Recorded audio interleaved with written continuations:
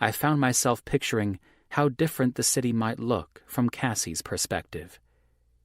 She wasn't short, so to speak, but she still came in nearly a foot below me, and certainly wouldn't be taller than most New York men. I really couldn't imagine it. I'd been tall since the end of high school, all of my childhood fluff disappearing in one distinct vertical burst. I'd never walked these streets as anything other than huge, and as I passed one of the many people of questionable sanity peppering the way through the city, my reverie took on an entirely different angle. Did Cass ever feel unsafe here? Or with her rough and tough exterior, did she feel some kind of false sense of exemption? And more importantly, was she always responsible with her personal safety? Or did she take it lightly? As I approached the front of Wes's office building, just up the block from his restaurant, Bad, I nearly came out of my skin over the fact that I didn't know the answer. Me. Rule number 55. You start carrying mace with you every fucking where you go. Cassie. Is this some kind of new fetish where I spray you in the face and lick your balls at the same time? I've heard of spicing things up, but most couples don't need it this early. Me. Don't be cute. Cassie. Fuck, Thatcher. That's like telling me not to breathe or eat nachos. I just can't stop doing any of it. I shook my head and smiled. I'd have to remember to pick up nachos on the way home tonight. Me. I was just thinking about how vulnerable a woman can be in the city. Cassie. I carry a switchblade between my tits. Me. Now I know that's not true. It'd never stay put. Cassie. Actually, my tits are pretty hospitable. Me. I fucking bet they are. Are they going to offer me a drink later? Wink face. Cassie. Gross. And don't ever use a wink emoji again. Text messages are the only place I know I can escape your fucking wink. Me. Is that an official rule? Cassie. Yes. Consider it number 56. Me. So you accept number 55? Cassie. Sure. I've always wanted to pepper spray somebody anyway. Me. Jesus. Don't just go spraying random people. Cassie. They won't be completely random. Just people that piss me off. Me. Fuck. The mace is just going to get you in even more trouble, isn't it? Cassie. Only time will tell, Thatcher. Only when somebody bumped me from behind did I remember I wasn't alone with her. All the sounds of the city came back immediately, finally penetrating the barrier her witty comebacks had formed around me. After getting back from Vegas and her parents' house a couple of days ago, it was starting to happen all the time. I shook my head and dropped my phone back into the front pocket of my slacks, before stepping up to the door of Wes's building and holding it open for a woman on her way out. Hair slicked back in a sleek ponytail and wearing skin-tight head-to-knee black, she smiled up at me from under her lashes and did a spin as she stepped past me, so she could keep eye contact. On more than one occasion, that kind of move had led to dinner and horizontal dancing, but today, all I cared to exchange was a friendly smile. She raised a brow as if to ask me if I was sure, but it didn't slow her down. All in one move, she kept up her momentum, circling right back to her path and catwalking directly away from me. I didn't even wait to watch her go. "Hey, Mr. Kelly," one of the security guards greeted me. I wasn't at Maverick's headquarters a ton, but I'd definitely been there before, and Sam and I had a running commentary on Yankees baseball. "Hey, Sam, you see the game 2 nights ago?" "Nah, man, I had to work the night shift at my other job. I heard Rodriguez nailed that shit in the bottom of the 9th with the bases loaded, though. Saved our asses." I just nodded as I strolled past him, past the elevators, and straight to the stairwell door. The Mavericks were only on the 4th floor, so I didn't mind making the climb in my suit. And with the amount that I'd been sitting around my apartment with Cassie and eating, I needed to get in a little exercise. The receptionist's head jerked up as I pushed open the stairwell door into the entry in front of the Mavericks' offices, but the surprise on her face melted into a smile when she saw it was me. She looked at me like she knew the dimensions of my cock, but I'd always been careful to keep that shit separate. I never slept with anyone my circle of friends worked with. I flirted with them, which was probably what had Susie's toothy smile making a bid to eat up her entire face, but I never actually messed around. "Susie," I greeted as I approached her desk with a smile. Her porcelain cheeks flushed pink. "Hi, Mr. Kelly." "I've got a meeting with Wes." She nodded as though she already knew, but she signaled me to wait 1 minute with her forefinger. Punching a couple of numbers into the phone that I assumed connected her to Wes's assistant, she checked to see if I could go back. We exchanged a few words while I waited, and I moved my eyes around the office rather than keeping them on her. The old candid player photos were more interesting than Susie anyway. Don't get me wrong, she was pretty in the conventional way, soft features and golden blonde hair, but she didn't even register on my dick's radar. Apparently, he only gave feedback to supercell women now, the kind that fucking lit up your world with lightning-like surprises and thunderous opinions. The ones whose looks were ominous and their bite was just as bad as their bark. The kind of women who weren't a kind of women at all, but instead a woman all their own. The kind of woman who wasn't just a woman, because she was fucking Cassie. She was a dozen things at once, and I couldn't fucking get a single one out of my head. "Mr. Kelly," Susie called, and I turned at the sound of her voice. Her eyes moved upward dramatically, and I had the feeling they'd been studying my ass. "He's just finishing up on a phone call, but you can go on back." "Thanks," I said with a wink and smile.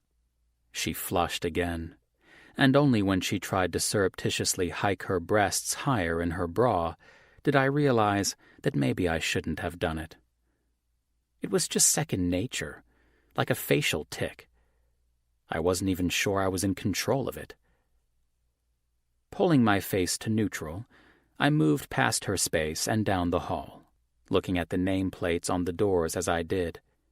Wes didn't have a huge staff here at the offices, since the stadium was actually in New Jersey, but he kept the people he needed to interact with on a regular basis close. And for him and his multifaceted entrepreneurship, that meant being in Manhattan. Since he was still busy on a phone call, I had time for a little visit with one of my favorite women. I knocked on her closed door before turning the knob and peeking my head in. Her lips curved into a smile when she saw me, a completely different reaction from the first time she'd laid eyes on me in the Raines law room. "Hey, Georgia girl," I whispered, when I saw she had her phone up and in front of her, like she was FaceTiming with someone. "Hey, Thatch," she said dramatically, and my eyebrows pulled together. "Thatcher?"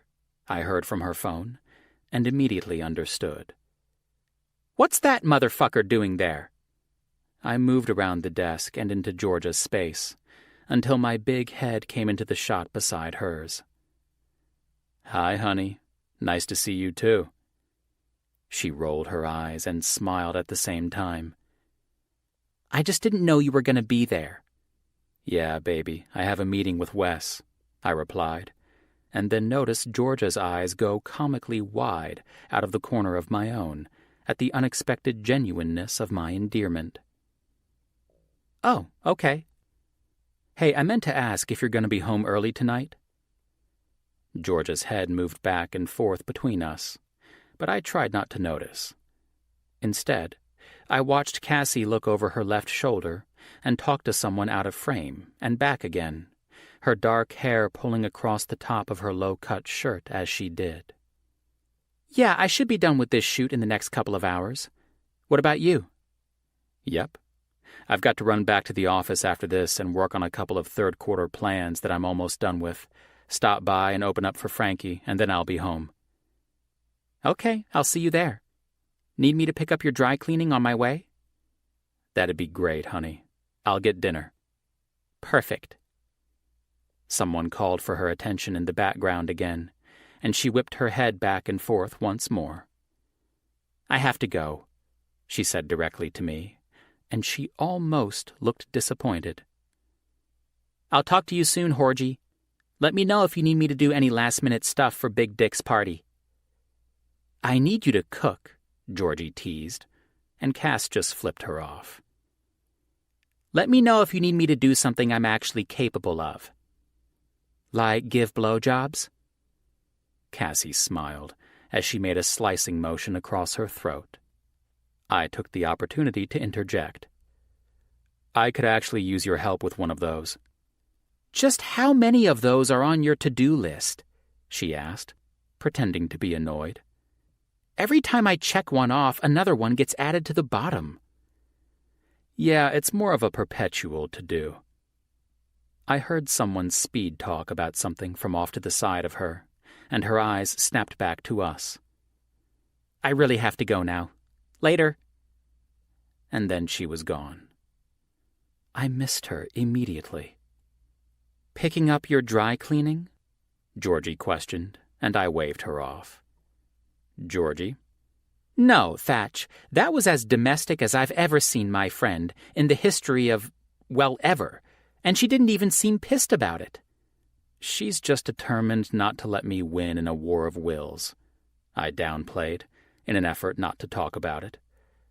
I'm pretty sure Cassie was on my wavelength, feeling all the things I was feeling, and I hoped my instincts were right. "True enough, but this is not that." I took a deep breath and changed the subject. "Where are we with Klein's party? All set?" "Nice subtle avoidance," she mocked. I shook my head and stared directly into her gentle blue eyes. I wasn't trying to be subtle. "Okay," she agreed, the motion of her mouth exaggerated. She turned to her computer and opened a document that had a checklist of party details 2 pages long. "Jesus," I remarked. It was supposed to be to myself, but judging by the aggressive eyes she turned my way, I hadn't been successful. "It's mostly just the details of what I've been telling Klein. You know he's too smart for anybody's good, and I've been trying to avoid getting caught in a lie."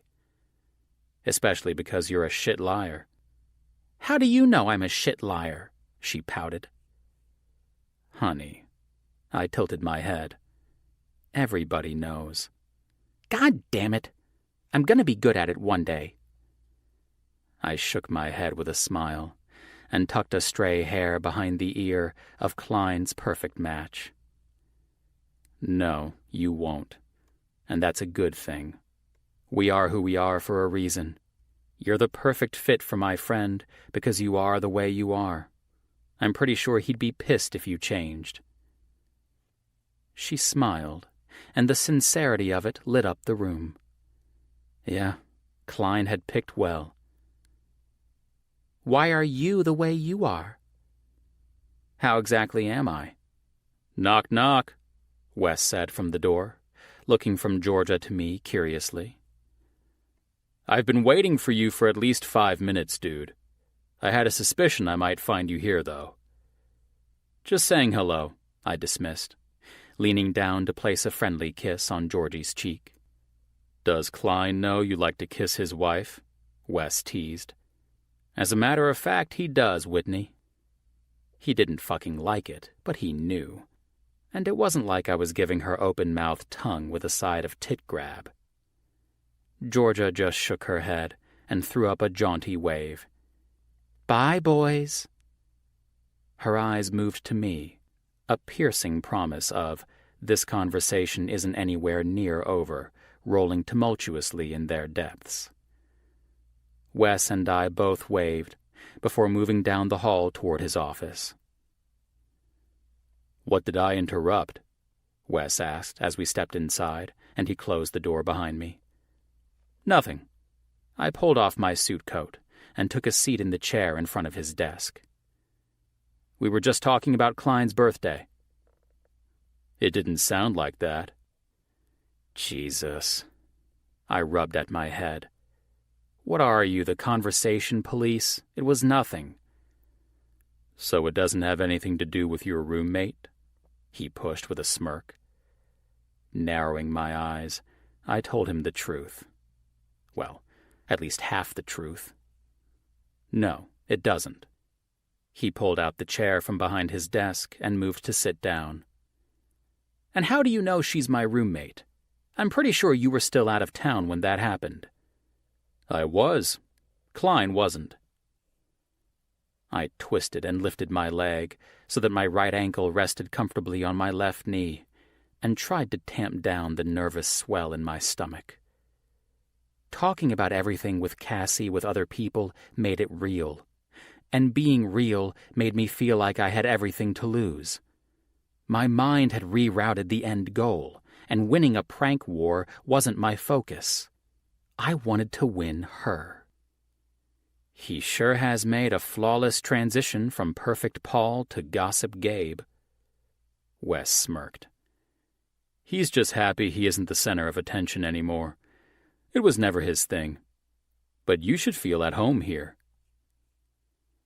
Both my hands raised to shoulder level in a gesture of, "What can you do?" "I can't help it if I'm endlessly interesting." His body shook with laughter as he reached for the files on the corner of his desk. "So I have a few guys I really want, and I need to find the number that's going to make that happen comfortably. A couple of them are coming to the end of their contracts with the Seahawks, but one kid is just finishing college." "No draft?" "He tore his ACL pretty early in this last season, and he's been sitting second string to that Polchek kid for most of the first 3 years of his college career. No one else has even thought about touching him, at least not since his All-American years in high school. So why are you thinking about touching him?" He raised a brow suggestively, so I flipped him off. "Because he's fucking good." A shocked laugh burst from my lips. "Well, fuck. I'd say that's a good reason." I held out a hand. "Here, let me see his file." Wes pulled it from the bottom of the stack and passed it to me, leaning back in his chair and running a rough hand through his hair. "You know it's not your job to help me pick people, right? I just need you to make sure I'm paying them the right amount of money." "Oh, I know it's not my job. I do it as a favor out of the goodness of my heart." "I don't really need to thank me?" I interrupted and pointed at him. He narrowed his eyes. "You're right. It doesn't need to be spoken between friends." He just shook his head as I opened the folder, and I didn't bother to hide my smile. He was too easy to play with, and with the way I wasn't in control of anything else in my life right now, it felt good to be in control of this. It felt normal. Recognition had me jumping to my feet when I saw the picture on top of the papers inside. Holy shit! Sean Phillips? I'd had a flicker of a memory from Portland when Wes had said ACL, but it was a really fucking common injury, and I wasn't expecting to be this lucky. I figured I'd have to drop hints about Sean to make Wes think it was his idea at some point, but this really saved me the trouble. Wes's face scrunched in amused confusion. "Yeah? You know him?" "Ha!" I shouted, a goofy smile making me feel nearly drugged. "Yeah, I know him." He's gonna go fucking pro. I tapped the folder almost aggressively. "This is Cassie's brother." "Get the fuck out of here." Wes said through a laugh. "That kid is black." I shook my head and chuckled. I said the same thing when I saw his picture on her phone a couple months ago. I figured she was bullshitting me, but she wasn't. I was just at her parents' house, and this is her brother, Sean. Well, I didn't see that coming. Fuck. I didn't see anything coming anymore. The thought made me smile. Chapter 25. Cassie. "Listen, Phil, I need you to be cool," I said, fluffing up the dog bed I'd picked up on the way home. Following the mini pig breeder's instructions, I placed the bed in the corner of the master bedroom with lots of blankets for him to root through. Since it had been nearly 2 decades since I had Dad, my childhood pig, I was a bit rusty on my pig-owning skills. Shit will probably go down once Thatch gets home, but if I'm cool and you're cool, we should all be cool as a motherfucking cucumber. The little guy snorted in response and proceeded to nudge my leg with his tiny pink nose while his little tail wiggled back and forth. After straightening his bow tie, I stood up and pointed down at Phil's new bed. "This is where you'll sleep." He grunted in response, his tail abruptly stopping its excited movement while he proceeded to just stare at the pile of blankets on top of the bed. I sighed. "You haven't even tried it yet." Another grunt. "Come on," I instructed, kneeling down and picking him up. "Once your little ass hits this cotton cloud of heaven, it will be love at first touch." I gently placed him on the bed, and he just sat there, looking at me. "Fillmore, you need to try better than that, dude." He snorted but proceeded to root through the blankets with his nose. I watched avidly for a few minutes until he appeared to be enjoying his humble new abode. I sat down beside the bed and softly ran my fingers over his back. "I think you'll be really happy here, buddy. New York is a pretty cool place to live. The rent is exorbitant, but yeah, that shouldn't concern you since you'll be mooching off us. Well, Thatch, technically. I'm kind of mooching off him right now, too. That makes you and me tight. An unbreakable bond, okay? Even though I bought you for him, between me and you, it's solely because I'm focused on out-pranking the prankster. But I can't deny you're one cute little bastard." "Yeah, but your main focus isn't on pranks and one-upping Thatch anymore." Okay, so maybe my focus had changed. Maybe my focus was just him, plain and simple. Well, confusing and complicated was probably more like it, but it didn't change the fact that I truly loved screwing with him. I fucking loved keeping Thatch on his toes. Phil lay down on the bed, resting his chin on my thigh, and looked up at me. I took in his little piggy face and grinned before continuing to give him the ins and outs of the city. "The food is phenomenal, but skip the sushi at Duane Reade. I made that mistake once and nearly shit my brains out for a week. In hindsight, I really should have known, but I'm the kind of person who actually needs to touch the hot stove to confirm it's hot, even though you already fucking told me. I should probably warn you that pigs are illegal in the Big Apple, but don't worry, I found a way to get around that rule," I said as I rubbed the prickly hairs of his back. "You're going to have to get used to walking places." He grunted and nudged my arm with his nose. "Sorry, but them's the breaks in New York. Cabs are too expensive when you live here full-time. You should probably consider getting a Metro card. And I know you'll love Central Park. It will be your happy place for sure, since I'm not really the type of chick that enjoys participating in movement outside of getting from one place to the next. I'll make sure Thatch takes you there. That big asshole is always running and working out and shit." Eventually, his little eyes started to drift closed until he rolled to his side and fell fast asleep. I headed into the kitchen and cleaned up the mess I had left during Phil's arrival.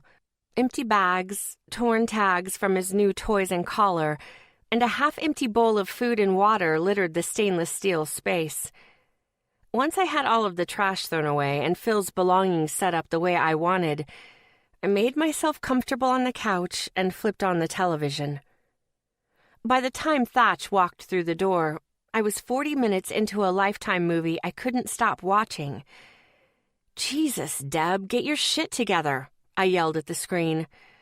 "Oh my God, are you blind? Juliana is an asshole. She's going to kill everyone." "Honey, I'm home, and I've got takeout," Thatch called from the kitchen. "Think maybe you can take a break from Lifetime and come enjoy it with me?" he asked in a teasing tone. "Bring it out here," I whined. "I need to see the end of this movie, even though I already know what's going to happen." He walked into the living room and set the bag of food on the coffee table. "Already seen it?" "Nope, but there are always two certainties with Lifetime movies. One," I said, holding up one finger in his direction, "is that the acting is always terrible. And two," I held up another finger, "they're predictable as fuck." He chuckled as he sat down beside me. "Then why watch them?" "Are you kidding me? Because Lifetime movies are addictive. They're so awful they're good." "That makes zero sense." I shrugged. "Yeah? Well, consider it another mystery of the female population. Who knows why women love these movies, but they do, and I'm a testament to that very fact." "That's unfortunate for you," he teased. "You know what's unfortunate?" I pointed the remote toward the screen. "That Deb can't figure out her twin sister Juliana is a fucking psychopath." "Which one is which?" he asked, opening the bag and pulling out a large white foam container. After setting it on the table, he reached up to loosen his tie. Climbing to my knees, I pushed his hands out of the way and did it for him. His eyes looked like melted chocolate. The leather felt cool on my shins, so I rolled back over to sit beside him. "Deb is the one that looks like she just rose from the dead. She obviously needs a tutorial on good goth makeup. And Juliana is the cunt with the long blonde hair," I answered, watching him lift the lid of the container. Once the aroma of refried beans and cheese and salsa and chicken hit my nose, I damn near dove face first into the food. "Did you get nachos?" I asked excitedly. He winked. "Sure did, honey." "I'm going to let that fucking wink slide because you just made my night." I grabbed one of the chips from the container and took a crunchy bite. I moaned over a mouthful. "Good?" "Javelina has the best nachos in the city," I nodded. "I'd do a lot of things for these nachos." "How about you give me a kiss as thanks?" he suggested, pointing to his cheek. I got up on my knees once more and pressed my lips to his cheek. "Thanks, honey. How'd you know I was in the mood for nachos?" He grabbed my hips and lifted me into his lap with ease, and his strong hands rearranged my legs so that I straddled his thighs. "You mentioned them," he answered, tucking a piece of hair behind my ear. I tilted my head, combing the flecks of subtle gold speckled throughout his irises. I'm not much for spouting sentimental bullshit, but I should say that I really enjoy when you're sweet like this, especially when you feed me my favorite nachos. "I'll make a mental note that nachos are the true way to your heart." He smirked and pressed a soft kiss to the corner of my mouth. I pointed to the other corner of my mouth. He kissed that, too. I gestured to my nose. His lips followed that demand as well. When I pointed to my lips, he slid his fingers into my hair and held my gaze for a few poignant seconds, his eyes searching deep into mine. For what, I'm not sure, but I couldn't deny the flutter in my belly and the quickening of my breath as his mouth moved toward mine. I watched his lashes sweep down, and the second I felt his lips, my eyes fell closed. The kiss was demanding from the onset, his tongue slipping past my lips and dancing with mine in the hopes of producing a moan. His fingers stayed in my hair, caressing the strands and encouraging me to deepen the kiss together, which I did willingly because, fuck, this man could kiss.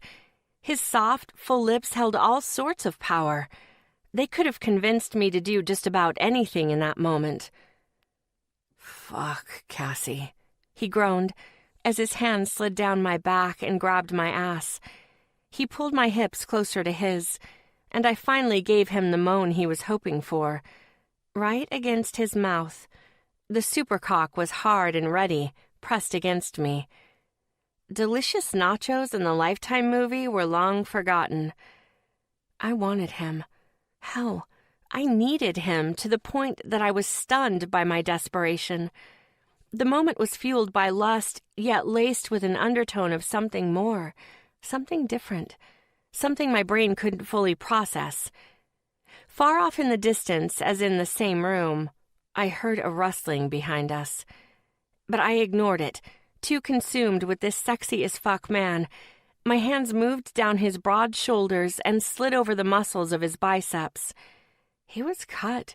His body was one I could spend hours and hours examining with my mouth, and probably never have my fill. The rustling grew louder, and a few snorts accompanied the noise. Shit.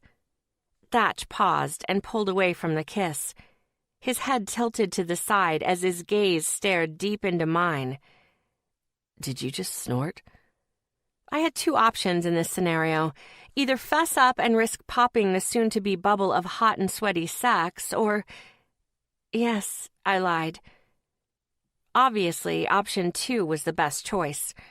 I wanted him naked and between my thighs, and I had a feeling if I revealed my teacup surprise, Thatch wouldn't be feeling all that horny. Angry? Yes. Horny? Probably not. His face grew skeptical, the line of his mouth turning down minutely, and he attempted to glance around me, but I grabbed both of his cheeks and forced our noses together. A few more snorts came from behind us, and I joined in the barnyard orchestra, snorting louder and more obnoxiously than Phil, who had obviously managed to wake up and make his way into the living room, and doing it directly into Thatch's face. He tried to gently disentangle my hands from his face, but I stayed resolute in our literal nose-to-nose position. "Cass," he said, and his brow furrowed. "What's going on?" "It's that fucking time of year when everything is blooming. I'm all stuffy and snorty." "Stuffy and snorty?" "Yeah, you know, allergy season. It kicks my ass." "This is the first time I've ever heard you complain about allergies." "Well, they usually don't bother me, but..." I paused, searching for a reason. "But I went for a run today in Central Park, and they were cutting the grass, and I think it just triggered the snorts." He raised a curious brow. "You went for a run today?" Yeah. I love to run." His eyes squinted in disbelief. "You love to run?" Fuck, this hole felt deep. "All the time." "Considering the last time I tried to wake you up for a run, you told me you'd bite my dick off, I'd say that seems a little far-fetched, honey." Before I could offer a retort, the soundtrack of snorts and rustling started to play again, which meant I had to snort along and obviously come up with a quick plan, because, this was not going to work for any substantial amount of time. Christ, I had brought Phil home to help me mess with Thatch, not cock-block me from fucking the prankster. I just wanted to live through the high of another one of Thatch's unexpected reactions. They made me feel good. My gaze found the tie loosened around Thatch's neck, and I quickly unfastened the Windsor knot the rest of the way. "Let's play, baby," I purred, and held the tie in front of him. His expression remained skeptical, but his cock showed a biological reaction a little suspicion couldn't deny, hardening instantly between my thighs. "We're going to play," I instructed as I secured the makeshift blindfold over his eyes. "What part of Cassie's body are you touching?" "I'll only play if by touching you actually mean your lips, pussy, or tits touching my mouth." "Deal," I agreed, removing myself from his lap and turning around to find Phil face deep in a bag of plain tortilla chips that had come inside the takeout bag. Shit. I muttered, and silently prayed to the heavens above that the little piggy hadn't managed to reach the nachos. I wasn't an animal expert, but my general knowledge of Mexican food and digestive tracts told me that would have been the opposite of good. "Wait, where'd you go?" Thatch asked behind me. I just wanted to freshen up my pussy and tits for you," I said, and even though I realized how gross that sounded, I was too determined to care.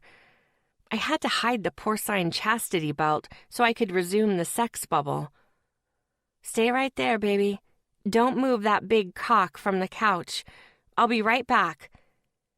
It should be noted here that I do not have a tuna twat or hairy nipples. I'm groomed and fresh as a motherfucking daisy in those goddamn Irish Spring commercials. Seriously, my pussy smells like a meadow full of flowers.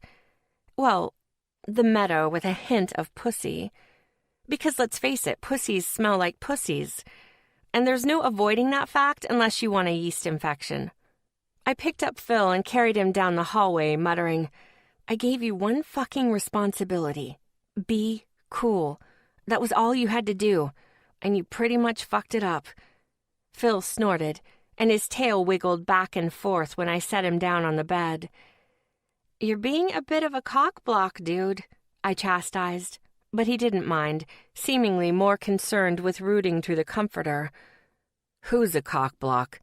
Thatch's voice filled the room. I turned to find his large frame, still clad in a sexy charcoal gray suit, standing in the doorway, sans blindfold. His jaw dropped the second his eyes met the tiny teacup pig snorting and nudging his nose against the bed. "What in the ever-loving fuck?" Well, shit. So much for waiting until after we boned. And since the pig was out of the bag, I did the only thing I could. "Surprise!" I exclaimed, and did jazz hands to punctuate the statement. "I bought you a pig." "You..." His gaze moved back and forth between Phil and me. "What?" I picked Phil up from the bed, cuddled him close to my chest, and walked over toward Thatch, who appeared to be frozen in the doorway to his bedroom. "I bought you this little guy," I explained. "I wanted to do something thoughtful for you." "I brought home nachos for you, and you bought me a pig?" I tried not to smile. God, this was almost as good as sex. "Aw, babe, we aren't keeping score. Anyway, I'm sure you'll repay me with something even more thoughtful." He just stared back at me. "I never said I wanted a pig, Cassie. I live in the city, for fuck's sake. What in the hell am I going to do with a pig?" "Fuck. I'm pretty sure they're illegal in New York." "Don't worry," I said, handing Phil to Thatch. "I've got that covered," I assured, grabbing the ID off the nightstand. "He's a registered service pet." "Service pet? For who?" I held up the ID. "For you, silly." His eyes scanned the ID. "Mr. Fillmore F. Bacon?" "Isn't that the best name ever?" "What does the F stand for?" "Mr. Fillmore fucking Bacon. He's classy, but he's also a badass. I think it suits him." "How in the fuck is he a service pet?" "He helps your anxiety and depression." "I don't have anxiety and depression." Thatch adjusted Phil in his arms so he was holding him like a football. "I know that, but the city doesn't know that." "Cassie," he started to say, but I interrupted before he could continue. "Thatch," I said quietly, fluttering my eyelashes as I prepared to unleash the big guns. "I really feel like this is the next big step in our relationship. You know, before marriage and kids. I want to make sure we're responsible together before we move forward. I figured a pet was the best way to do it, and, well," I whispered, feigning emotions, "he just reminded me so much of Dad, and you remember how much I loved Dad." "Jesus," he muttered to himself. "Do you want to move our relationship forward?" I asked, pretending to get choked up. He stared at me for a few seconds before glancing down at Phil. When his eyes met mine again, he finally answered, "Yeah, honey, I think this was a great idea." I waited for my chest to fill with the usual disappointment and annoyance of not being able to get Thatch to fold, but it never came. Thank fuck. I never wanted him to fold. "Come on, Cassie, it's time to rise and shine." I rolled onto my side and pulled the comforter over my head, and his chuckles practically followed me into the blankets. "It's too early for this shit." We'd spent the rest of last night eating and watching trashy Lifetime movies while Phil fell asleep in Thatch's lap, and when I had fallen asleep, I'd relished the idea of spending today sleeping my ass off. This wake-up call was not on my agenda. "You don't even know what time it is." "I know it's too fucking early." He wrapped his arm around my waist and turned me onto my back with ease, even managing to pull the comforter away from my face in the process. "But I've got a surprise for you." "I don't want a boner, Thatcher." Though my pussy hadn't gotten any kind of party last night, so maybe I did. If only the pull of sleep wasn't so strong. He laughed. "It's not my dick." I peeked out of one skeptical eye and turned my head to face him. "Then what is it?" "Belgian waffles. What breakfast dreams are made of." "As in waffles and dingus?" They were my favorite waffles. Think whipped cream and hot fudge and caramel and pretty much any topping you wanted, and that was waffles and dingus. He nodded.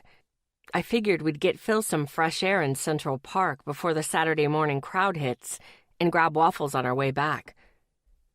"But what if you and Phil went together, since you haven't really had a chance to get to know each other?" I trailed off and turned over on my side again. "I think that's the best idea. You take Phil to the park and bring me back a waffle on your way home." I made kissy noises as I pulled the comforter back over my face. "Kisses. You're the best, baby." He chuckled, and I felt the mattress move as he stood up from the bed. I sighed a breath of relief, but before I could snuggle myself back to sleep, Thatch yanked off the comforter and flipped me over his shoulder. "Motherfucker!" I shouted. "Time to wake up." He spanked my ass. "This is for the good of our relationship, honey. We need to be doing things with Phil together. We don't want to bring him into this world only to immediately make him feel like he's part of a broken home, which means you get to accompany us to Central Park today." "What time is it?" "It's a little after 6, he answered, setting me on my feet. "A little after 6? I shouted and poked him directly in the chest. "Are you kidding me? It's too early. Way too goddamn early." He smirked. I would agree, but Phil would not agree. He's been whining, well, more like squealing since about 5:30 this morning. And right on cue, Phil came tip-tapping in on his tiny hoofed feet and grunted when he plopped his little ass down by Thatch's feet. "See what I mean?" Thatch questioned, and Phil looked up at me. "Fine," I groaned. "But I'm not even brushing my hair," I announced as I tossed my long locks into a messy bun. "Just wear a bra and some gym shoes." "Huh?" I questioned, in the middle of brushing my teeth, but Thatch ignored me. He picked Phil up and walked into the bedroom, setting the pig on the bed and fastening the harness leash around his body. 15 minutes later, we were headed toward Central Park, one of Thatch's hands holding mine, and the other wrapped around the leash. Phil's head stood tall as he trotted down the sidewalk, his little ass swaying side to side with each step. The pig knew how to bring all the girls to the yard. We had stopped 4 times for random people to kneel down and give him attention, 2 of which were giggly women insisting on taking a picture with the pint-sized Casanova. It didn't help that the man holding the leash proudly was bigger than a giant and soaked up the attention just as much as the snorting pig. Winks and smirks and hearty chuckles were being passed out like fucking candy. If I wasn't so pissed off for being woken up at 6 a.m, I might have found it all amusing. Liar. You're totally loving every second of the Jolly Green Giant and Fillmore show. Thatch led us toward a table sitting just outside the entrance of Central Park and smiled down at the gray-haired lady holding a clipboard. Thatch Kelly and Cassie Phillips. She scrolled her paper with the tip of her pen until she tapped it twice and grinned. Looks like you've already filled out the forms and paid the entry fee. She handed Thatch 2 square pieces of paper with safety pins attached. Just pin on your numbers and head on over to the starting line. The race will start in 10 minutes. My eyes went wide. The race? What race? Thanks, honey, he told her, and grabbed my hand, tugging me through the entrance of the park. He led us toward a bench, ignoring my persistent questions about what the hell was going on, and urged my ass to sit down by giving my shoulders a gentle shove. When he tried to pin the paper on my shirt, I slapped his hands away. Thatcher? I snapped. What the fuck is going on? We're running this 5K together, he said, like it was the most normal thing in the world. Oh, hell to the no, I disagreed. I am not running in a fucking race. Do you even know me? I questioned his sanity. Cassie Phillips did not run in races. The closest she came to running was when Macy's was having their end-of-year clearance sale on shoes, and even then, my pace was more speed walk than run. But you love to run, he stated. Isn't that what you said last night? His gaze met mine, and I didn't like the devious glint of amusement that rested behind his eyes. I'm really trying here, trying to do nice things for the good of our relationship. I wanted to be thoughtful and do something with you that you said you loved to do. His smile said sweet, but his eyes, well, they said checkmate. Do you not want to spend time with me today, honey? Oh, man, he was evil. The fucking king of one-upping had just laid down the gauntlet. I plastered a sugary sweet smile on my face. Of course I want to spend time with you, baby. I'm so happy you did this, I lied, snatching the paper from his hands violently and pinning it to my shirt. As we lined up at the starting line, I had the urge to kick Thatch in the nuts. The cute pig standing at his feet was the only thing that had stopped me. The gun fired and everyone around us was off, their gym shoes slapping against the pavement in the direction of the finish line. I started off slow and silently prayed that Thatch would speed ahead so that I could sneak off the path and find a park bench to plop my already tired ass down on. But of course he didn't do that. No way. That would have been too damn easy. Thatch jogged leisurely at my side, letting my pace lead us. A minute into the run, I was silently cursing everyone and everything. Fuck you. Fuck running. Fuck the beautiful sun. Fuck those chirping birds. Fuck that lady pushing her kid in the stroller. It should be me in that fucking stroller. I looked up from the ground and found Thatch smiling down at me, his long legs running at a slow and easy rhythm and not an ounce of discomfort on his face. He paused briefly to pick up a squealing Phil and adjust him in his arms like a baby, and I took that moment to scratch the side of my face with my middle finger pointed directly in his direction. He caught it and his smile grew wider. You okay, honey? I'm fine, I bit out between panting breaths. Never been better. I refused to let him know my body was practically screaming for me to stop, but 10 minutes after that, I could no longer keep quiet. For fuck's sake, I shouted, and the runners in front of me shot glares over their shoulders. I can't go any longer, Thatch, I gasped, and jogged off to the side of the path. My feet stayed firmly planted by a bench as I leaned forward and rested my hands on my knees. I'm done. I'm fucking done. Why do people do this? This is so fucking stupid. Why would anyone want to run unless they were actually being chased or Prada was having a going out of business sale? I rambled through shallow breaths. Thatch sat Phil down on the bench, and before I could stop him, he gripped my hips, lifted me over his head, and set me on his shoulders. "Whoa, what the hell?" I cried. My head spun from the abrupt change in altitude. "I'm really proud of you, Crazy," he said, and picked Phil up from the bench. "For someone who's never run before, you kicked ass for the first 1.5 miles." He glanced up at me and winked.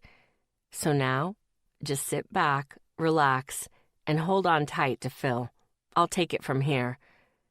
He lifted our little piggy above his head and put him into my arms. Phil squealed in protest, but I slipped him inside the front of my shirt and held on tight to comfort him. "It's okay," I soothed.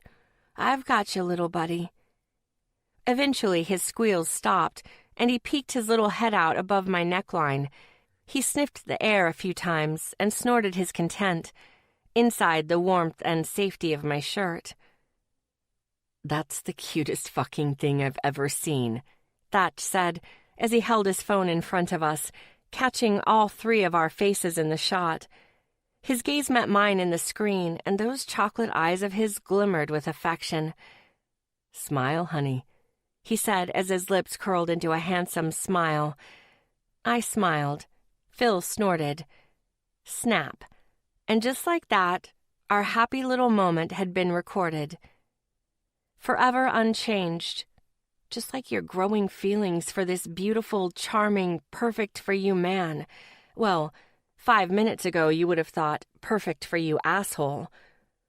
"All right," Thatch announced as he moved back toward the path and held my thighs tightly to his shoulders. "Let's hit it." With pep in his step and occasional grinning glances in mine and Phil's direction, Thatch finished the last 2 miles of the race just like that, me on his shoulders and our teacup pig in my t-shirt. And beyond that, he did it with ease. The second he crossed the finish line, he pulled me off his shoulders and put his lips to mine. His breathing wasn't even labored. Fuck, that man had some serious stamina. An hour later, we were stuffed full of waffles and settled on a park bench. Phil asleep on my chest, while my legs were stretched out and rested in Thatch's lap. I watched him watch the people meandering by, his eyes following their Saturday paths with nothing but mild curiosity. He untied my laces and slipped off my shoes and socks, leaving my bare feet beneath the late morning sun. His fingers kneaded into my soles and started their talented course of finding all the sensitive spots that ached from the run. A soft moan fell from my lips, and his gaze met mine. "Feel good?" "So good." He grinned. "You know, you're a really good boyfriend," I admitted, even though our relationship had an undertone of pranks and jokes and relentless teasing. Thatch was a good boyfriend. I knew I wasn't an expert by any means when it came to relationships, but beneath that wicked sense of humor, he was thoughtful and caring and sweet. So fucking sweet, sometimes I wondered if I'd get a stomachache from sugar overload. His brow rose in question. "I mean, look at you," I said, nodding toward his hands on my feet. "You're rubbing my gross feet after I just ran like 50 miles. "Your feet aren't gross." He plucked one of my hot pink painted toes with his index finger and thumb. "They're cute." I wiggled my toes. He chuckled. "And you only ran 1.5 miles tops," he added with an amused grin. "I ran more than half of the race with you and Phil on my shoulders." "But I ran the hardest part of the trail. There were more hills on the first end." "Yeah, that was a lie. There weren't any hills." He winked. "Of course you did, honey." I wiggled my toes again. "So who taught you how to be a good boyfriend? Your last girlfriend was in high school, right? What was her name?" "Yes." He paused briefly, and then started kneading at the balls of my feet. "Her name was Margot." "How long did you guys date?" "A little over a year." "Why did you break up?" "We didn't." He turned on the bench to face me. "She died at the end of our senior year." Whoa!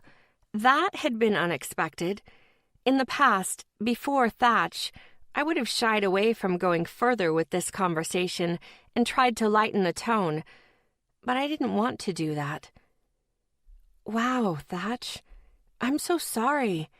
I don't really know what else to say. It was a long time ago, he reassured. When it happened, of course, I was devastated, but as time passed and wounds healed, I knew that my relationship with Margot was a huge part of my life because of the way it ended, not because of the actual relationship we had. We were both young, wild, and selfish. If she had lived, and every day I wish she had, I know Margot and I wouldn't have been sitting here together on this park bench. I just wish she would have had the opportunity to spread her wings and really fly, really find herself. My heart grew 2 sizes bigger inside my chest. There were so many facets to Thatch's personality, so many tiny particulars and huge guarantees, but underneath all of that charming swagger and good-natured sense of humor was a good man, the best man. I reached out my hand and grabbed his, squeezing it gently. He smiled softly in response. My lips mimicked his, and I didn't try to stop the permeating affection from showing beneath my eyes. I wanted him to know I cared. I wanted him to know he was easily becoming my whole world. Phil snorted in my lap. His little eyes peeked open and glanced around the outside oasis. Thatch grinned down at him, and then his eyes met mine again. Ready to go home? Home. I couldn't deny my first thought was, home is wherever you are now. Yeah, baby, let's go home.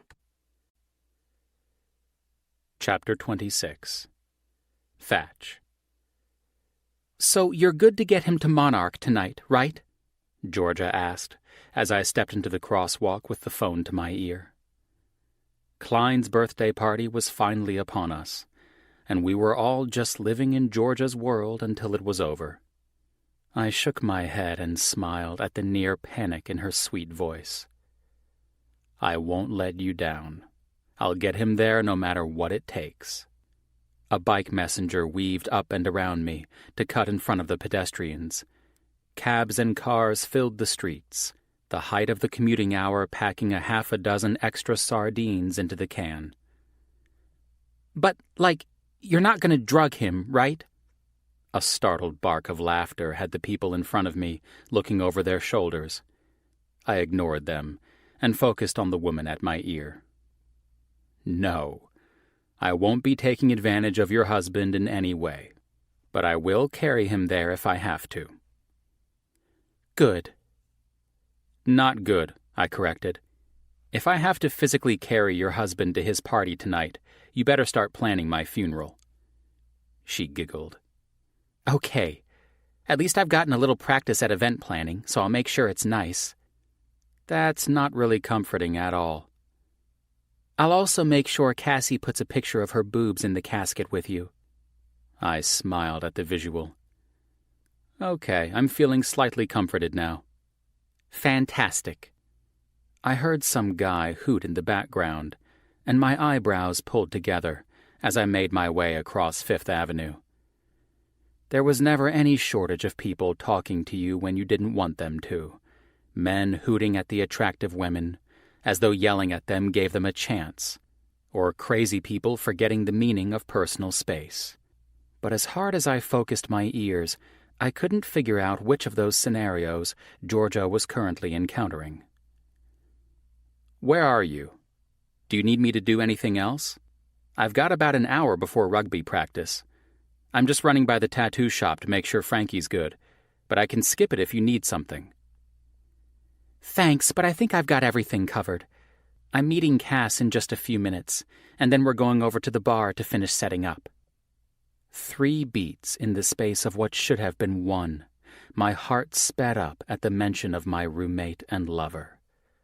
It was unexpected, but not completely unwelcome. Still, the feeling was overpowering, so I tried to distract myself with meaningless questions. What did you tell Klein? I can't imagine he likes the idea of not being with you on his birthday.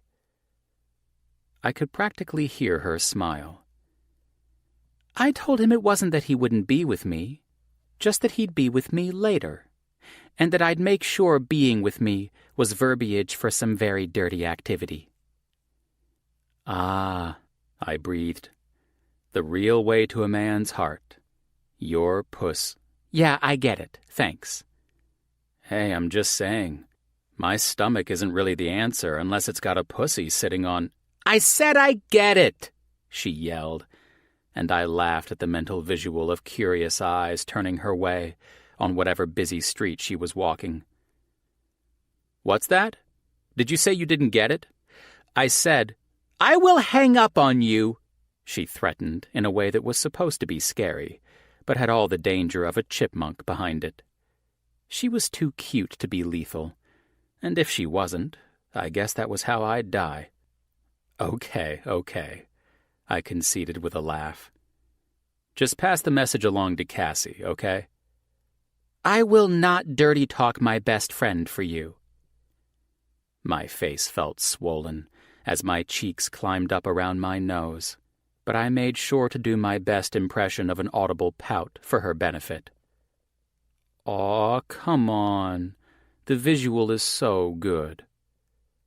Klein would kill you if he could hear you right now, she said in my ear, just as I spotted what I knew was his back disappearing down the steps of the subway ahead. It didn't happen often, especially now that he was living outside the city, but on occasion, the world did its best to remind me how truly small it was. Quickening my steps, I strode after him. Good thing he can't then, huh? I teased. I'm not even sure why I talk to you. Because you love me. Everyone loves me, I deadpanned. The woman walking next to me glanced up with surreptitiously curious eyes. She didn't want me to know she was listening, but she also didn't want to miss a word. Raising a hand, I gave her a wave and wink. Disgusted eyes met mine for a second before she sped up her stride to put distance between us. Given the natural length of my stride, her little legs looked like she was running a hamster wheel. Right, Georgia scoffed in my ear. I'll see you in a couple of hours, Georgia girl, and I'll have your dreamboat of a man at my side. You're ridiculous. Lee handsome? I know. Don't worry. I won't tell Klein you think so if you don't. Bye, Thatch. I shook my head as I heard the sound of her hanging up on me before I could respond. Everyone made it so easy. Except Cassie. That wild, beautiful woman brought her own game to the table, and as time went on, the truth was becoming more and more apparent. I fucking loved it. The challenge, the change, the way she didn't take any kind of shit without giving it right back. And somehow, she managed to maintain a certain amount of softness while she did it. Whether it was a glance or a smile or a step closer to me in proximity, there was always some sign that she had vulnerability in there somewhere, that she cared about others and wanted them to care for her, that she wanted all the things out of life that people often misunderstood about a woman like her: family, friendship, love. I sped up, taking the steps down to the 57th and 6th station 2 at a time. The train sat on the tracks waiting, and with 5 huge strides, I slid on just before the doors closed. Klein glanced up from his paper at my Cosmo Kramer-like entrance. His lips formed the word, great, with fantastic faux sarcasm, but finished with a smile. Are you stalking me? He asked, as I took a seat close to him but left one in between us.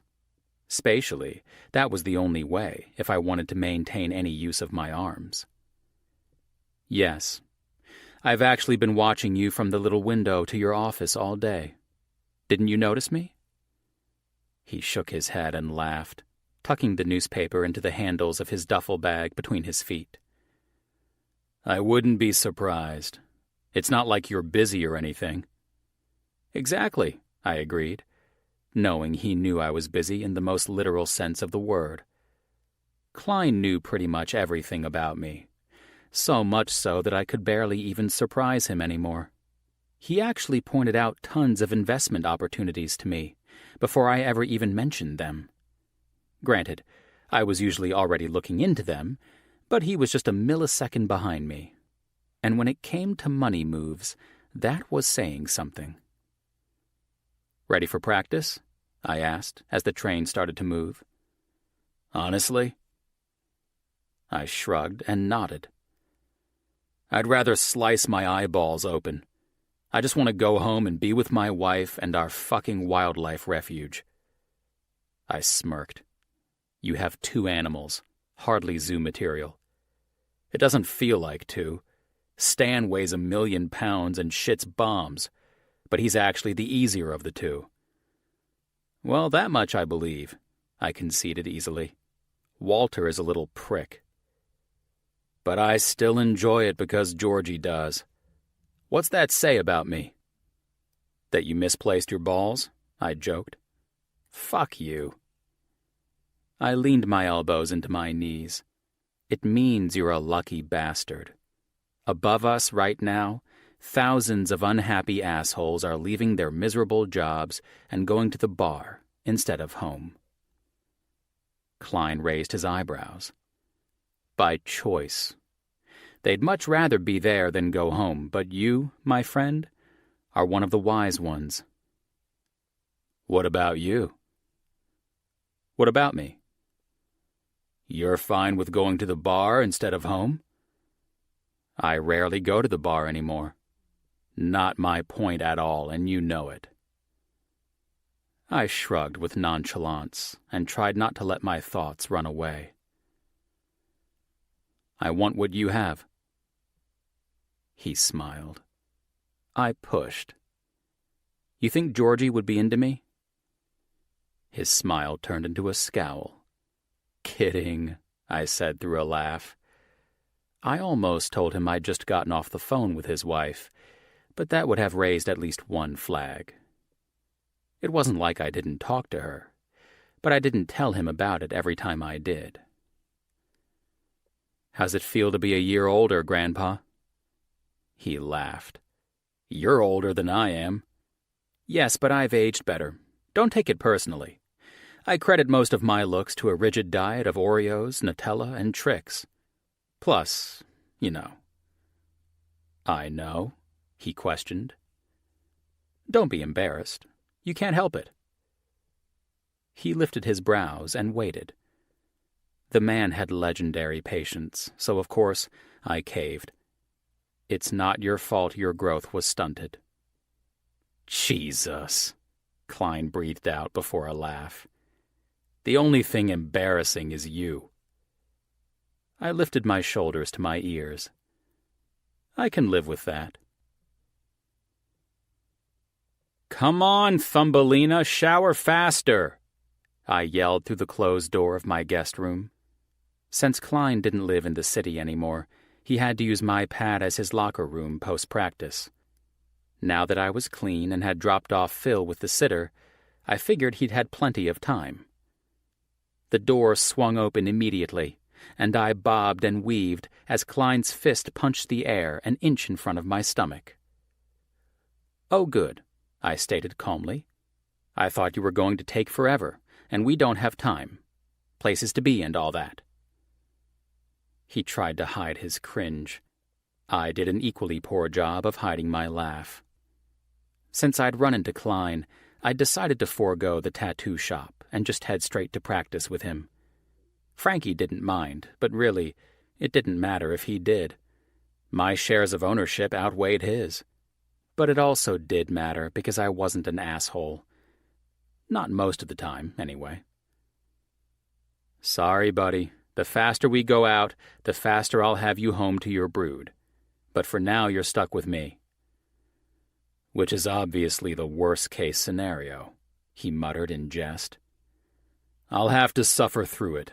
Where are we headed? Monarch Bar, I answered succinctly. Thelma and Louise are already there. His eyes narrowed in suspicion. Thelma and Louise? Oh, I said with pretense and a waggle of my eyebrows. Twins. I can't remember their actual names. He looked ready to interrupt, so I bowled right over him. And they're both for me.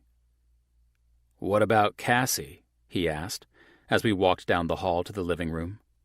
What about her? I replied with a hidden smirk. Her stuff is here, in your apartment, and you're meeting women? One of whom was her.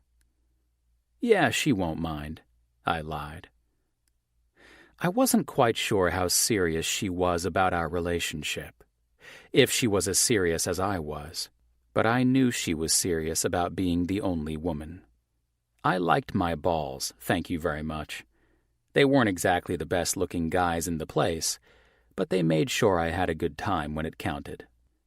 My phone vibrated in my pocket as I shoved Klein out the door and it locked behind me. His face was in full mope mode. Come on, I encouraged. Once we're on the subway, you can text your little wife until we get there. Where is she again? Working, he said with a sigh. Boy, Wes knows how to crack the whip. It's not him. I already confronted him about it. She's just fucking determined to do a good job. Well, I'd say that's a pretty good quality, right? I asked, as we stepped out onto the sidewalk in front of my building. My fingers itched to dig into my pocket for my phone, knowing I had an unread text. But it was only a quick walk to the corner, and we'd be on the train where I'd have a better chance of keeping it hidden from Klein's astute eyes. Of course it's a good thing. There's a reason I'm always trying to hire her back. I thought it was horniness. Okay, so there are 2 reasons. I laughed and kept walking, leading the way down the stairs and into the dim lighting of the subway station. We didn't have to wait long as the train pulled up and the doors opened. It was just a quick ride on the R down to the party, so neither of us bothered to go for a seat. Instead, we found a spot in the center around one of the stripper poles. Okay, it wasn't actually a stripper pole, and guaranteed, you'd pick up some kind of disease if you rubbed yourself too thoroughly on one, but it sure looked like that's what it should be. I'd have to talk to the MTA. My phone buzzed in my pocket again. Pulling it out carefully, I tilted the screen slightly away from Klein so I knew he wouldn't be able to read it. Cassie. Has the eagle landed? Cassie. I will castrate you if you don't answer me. Fuck. I typed out a quick reply. Me. The eagle is in flight. Cassie. What? What the fuck does that mean? I shook my head and smiled. Me. It means we're en route. If the eagle had landed, you'd be able to see him yourself because he'd be there. I glanced up to see Klein staring at me in question. It's Cassie, I explained, just harassing me about using the last of the toothpaste. He narrowed his eyes. Fuck him for being so smart. Oh, look, I said, jumping to turn toward the door. Our stop. What's going on with Cassie? He asked, as we weaved our way through the moderate crowd and off the train car. What do you mean? She's still holding out, and so am I. You know how it is.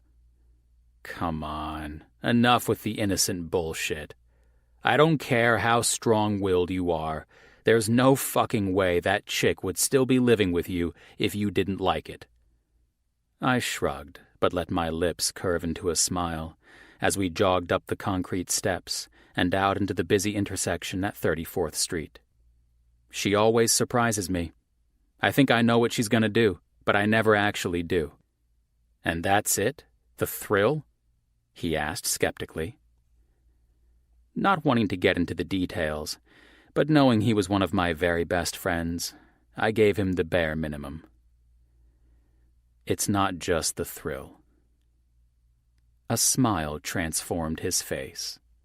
And then, my friend Klein, a man who complained relentlessly about my one-eyed blinks, winked at me. Georgia's angry eyes scoured me through the glass wall between us and the patio as Klein took his time ordering a drink at the bar.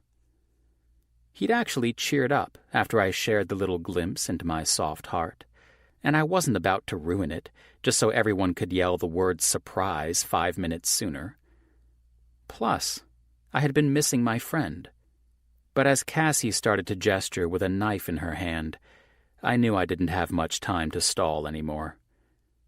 "Thanks," Klein thanked the bartender, before taking a slow sip of his scotch. No lime. I smiled. The bar was filled with people seeking post-work solace, and quite a few men and women looked like they were on the hunt for their next one-night victim. I'd been one of those people not too long ago, small-talking my way into the panties of whatever woman caught my eye. It was actually funny how different they all looked to me in such a short time.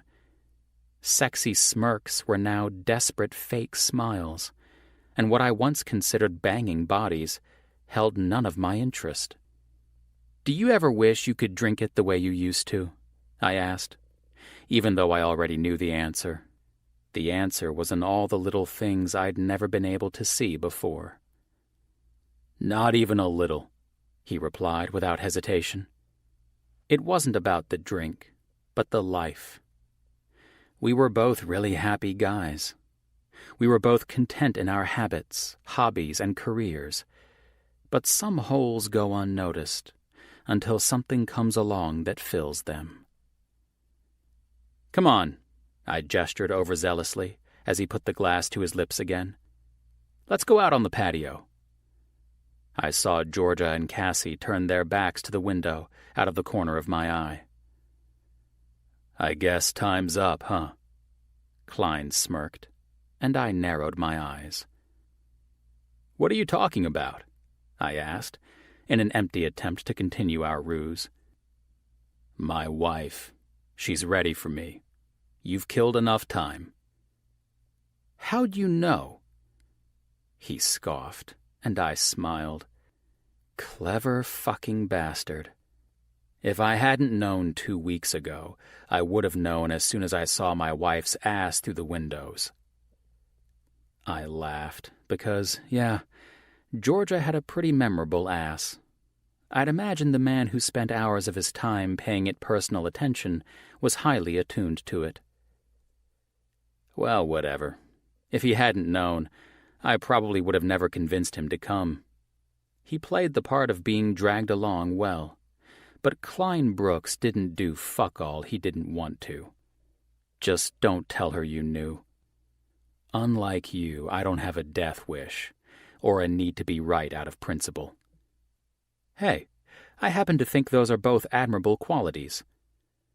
Having a death wish is admirable? He asked skeptically, as we walked through a crowd of women toward the patio doors. Several sets of eyes followed us as we did. I did my best not to make direct contact. Okay, maybe not, but there's a certain amount of bravery. No, he denied, cutting me off. You can't save this one. Fair enough. I chuckled and tipped my head in defeat. Surprise!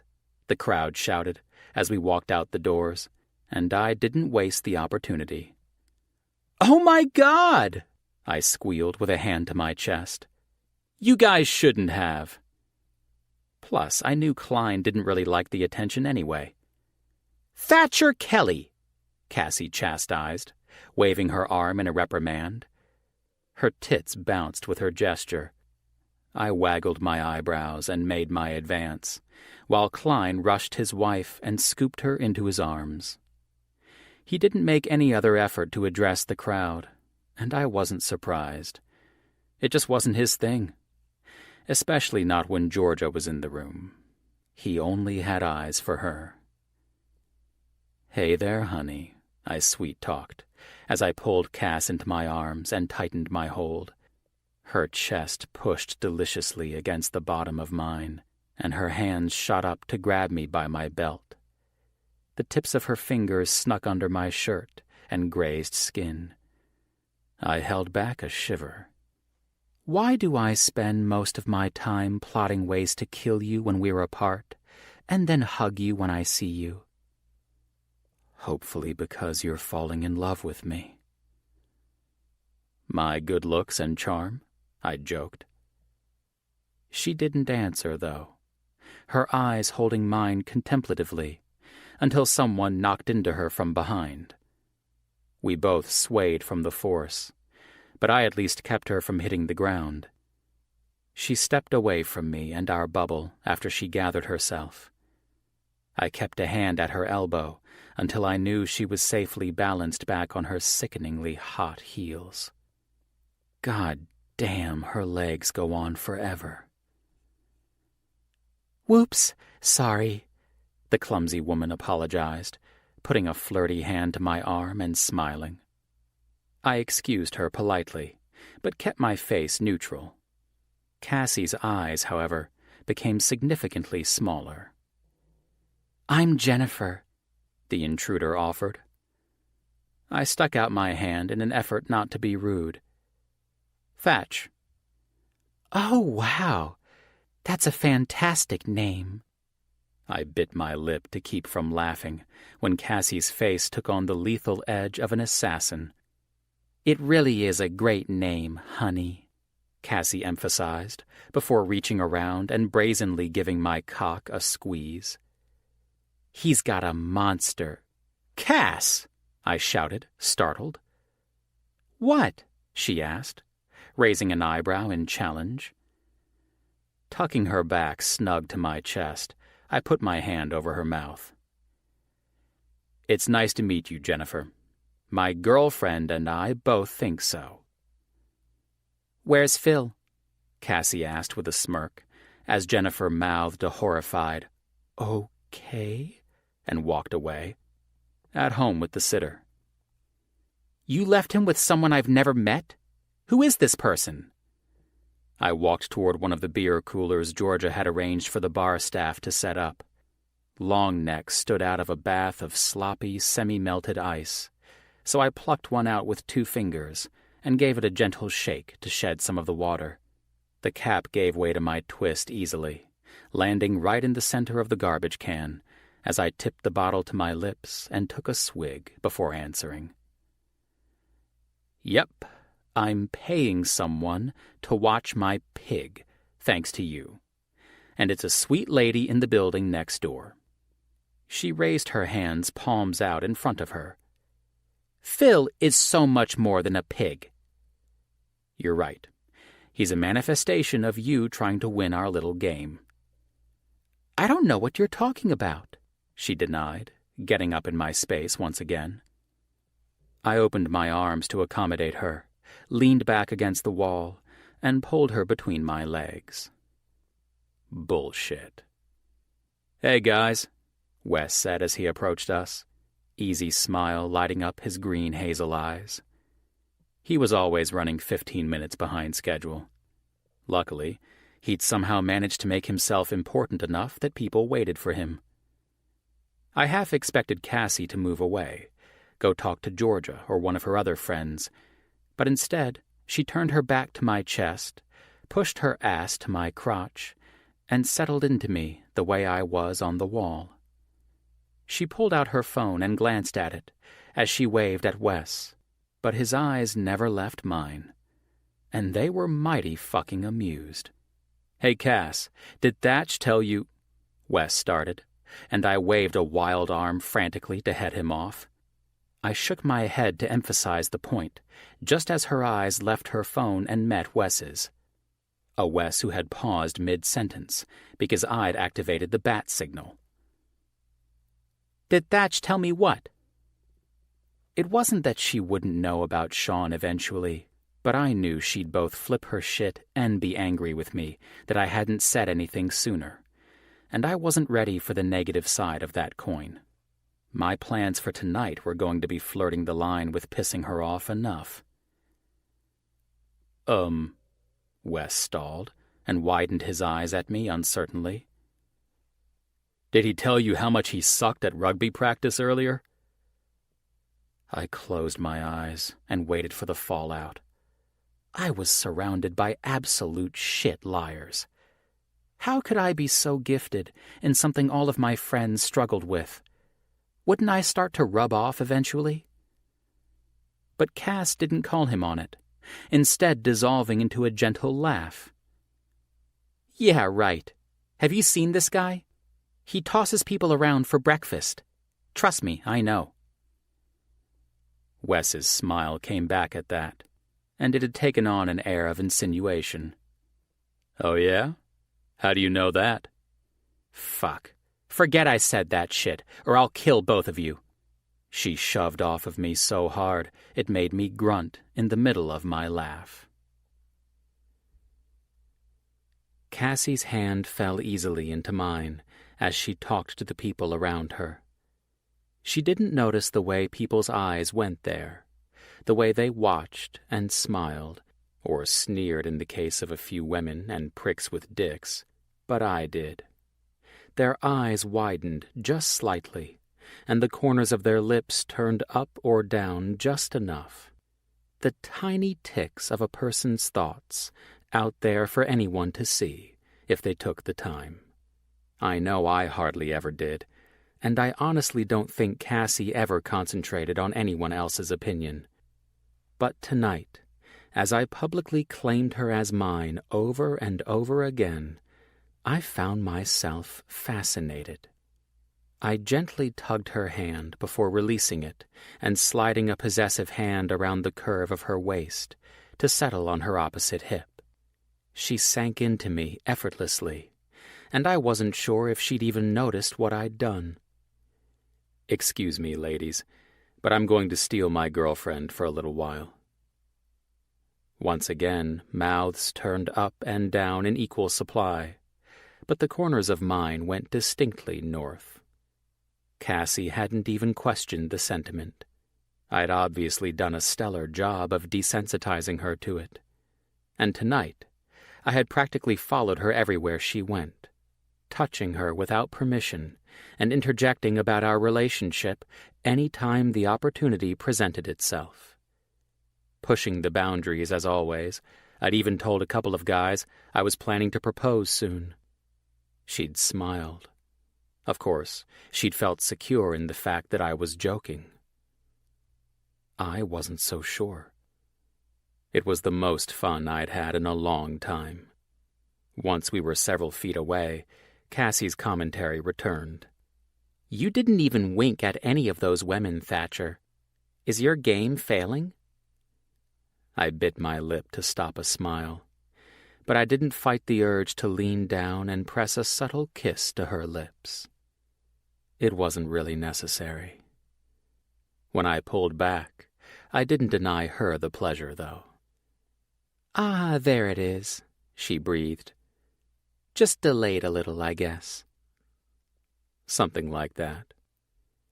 I held the door as we walked inside, and then pushed through the crowd until we came to another door on the other side. It read emergency exit in big official letters, but I knew there was no alarm on it. At practice, one of the guys had been telling a story about drunkenly stumbling through it while trying to woo a woman. Not exactly A-game material, but I wasn't going to be the one to tell him. That was a lesson he really needed to learn for himself. And tonight, I was going to make sure it paid off to pay attention. Where are we going? Cass asked, as we stepped out onto the deserted rooftop patio on the other side. Just doing a little experiment, honey. Experiment? She questioned suspiciously. She had good reason. I wasn't really sure how my plan was going to go over, but I had to try. This was the kind of opportunity smart men didn't pass up. Just a little pleasure versus fear tug of war. Fear? She snapped. What the fuck are you up to? Come here, baby, I coaxed with a tug on her hand when she turned for the door. I promise to make this whole ordeal worth your while. Ordeal? That's not a fucking promising word. Ordeal suggests pain and suffering. I laughed. I don't like to suffer, and if you make me, I'll be sure to return the favor. Duly noted, I agreed. All the way across the patio now, I pulled her toward the fire escape ladder and urged her to go up in front of me. She didn't exactly do cartwheels. You want me to go higher? Are you crazy? You know I fucking hate heights. I already threatened to murder Georgie in her sleep for choosing this as the venue, and she's my best friend. I like her better than you. Really? Yes. I laughed. I do love your honesty. Oh yeah, she grumbled, as I pushed her to the ladder and put her foot on the first rung for her. Well, I honestly hate you right now. Tucking my chin into her neck, I breathed her in before whispering my words out. No, you don't. My lips smoothed over the skin as I twisted my head back and forth. I nipped the soft flesh with my teeth and then sucked it into my mouth, sliding the tip of my tongue over it gently to soothe the sting. My beard rubbed at the surrounding skin, and she shivered. Thatch, she whispered, but didn't say more. Go up the ladder, Cassie, I ordered softly, giving her one last squeeze with my arms before stepping back to spot her. She paused for a moment, but didn't look back, scurrying up the ladder and moving quickly away from the edge.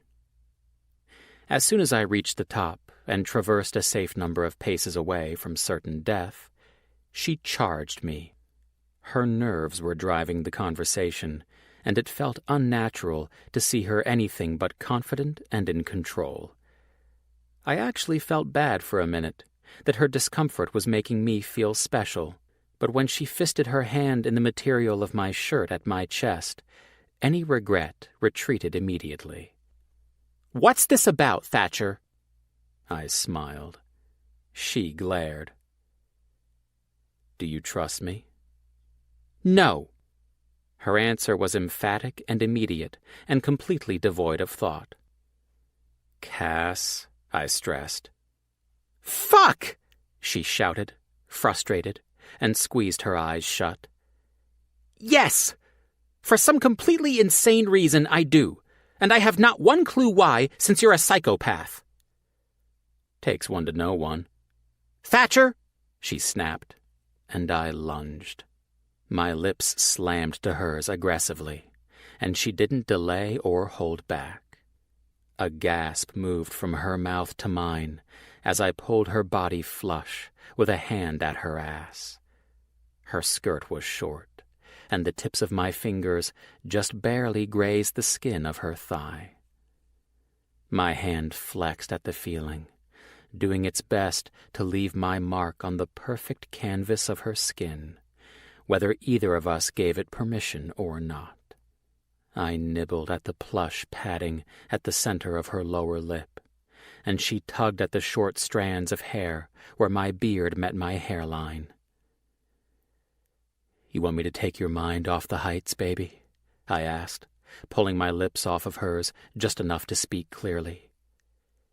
You already were, you idiot. Now I'm thinking about it again. When I put my mouth on her, I had a feeling she'd forget again. I smiled with my lips against hers. Not for long. Starting slow, I wrapped my arms around her body until they met in the middle of her ass. I gripped her soft flesh until she moaned. You have panties on, baby? I whispered against her mouth. When she bit her lip and shook her head, I couldn't hold back my groan or desperate need to know if she was telling the truth. Roughly, I bunched the fabric of her skirt in my hands and slid it up until there wasn't anything between my palms and skin. I dropped to my knees in one smooth motion, and her head fell back as her hands found my hair and tugged.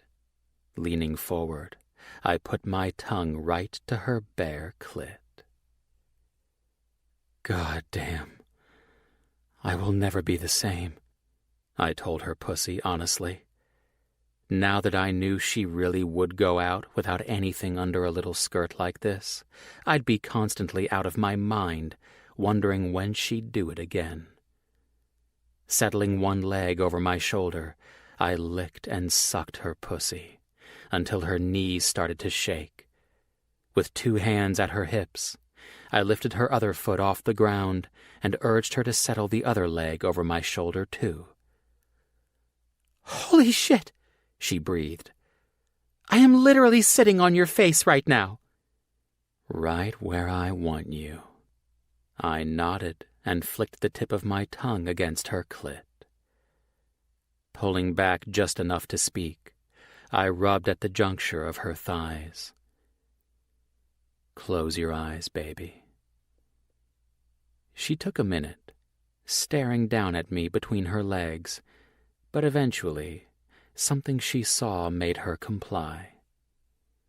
A scream left her lips as I climbed to my feet, with her sitting reverse cowgirl on my shoulders. "Oh, holy fuck!" "Keep your eyes closed," I soothed. 5 careful strides brought me to the alcove on the edge, a little cutout of the main exterior wall of the building that had a platform 3 feet down. I set her down carefully, kissing each eyelid when she gasped at the feel of cool concrete on her bare ass. "Trust me, honey. I'm gonna make this so good." "Less talk and more action, then," she chastised. I laughed and climbed over the edge, behind her, and onto the small platform.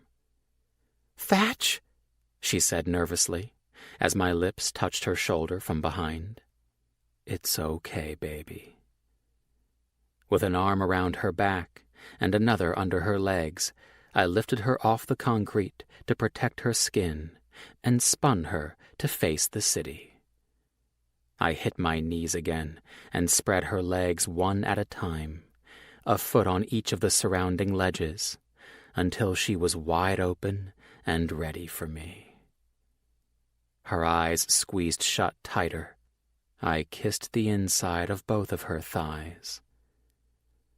"I'll take care of you," I promised. "You just keep your eyes closed until right before you come. I'll do the rest." Breathing her in, I put my mouth back to her pussy and worked. Around the rim, I teased her with the tip of my tongue before moving up to suck on her clit and filling her with 2 fingers. She gasped at the intrusion and reached for the concrete at her hips. I groaned as her excitement coated my lips and spilled to the back of my tongue. God damn, she tastes good. "Oh, my God," she breathed as I pushed her higher and higher, chasing her orgasm hard and fast, and nearly coming in my pants from the fucking excitement of her pussy's eagerness to please. I'm gonna, she called, and I pulled my mouth away just long enough to remind her to open her eyes. She gasped loudly, the sight of the city before her mingling her fear and pleasure together into one heady mix of perfection, and her nipples pebbled through the thin fabric of her tank top. Definitely no bra. She did it on purpose now just to drive me crazy. I knew she did.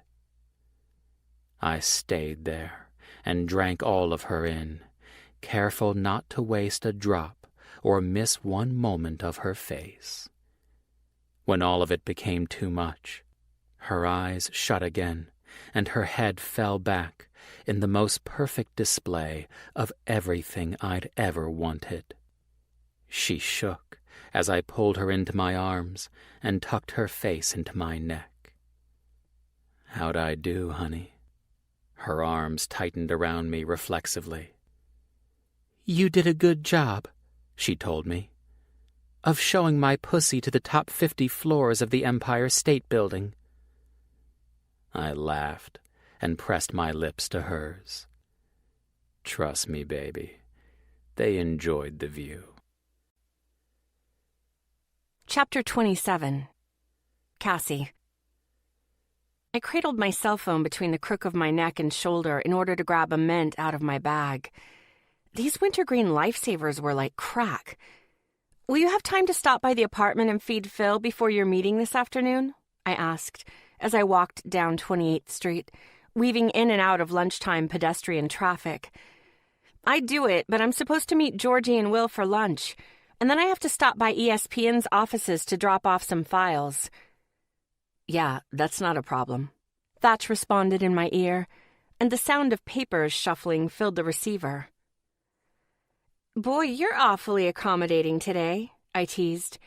"Does it have anything to do with this morning?" "I'll do pretty much anything you ask if you wake me up like that every morning." I grinned. "Sometimes I forget how happy blowjobs make you." "First of all, rule number 60. Don't ever forget that. And secondly, your blowjobs make me happy," he clarified. "You don't want blowjobs from anyone else?" I tested. I knew the answer he better fucking say. "No," he responded quickly. "Once you've experienced a Dyson, no other brands come close to cleaning the carpets anymore." I grinned. "What about my tits?" "Those too." "My pussy?" "You're just fishing for compliments now, but I'll play along," he said with an amused tone. "Yes, luscious Cassie, your pussy gets my dick hard." "What about my ass?" "Are you extending an offer? Because I'll drop everything I'm doing right now to sign on the dotted line that leads to claiming your ass." "Good try, Thatcher, but it's not going to happen. A lady has to keep one get-out-of-jail-free card in the tank." I laughed and remembered the other reason for the phone call. "Stop distracting me. I actually called you for a reason." "What else can I do for you, honey?" "Well, I have a bit of surprise," I announced as I crossed Fifth Avenue. "Are you getting excited?" "No," he responded in a flat tone. 2 long drags of a cab horn punctuated the sentiment. "Well, that's really fucking ungrateful of you." He showed no signs of remorse. "The last time you got me a surprise, I ended up with a pig and the city of New York thinking I have chronic anxiety." I laughed. "But you love Phil." "Yeah, now I do," he answered. "He's grown on me, but initially, no. I wasn't thrilled with the idea of a barnyard animal sleeping in the corner of my bedroom." "Well, this is even more exciting than Phil," I announced. My voice was ecstatic over the idea of getting a rise out of him again. It was literally one of my favorite things. And after his little fear of heights test last week, I was really itching to one-up him again. Although it should be noted, that test had gifted me with the most powerful orgasm of my entire life. But those were just minor details, right? Get ready, Thatcher, because guess what? You're going to be a big brother. "Huh?" "A big brother," I repeated. "What are you talking about?" "I signed you up to be a big brother for the Boys and Girls Club of Manhattan." The line went silent before he finally asked, "Why on earth would you do that?" "Because I felt like it was the next big step in our relationship," I explained as a devilish grin kissed my lips. "It will prepare us both for kids someday." "How does me being a big brother prepare you for kids?" This fucker. He kept my bullshit game on its toes, and I kind of loved it. And him. "You can teach me everything you know. One of us has to be the expert on children, and I just felt like this was more your realm than mine," I explained.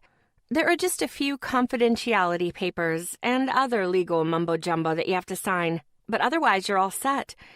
You'll get to meet your little brother next week," I exclaimed, but stopped abruptly in the middle of the sidewalk when I came across a booth with the word Guy-Fi displayed on the side. My eyes scanned the fine print below the logo. Masturbation booth for men that comes equipped with a chair, a privacy curtain, and a laptop. What in the ever-loving fuck is this shit? A 20-something woman dressed in Doc Martens and a baby doll dress stopped beside me and stared at the booth with a disgusted look on her face. Gross, huh? What shit? Thatch questioned, but his call wasn't my number one priority anymore. I needed my own answers, and I needed them now. How long has this been here? I asked her. I think about a month. She shook her head. I swear, girlfriend, New York just keeps getting weirder, and men are pigs, she added before resuming her stroll down the sidewalk. I agreed with her 100%. My blood started to boil, and my anger rose by the second as I continued to glare at the vile display. Cassie, Thatch voiced louder in my ear. What shit? This shit, I shouted, and pointed to the booth in an erratic gesture, even though he couldn't see me. This fucking jerk-off booth in the middle of the sidewalk. I stomped my boot-clad heel against the concrete. And it figures it's just for men. What if I'm a horny broad who needs to rub one out? For fuck's sake, I was a horny broad. Can I not go into this stupid little booth and work things out? Cass, he tried to interrupt me, but it was too late. I was already on a tirade. I pointed at a man walking past me. How about you, Baldy? You need alone time to tug on your wang? He averted his eyes and picked up his pace to an almost sprint and crossed the street in a blur of uncomfortable avoidance. Cass. Hey, guy in the red hat. What about you? I gestured toward the booth. You need a little afternoon jerk sesh before you head back to work? I threw my hands in the air in disgust. Fucking perverts. God damn it, Manhattan, get your shit together. Why couldn't they choke the chicken at home into their socks or in the bathroom at work like every other goddamn guy in the country? Hey, crazy. Thatch's loud voice caught my attention. What? I snapped. Stop verbally assaulting every man who walks past you. I can't help it, Thatcher. I'm appalled. Quite frankly, it was probably more about the blatant gender discrimination than anything else. Wait, where are you? He asked. Are you on the corner of 28th and 5th? Yeah, why? Do you have the Big Brother paperwork with you? Yeah? Fantastic. I'm in the booth enjoying my lunch break. Just bring them in here. My face scrunched up in confusion. What? Bring the papers in here, he instructed again, speaking slowly as if that had helped me understand. Shut up, you liar. You're not in that booth. Just come inside the Guy-Fi booth, honey. I could use your tits for the motivation. All of the commotion outside the curtain has kind of ruined the mood. How did you know it's called a Guy-Fi booth? How do you think? Because I'm in here. My jaw dropped, and before I could think through the situation with a rational head, I was stomping toward the booth like a madwoman. I fisted the black curtain and yanked it back hard enough to shake the walls of the metal cubicle. The second my eyes met the shocked expression of a guy I'd never met before, holding a penis I didn't recognize, I shrieked, "Oh my God! I don't know that dick!" "Close the curtain!" the man shouted. "Close the fucking curtain!" "Sorry," I apologized and yanked the curtain shut, then on a whim pulled it open to add, "Happy jerking," before closing him back in. Thatch's loud, boisterous laughter filled my ear as I damn near sprinted away from the booth. "You're such an asshole." My words had the undertone of a wheeze thanks to the adrenaline and abnormal exercise. Thatch never stopped cracking up. "I can't believe that actually worked on you." "You just forced me, your girlfriend, to look at some other dude's dick, Thatcher. That is totally fucked." "Aw, honey. Do you need to cleanse the palate and come stare at my cock for a few minutes? Would that make you feel better?" "Fuck you, T. Fuck you hard," I said, and hung up the phone before more of his laughter could fill my ear. Me. Rule number 61. Don't trick me into looking at other dudes' dicks. Thatch. Ha ha ha ha ha ha ha ha ha ha ha. I snapped a picture of my middle finger between my tits and sent it his way, adding the words, "Say goodbye to blowjobs for the next 3 weeks."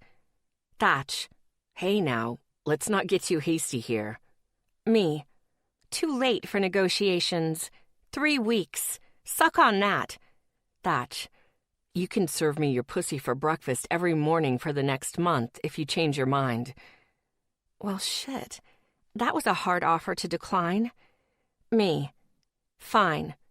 Thatch, "In the words of Richard Gere, I would have paid 4. Suddenly, I was Julia Roberts in a bath of bubbles on the set of Pretty Woman. We really were visual entertainment spirit animals. Sure, I was the hooker in this scenario, but if Julia Roberts could play the part of one, I could too. Me, I would have stayed for 2. 15 minutes later, I walked through the doors of the Starline Diner, glancing around the joint for Georgia and Will. Old-time chrome diamond plates and records lined the walls, and the red pleather on the seats of each booth looked like it was made of glitter. "Over here, Cass," my best friend waved to me from a table in the back corner when my eyes didn't immediately find them. I walked the aisle lined with booths in their direction, careful to keep my eyes away from any patrons I didn't know personally. The tempo of my heart suggested I might still be in danger of attacking an innocent bystander. When it was safe to look up at the only table I cared about, I found a woman I had never met before sitting beside George's brother, Will. "Hey, William," I greeted with a knowing smirk before glancing back toward his extremely attractive female companion. Generally, I tried to avoid associating my opinions in any way with conventional society, but in this instance, I could really see what the fuss was about. Blonde hair, blue eyes, and from what I could tell, one hell of a body underneath her silky blouse and form-fitting pencil skirt. This woman was the epitome of stunning. "She's not my girlfriend," Will responded, without even waiting for me to ask, and I smirked. Will stood up and gestured between us as if we couldn't follow who he was talking about. "Cassie, this is Winnie, my friend and boss. Winnie, this is Cassie."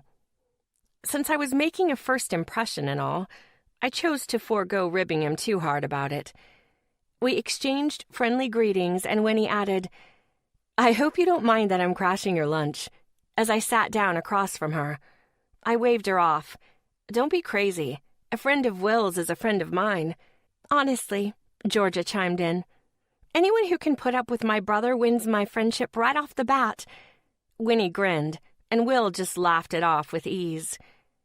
"So, what's it like to be Will's boss?" I asked, more than curious to know all the dirty ER hospital gossip. I knew Will had said she wasn't his girlfriend, but he hadn't said he wasn't fucking her.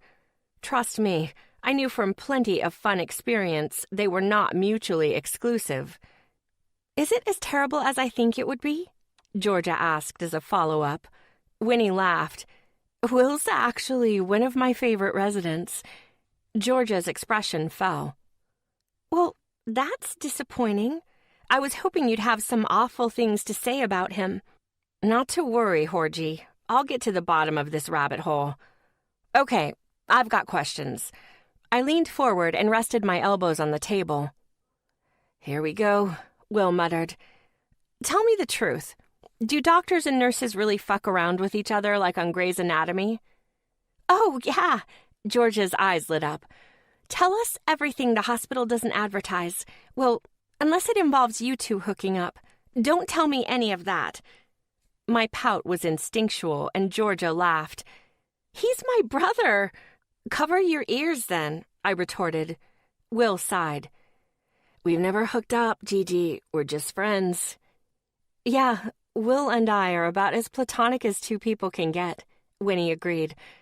"Unless McDreamy walks in, I probably won't ever fuck one of my coworkers." Will half smirked, half grimaced, like he couldn't say the same. Winnie noticed. "Oh my God, who are you fucking at work? How do I miss all the good stuff?" "I'm gonna guess it's because you're too busy working or taking care of your daughter. And it's fucked, past tense. No office romance currently." You have a daughter? I asked, more intrigued by kids lately than I had ever been in my life. It was a little disturbing, but instead of panicking, I went with it. I have a 6-year-old. Her eyes brightened and lips crusted into a loving smile. Her name is Lexi, and she's my whole entire world. Winnie here is like the superwoman of single moms, Will interjected. She runs the ED, works 80-hour weeks, and somehow manages to raise an awesome kid. You're totally kissing my ass right now, and no, I will not take you off call next weekend. Will shrugged. It was worth a shot. She laughed. But he's right. I'm pretty much awesome at everything besides having a life outside of my daughter and work. Winnie girl was spunky. I liked her already. I'm demanding that you hang out with us more often. Yes, Georgia agreed. Like actual nights out, minus Will, of course. Winnie smiled. Let me work on getting a new job where my schedule isn't so demanding, and I will definitely take you up on that. I can't tell you the last time I actually went out for a drink. You know, Georgia continued, the Mavericks are looking for a new team physician. Her eyes perked up. Really?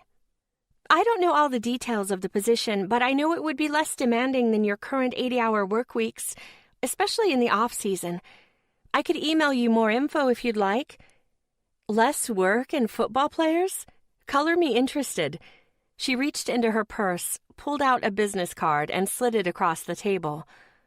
I glanced over Georgia's shoulder and caught sight of the name printed in black. Winnie Winslow. I read it aloud. Hell, that's one badass name. She shrugged nonchalantly. Well, I'm a bit of a badass bitch. Yeah, I was definitely going to be friends with this chick.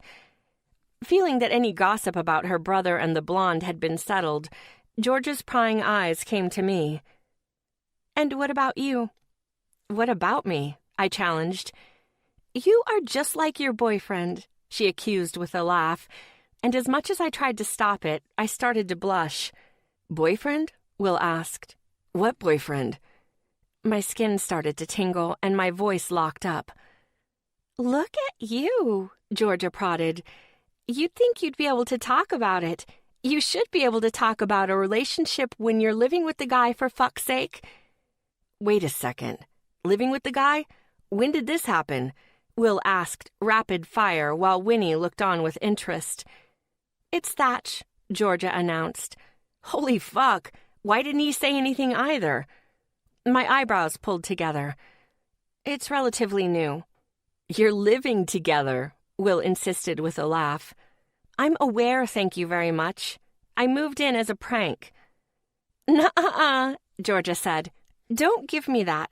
When you move in as a prank, you move out.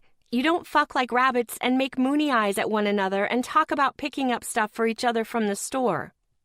I wonder how hard it would be to wring Georgia's neck. I like him, okay? I admitted in a rush. He's funny and fun, and goddamn, he's got a cock that won't quit. Oh, Jesus, Will cried. I like him already, Winnie put in with an encouraging smile. Right? I blubbered in a rush. The stupid asshole makes it nearly impossible to not like him. It's not my fault. Georgia's smile was practically nuclear. So, what's that mean? What's going on with you two? I shrugged. Have you tried talking to him about what's actually going on? She pushed, and Will groaned. She turned cold eyes in his direction and snapped. You? Shut it. This is girl time, and you'll deal with it. He shut up, and Winnie laughed. I'm going to start talking to you like that at work. You obeyed more quickly than usual. He groaned again and sank his head into his hands. Georgia turned back to me, but I was happy to use the distraction to my advantage. Just drop it for now, okay? Let me worry about Thatcher's boner, and you just concentrate on Big Dick. I smiled to take some of the sting out and hoped she'd understand. I knew I needed to talk to Thatch about where we were, but I couldn't help but worry about the chance that, for once, for the first time in all the years I'd been dating, I was the one who was sure we were an item, and us, all the things I wanted in my life for a long time, and maybe forever. And he was the one thinking we weren't. Chapter 28. Thatch. "Wake up, honey," I cooed in Cassie's ear. Phil snorted awake and started rooting at my hand. "Look out, Phil. I'm trying to wake up your mom, and you know that's not going to be easy." "I can hear you, asshole," Cassie grumbled into the pillow. "Oh, so you only sleep like the dead when I'm trying to fuck you?" "Hey, I haven't fallen asleep on your dick in a while." I smiled and touched my lips to her bare shoulder. "Let's keep it that way." "Ugh, God.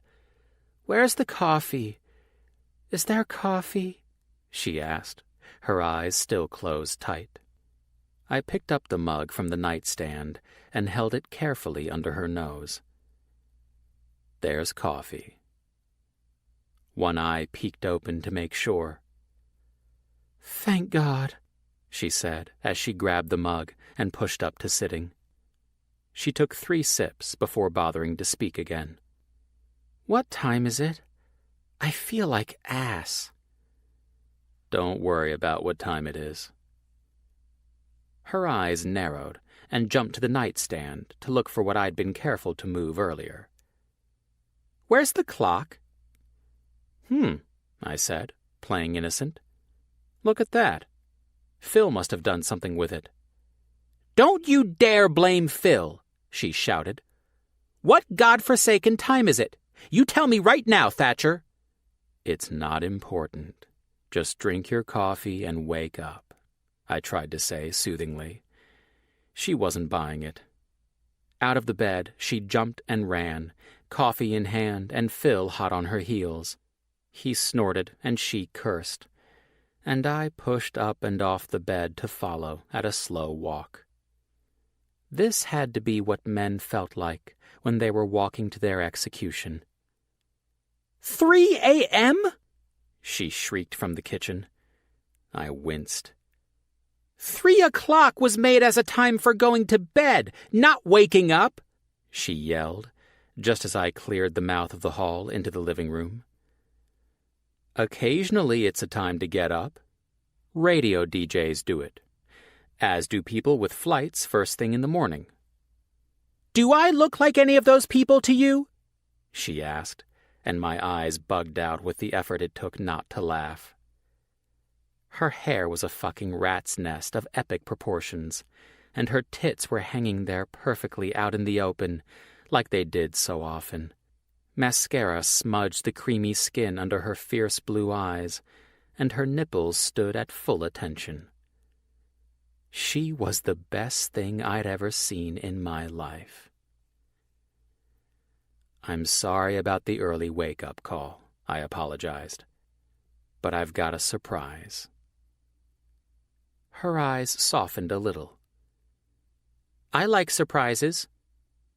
"I know, honey." "All right, I'll get dressed, but Phil and I are putting you on our blacklist. Right, Phil?"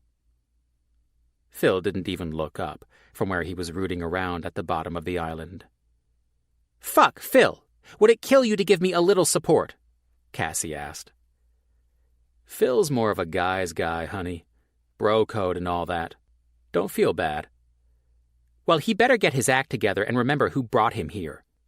Her voice dropped to the one women generally used with kids, but the words she used made it creepy. "Or else someone is going to be on a sandwich, right, little Phil Boo-Boo? Mommy won't hesitate to make a little PLT." She poured more coffee into her cup and headed my direction. "Wear comfortable clothes," I instructed, as she passed me on her way back to the bedroom. With a little more thought, I added specifics. "And a bra." She screeched to a stop, leaned into the wall, and turned to face me. "A bra? This better not be another fucking run, Thatcher."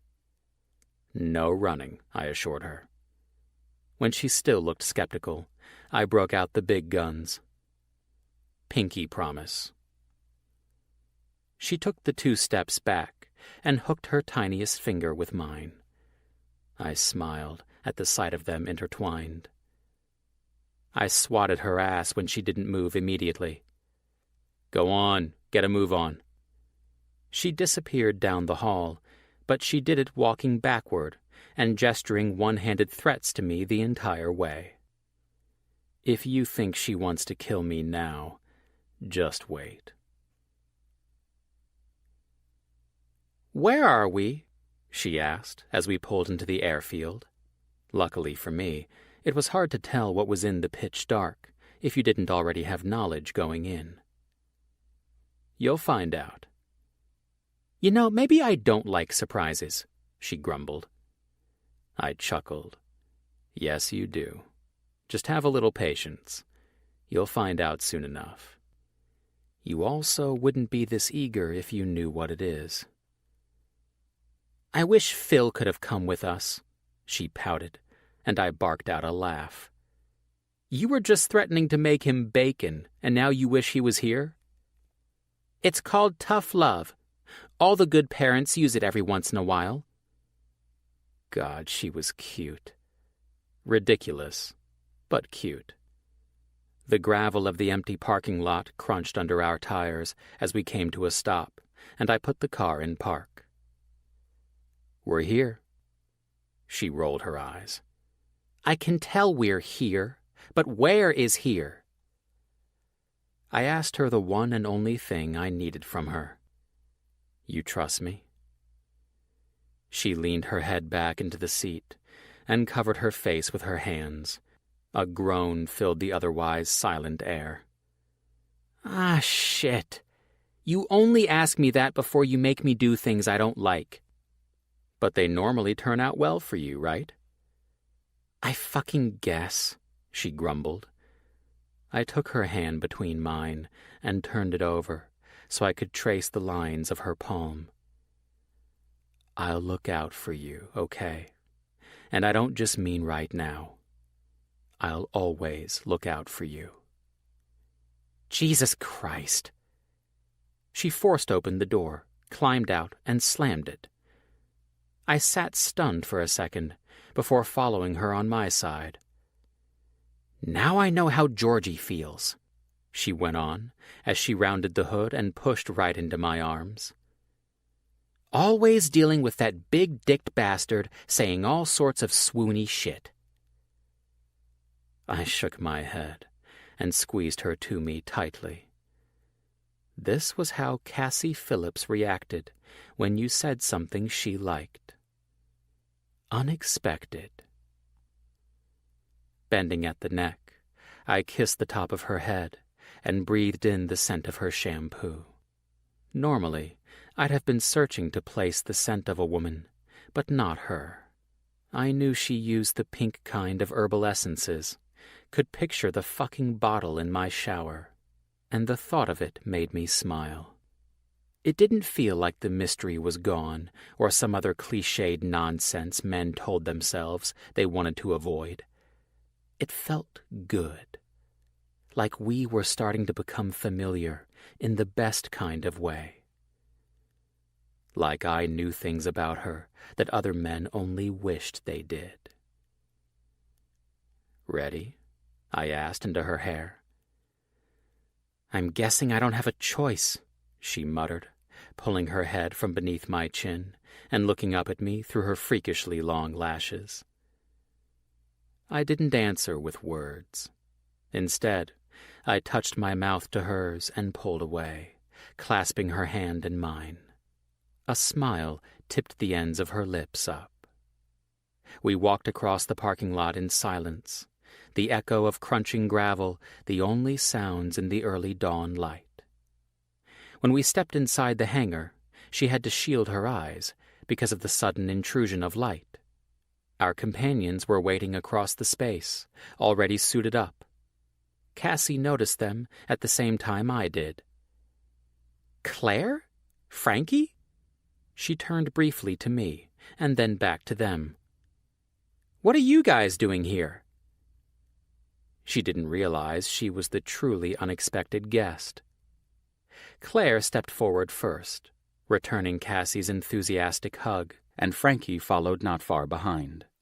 Cassie turned back to me when she noticed their attire, and her eyebrows pulled together, but she didn't put it together yet. "Do you guys know what we're doing?" Claire's face was a mask of trying to figure me the fuck out, but Frankie's slightly annoyed gaze just came straight to me. "She doesn't know what we're doing?" "It's a surprise," Cassie said in my defense. "Oh," Frankie mouthed. "Well then, yes, we know what we're doing."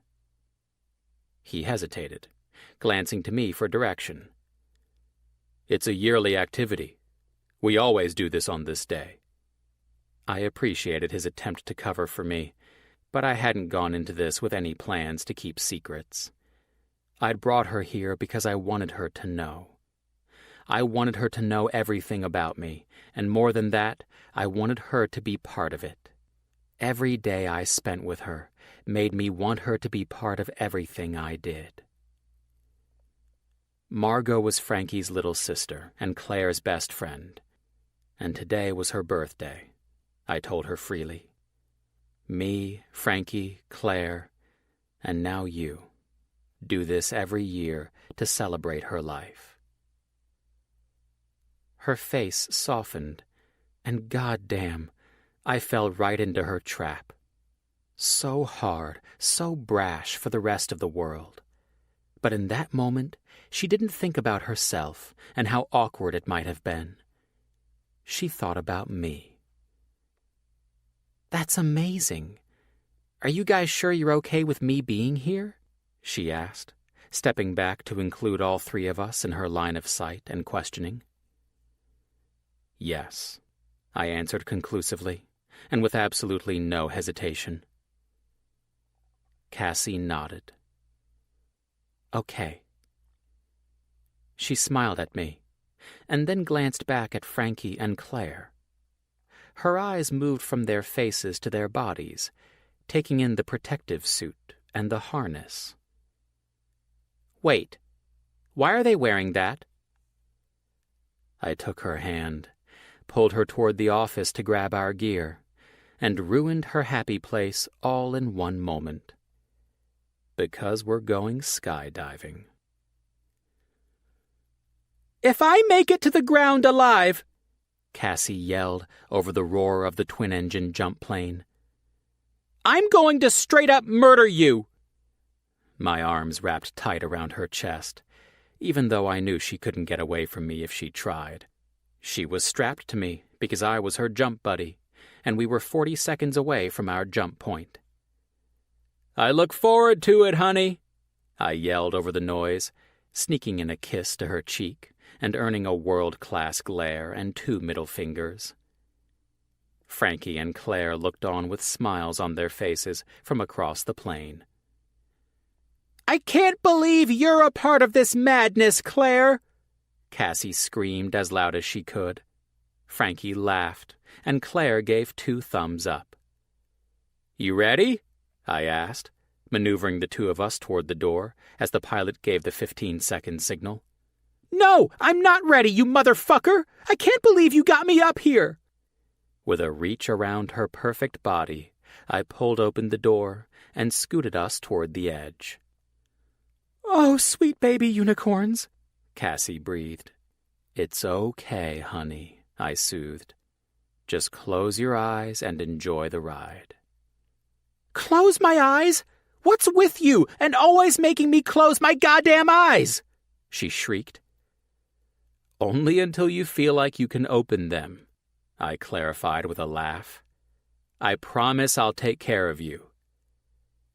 One hand on each side of the opening, I moved us to the very edge and watched for the pilot's signal. As soon as the thumbs up flashed in my peripheral vision, I started my countdown. 3, 2... "Oh, fuck! Oh, fuck, fuck, fuck!" Cassie screamed. 1. I shoved us out and cleared the plane. The wind immediately hit me hard enough to knock the scream right out of my lungs. Surrounded by no sound but the roar of our descent to earth, I knew the same had happened to Cassie. I would have wondered if she was conscious, had she not assumed the position we'd spent time instructing her on. Her outstretched hands found my forearms and locked on, and I smiled against the force of the wind so hard that my lips started to curl back. The fall was exhilarating, and the scenery unparalleled. But as many times as I'd made this jump before, and it was a whole hell of a lot, the company had never been better. The whole thing had never been better. I reached for the parachute as we hit our mark on altitude and gave it a solid yank. Slowing down so quickly that it felt like we went back up, Cassie's screams could definitely be heard this time, but they mingled in with manic laughter. "You okay, honey?" I asked now that she could hear me, and all I got back was a squeal. "Give me something other than Phil's language, baby," I said with a laugh. "That was incredible. Holy fucking shit, I might throw up." I chuckled and wrapped one of my long legs around hers. "Do me a favor and wait until we're on the ground, okay?" "I'm not in control," she told me honestly. "Just look around and breathe, baby. We'll be down soon." I looked up to see Claire and Frankie floating not too far above us. Claire gave another thumbs up when she caught my gaze. "Wave hi to Claire and Frankie," I told Cassie. She looked up and let out a scream so loud I wished I'd been able to cover my ears. But it was happy. And so was I. The landing zone was coming up fast, so I started reminding Cassie of the important points. "Remember what I told you to do? Legs up in front of you like you're gonna sit down, okay?" "Got it!" she yelled in answer. Down we went, me maneuvering the chute so that we moved slow enough and in the right direction.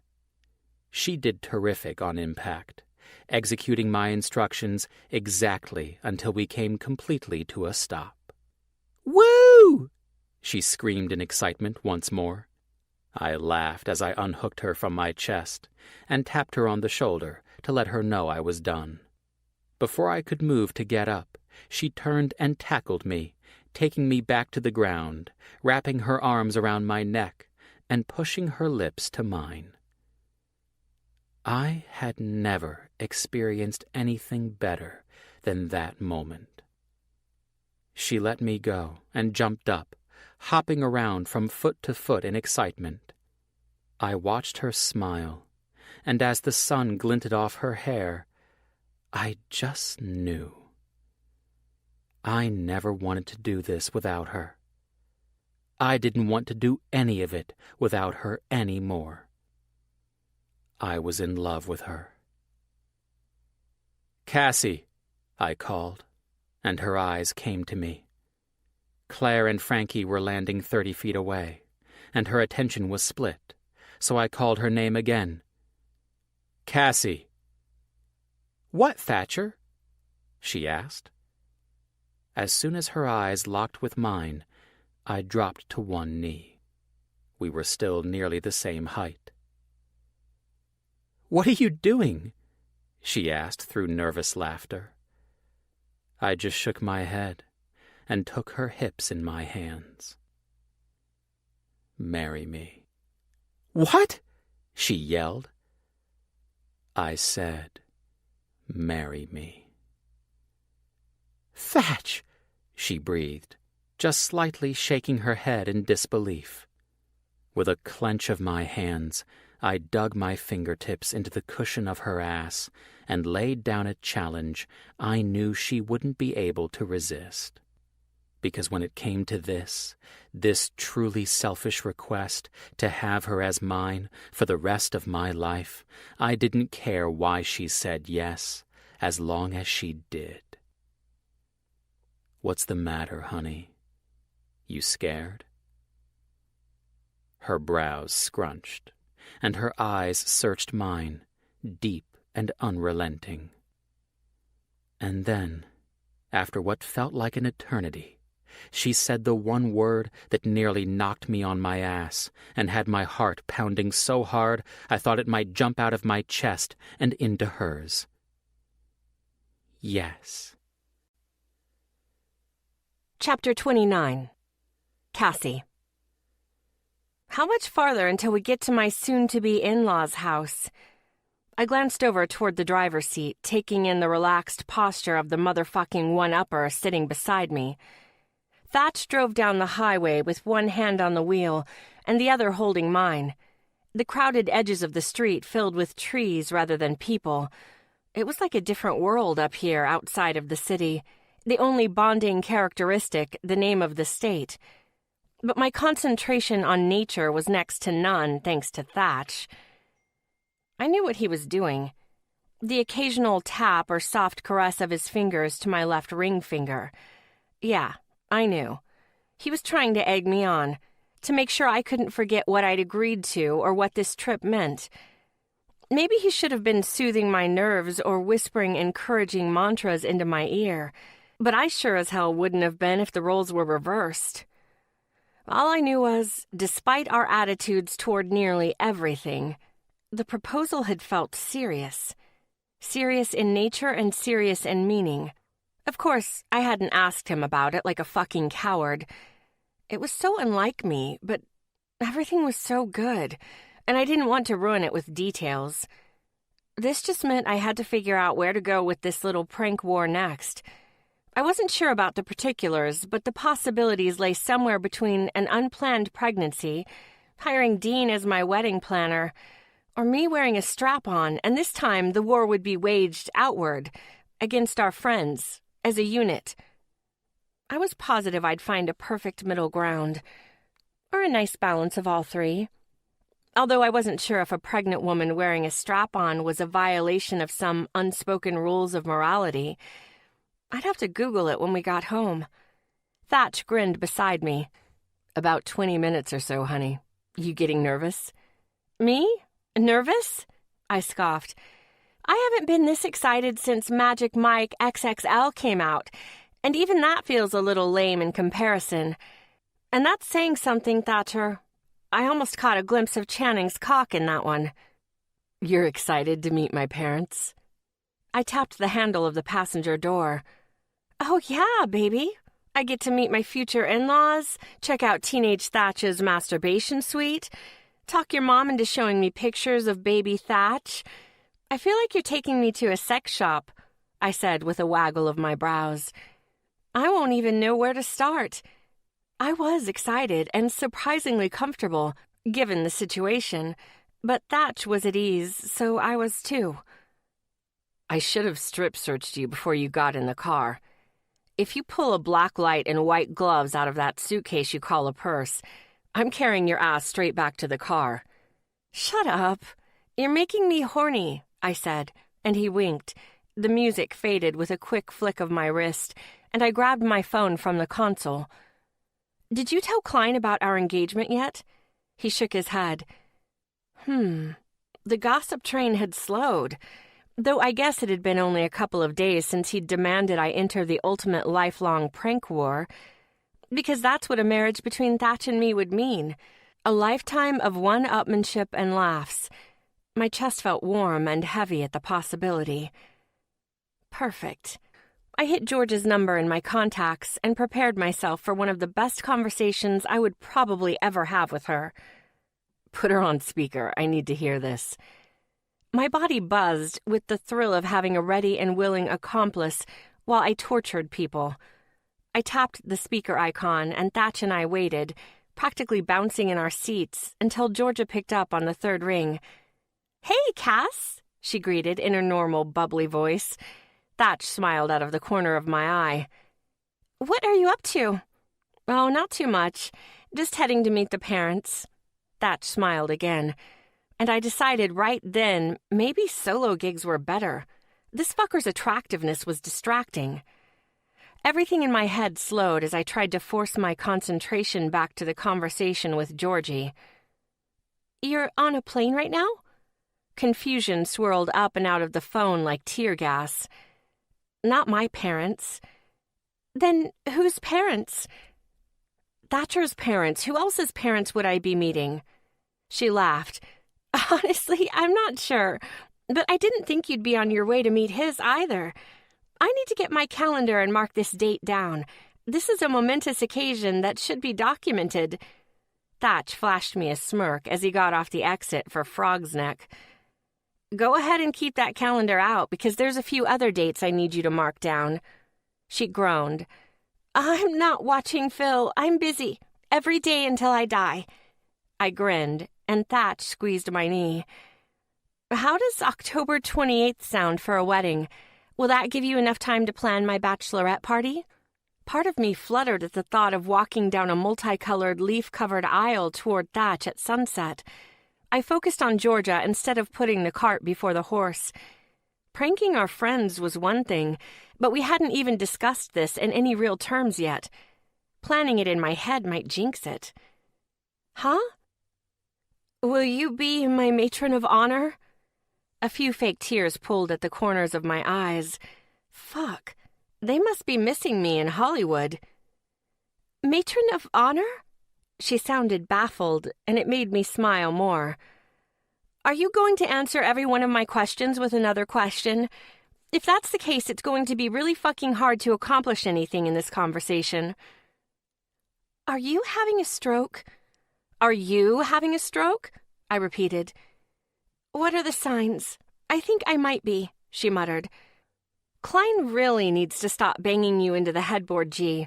I think you're losing brain cells, I teased. I agree, sweetheart. Thatch chimed in.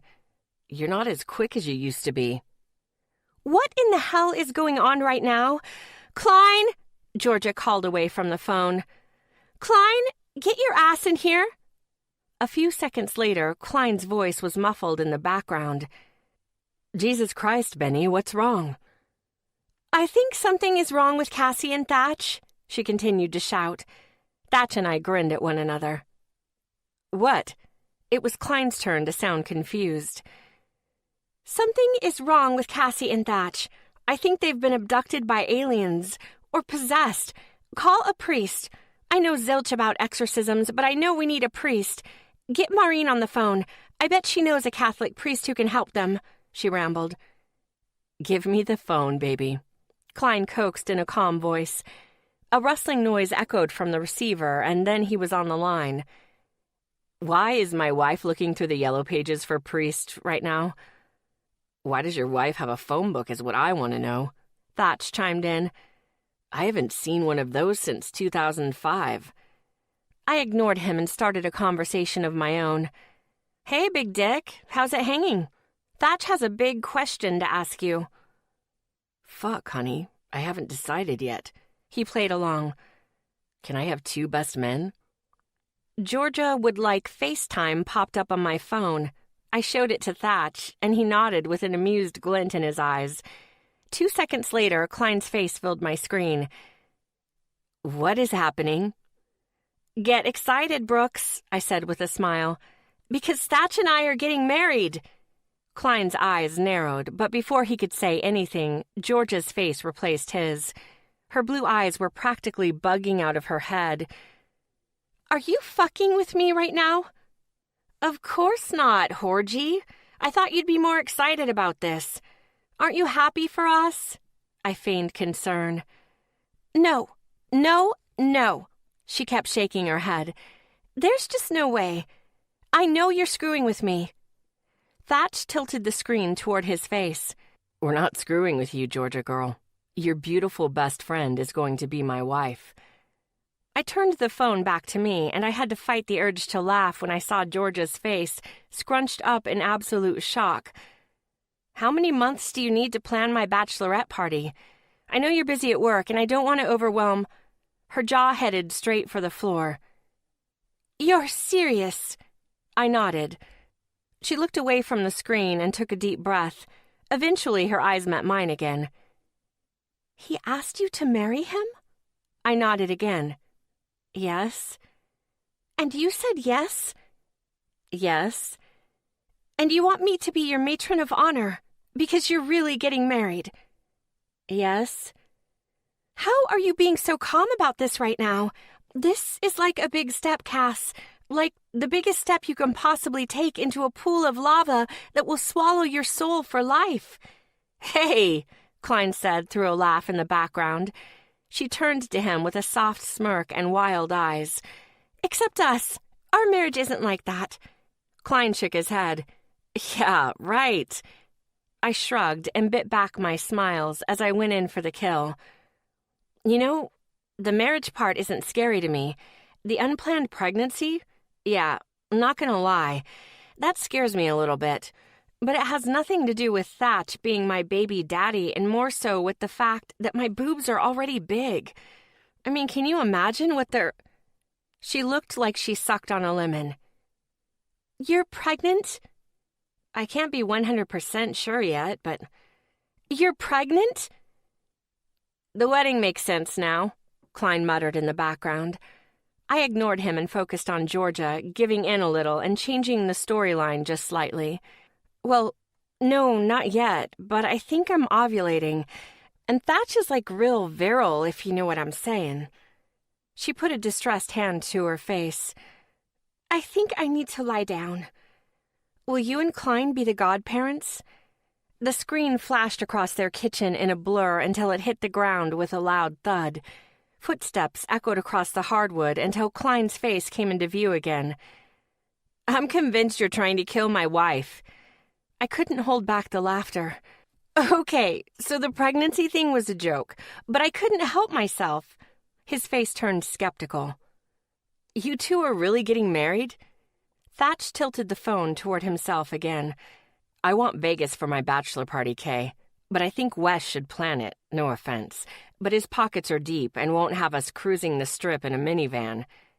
You've got to be shitting me right now. Just hang up the phone, Klein, Georgia shouted in the background. Just hang it up and call 911. I think they've pranked each other into having nervous breakdowns. Thatch chuckled and I smirked. I want to hear you say it, Klein said, his blue eyes scrutinizing Thatch's face. Tell me you're getting married. Thatch stopped at a red light and gave Klein his full attention. I'm getting married. Tell me you asked Cassie to marry you. I asked Cassie to marry me. Tell me you want to spend the rest of your life with her. Thatch paused for a few seconds, and then his face lit up with a soft grin. I want to spend the rest of my life with her. My breath caught in my lungs when I heard those words pass his lips. His response felt way too genuine to just be playing along. Half of me had begged the gods to make him serious, while the other half lobbed for the exact opposite, because I needed both to be a reality. Him joking was the only thing keeping me from freaking out. He's not joking, the little voice in my head told me, and then answered itself with, thank God. What in the fuck was happening to me? My brain screamed one word, love. My stomach clenched in response. I fought the urge to slap Thatch in the dick, or in the face, or maybe I needed to slap myself. Someone in this car needed to have some sense knocked into them. But my heart, yeah, it motherfucking smiled. Klein stayed quiet for a minute, and then his face morphed into a huge smile. Holy shit. His smile got even bigger. Dude? Thatch returned the smile. Dude. Well, I'll be damned. Congrats, buddy. I'm happy for you. Thanks, man. Thatch answered. We're almost to my parents' house. Give Georgia girl a kiss for me, okay? Klein flipped him off. Tell Cass I'll have my wife call her when she's wrapped her head around this and forgiven you guys. I ended the call as Thatch took a right onto a dirt road, and before I could slip my phone back into my purse, it pinged with a text notification. Georgia, we're not friends anymore. Me, yes we are. Georgia, you should have worn a bra to meet his parents. Me, I know your game, G. Georgia, his mom is going to think you're a floozy. Yeah, she was definitely trying to freak me out as payback. Me, I'm not taking the bait on this one. Georgia, You really want me to be your matron of honor? Me. And my future child's godmother. Georgia. Even though I hate you right now, I love you. I'll be anything you need me to be, even if I think you've lost your mind. You better call me tomorrow. You've got some serious explaining to do. Me. I love you too, Horgy. We'll chat tomorrow. A few minutes later, we pulled up in front of his parents' house, and he shut off the engine. He turned in his seat and took me in with amused eyes. That was actually more fun than I thought it would be. I know, right? I laughed. I should probably feel a little bad about it, but man, I can't help myself. Georgia is easily one of my favorite people to mess with. He glanced toward his parents' house and back at me. You ready? Shutters and window boxes framed the summery floral wreath on the front door. Before I could think of what that might mean about Thatch's mom, I took a little breath and dove in with both feet. Let's do the damn thing. Let's show Ken and Sally I'm actually a really nice girl who just so happens to have a fabulous rack. Let's not get too far ahead of ourselves, he teased, and I flipped him off. He laughed in response, but he hopped out of the car and walked around the front to open my door and help me out. Come on, honey, he said, as he led me up the porch steps. My feet felt a little heavier than normal, so I leaned on him a little extra. I've got a surprise for you. I tilted my head to the side, confused, but I didn't get a chance to question him. The door swung open, and both of his parents greeted us with wide smiles. Mom, Dad, this is my fiancée, Cassie. Thatch introduced us. Wow, introducing me as his fiancée right from the get-go? Definitely not joking, my brain taunted. I held my breath for his mother's reaction to turn from welcoming to murderous because, yeah, I generally made a great first impression, but my tits weren't usually mom-friendly, if you know what I mean. But she did the complete opposite of what I had expected. She ignored Thatch completely and made a beeline for me, pulling me straight into her arms. Cassie, it is so great to finally meet you, she exclaimed and hugged me tightly. She leaned back and took me in with soft eyes and an easy smile. I can't tell you how excited I am to finally meet the woman who can keep my Thatcher in line. Finally, I blurted without thinking. We hadn't been together long enough to use words like finally. He's been talking about you since Klein got married. I whipped my head to the side. Thatch's deep chuckles filled my ears, and a barely there blush rosied the cheeks under his scruff. It's so nice to meet you, Mrs. Kelly, I answered as I pulled myself together. My smile was confused but genuine. The idea of being on his mind that long made my chest ache. Please call me Sally. Thatch pouted. No hug for me, Mom? She waved him off and wrapped her arm around my shoulder. Isn't she gorgeous, Ken? She asked her husband. Too pretty for Thatch, that's for damn sure, Ken remarked with a smirk. Seriously, Cassie, is he blackmailing you? Do we need to alert the authorities? Blink twice if he kidnapped you, 3 times if you fear for your life. The teasing personality was a family trait. I loved his parents already. I blinked 3 times and his dad cracked up. Turncoats, Thatch responded. You've known her for all of 2 minutes, and immediately you're on her side. Both of his parents grinned, and his mom finally wrapped him up in a loving hug. I'm glad you're home, sweetie, but I have a feeling she's less trouble than you are. Thanks, Mom, he replied with a grimace before smiling down at her with affectionate eyes. Right off the bat, it was apparent he was very close with his folks. The idea warmed my heart. But she's definitely not less trouble.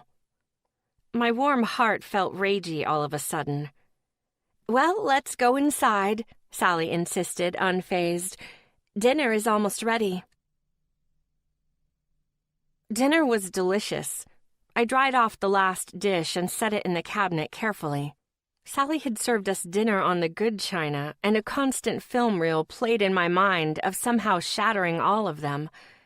But I wanted to make a good first impression, And if I knew anything from rom-coms and my first encounter with Claire, helping a woman clean up when no one else did usually racked up serious points. Sally grinned and wiped her hands off with a dish towel. "I'm glad you enjoyed it." "I did. Thanks so much for having me." "You're welcome here any time, sweetheart." She lovingly tucked a strand of hair behind my ear. It seemed intimate in a way I wasn't expecting, like she really did intend to consider me a daughter. My thought-crazed brain wasn't exactly sure what to make of it right then, but I knew I'd figure it out eventually. "I hope you'll force Thatcher to stop by and see us more often." The longing in her voice made me nod without hesitation. "Consider it a done deal." "I have a feeling you know all the right things to say and do to keep my son on a tight leash, and I can't tell you how happy that makes me. He's a good boy, but someone needs to keep his ass in line." I laughed. Little did she know, I never had walked very straight myself. I'd do my best not to burst her bubble, though. Speaking of him being a good boy, I'd love to see some baby photos. I thought it over. Or blackmail-worthy stories and photos of teenage Thatch. "Oh, sweetheart, all you have to do is say the word." "Yeah, I think it's time I steal Cassie before you bust out the scrapbooks, Mom." Thatch walked into the kitchen and wrapped his arms around my waist. "I know your game, and this is me effectively blocking it before you get started." Sally held up her middle finger in response, and I died laughing. Thatch feigned offense. "I swear, the two most important women in my life are the ones who flip me the bird more than anyone else. I'm feeling seriously short on the love right now." His mom grinned at me and retorted, "Your head is already big enough, Thatcher. If we showered you in love all the time, you wouldn't be able to walk upright." "Sally, come sit on the couch and give me some sugar, honey," Ken called from his cozy spot on the sofa in the living room. "I'm too busy cleaning up after you to toss out affection," she shouted back, but she still managed to meander his way. "Are you ready for your surprise?" Thatch whispered into my ear once we were alone in the kitchen. I looked up at him with curious eyes. "What surprise?" He kissed the tip of my nose and took my hand, leading me out the terrace doors and through the backyard. He urged me to sit down on a bench that rested beneath the shade of a big oak tree before taking a deep breath, reaching into his pocket and pulling out a small black box. Flies, small birds, waterfowl, any or all of them could have flown right into my mouth for as wide as it opened. "What are you doing?" He smiled and got down on one knee in front of me. The tiny hinges squeaked lightly as he popped open the box, and my eyes met the sparkly, gorgeous, overwhelmingly beautiful sight of a pink diamond nestled in the center of a platinum band. It was the one and only ring I had ever pictured as my perfect engagement ring. Definitely not joking, my brain whispered in awe. Was he fucking serious right now? I slapped him clear across the face. "Ow, fuck, Cass," he said, but he kept grinning like a lunatic. I pointed an accusing finger in his direction. "How did you know about this ring?" "Because I know you." I narrowed my eyes. He wasn't that good. "And maybe you mentioned this ring to me several months ago when we were searching for a missing cat?" I shoved his shoulder hard enough that he nearly fell back on his ass, but somehow he stood his ground and just kept smiling like this crazy proposal made any sense.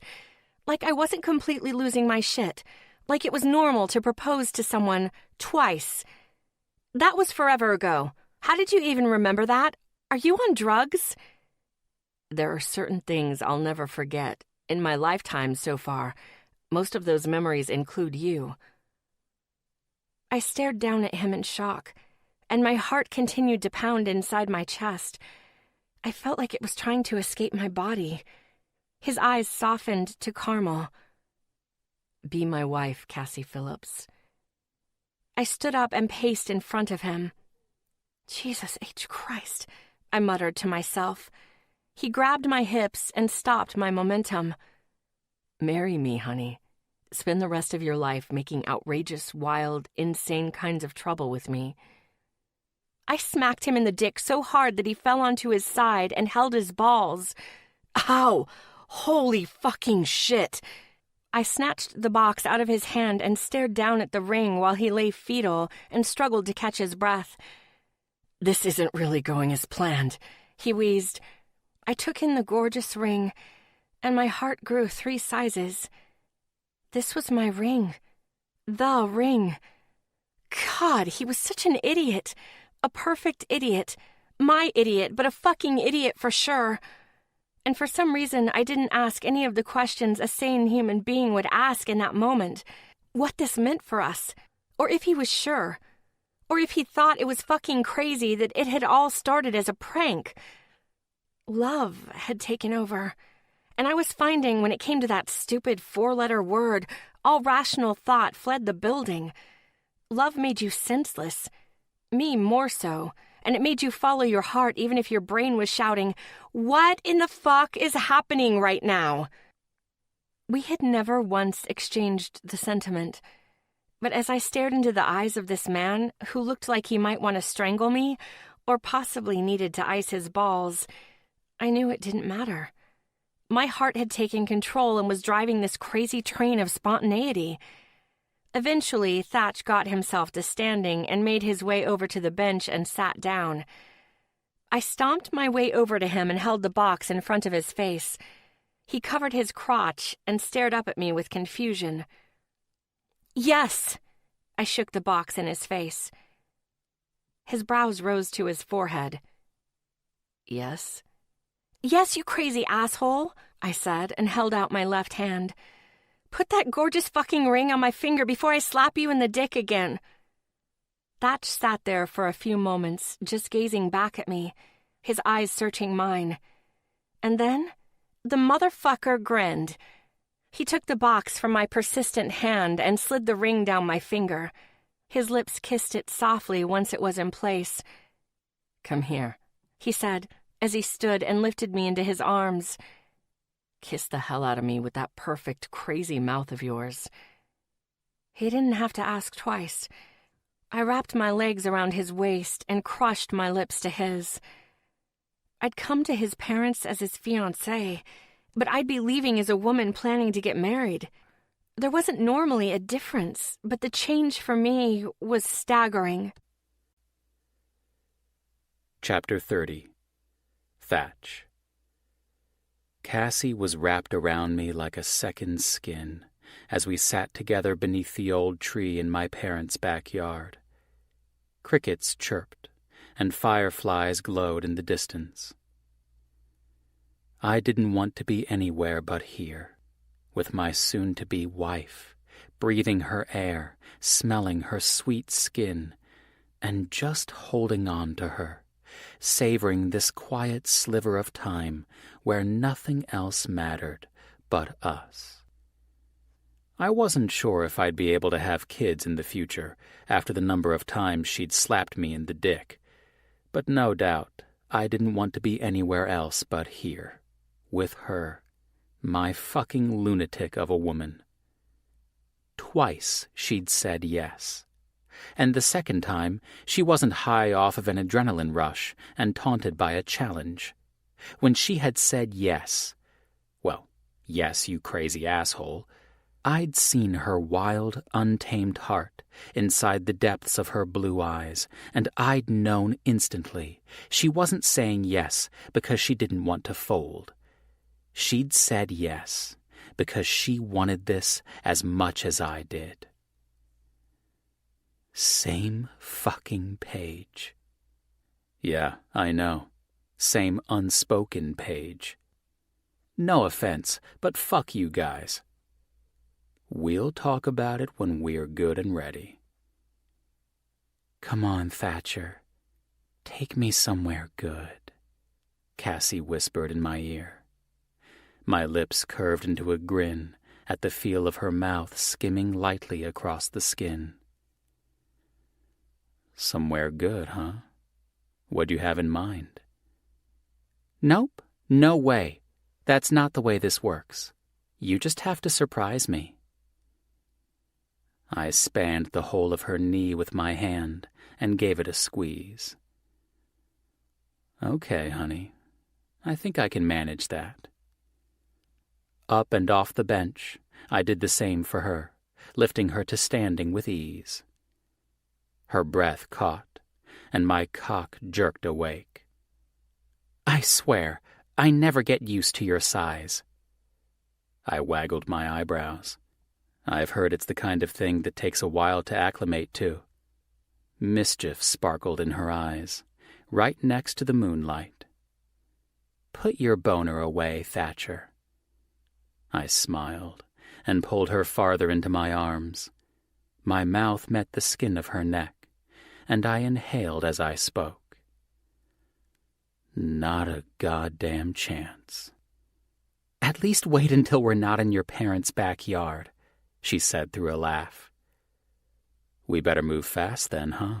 I teased, pulling away from the allure of her skin and leading her down and toward the garage at a jog. Slow down, you giant! I just laughed and pulled her harder, making her legs move at twice the speed.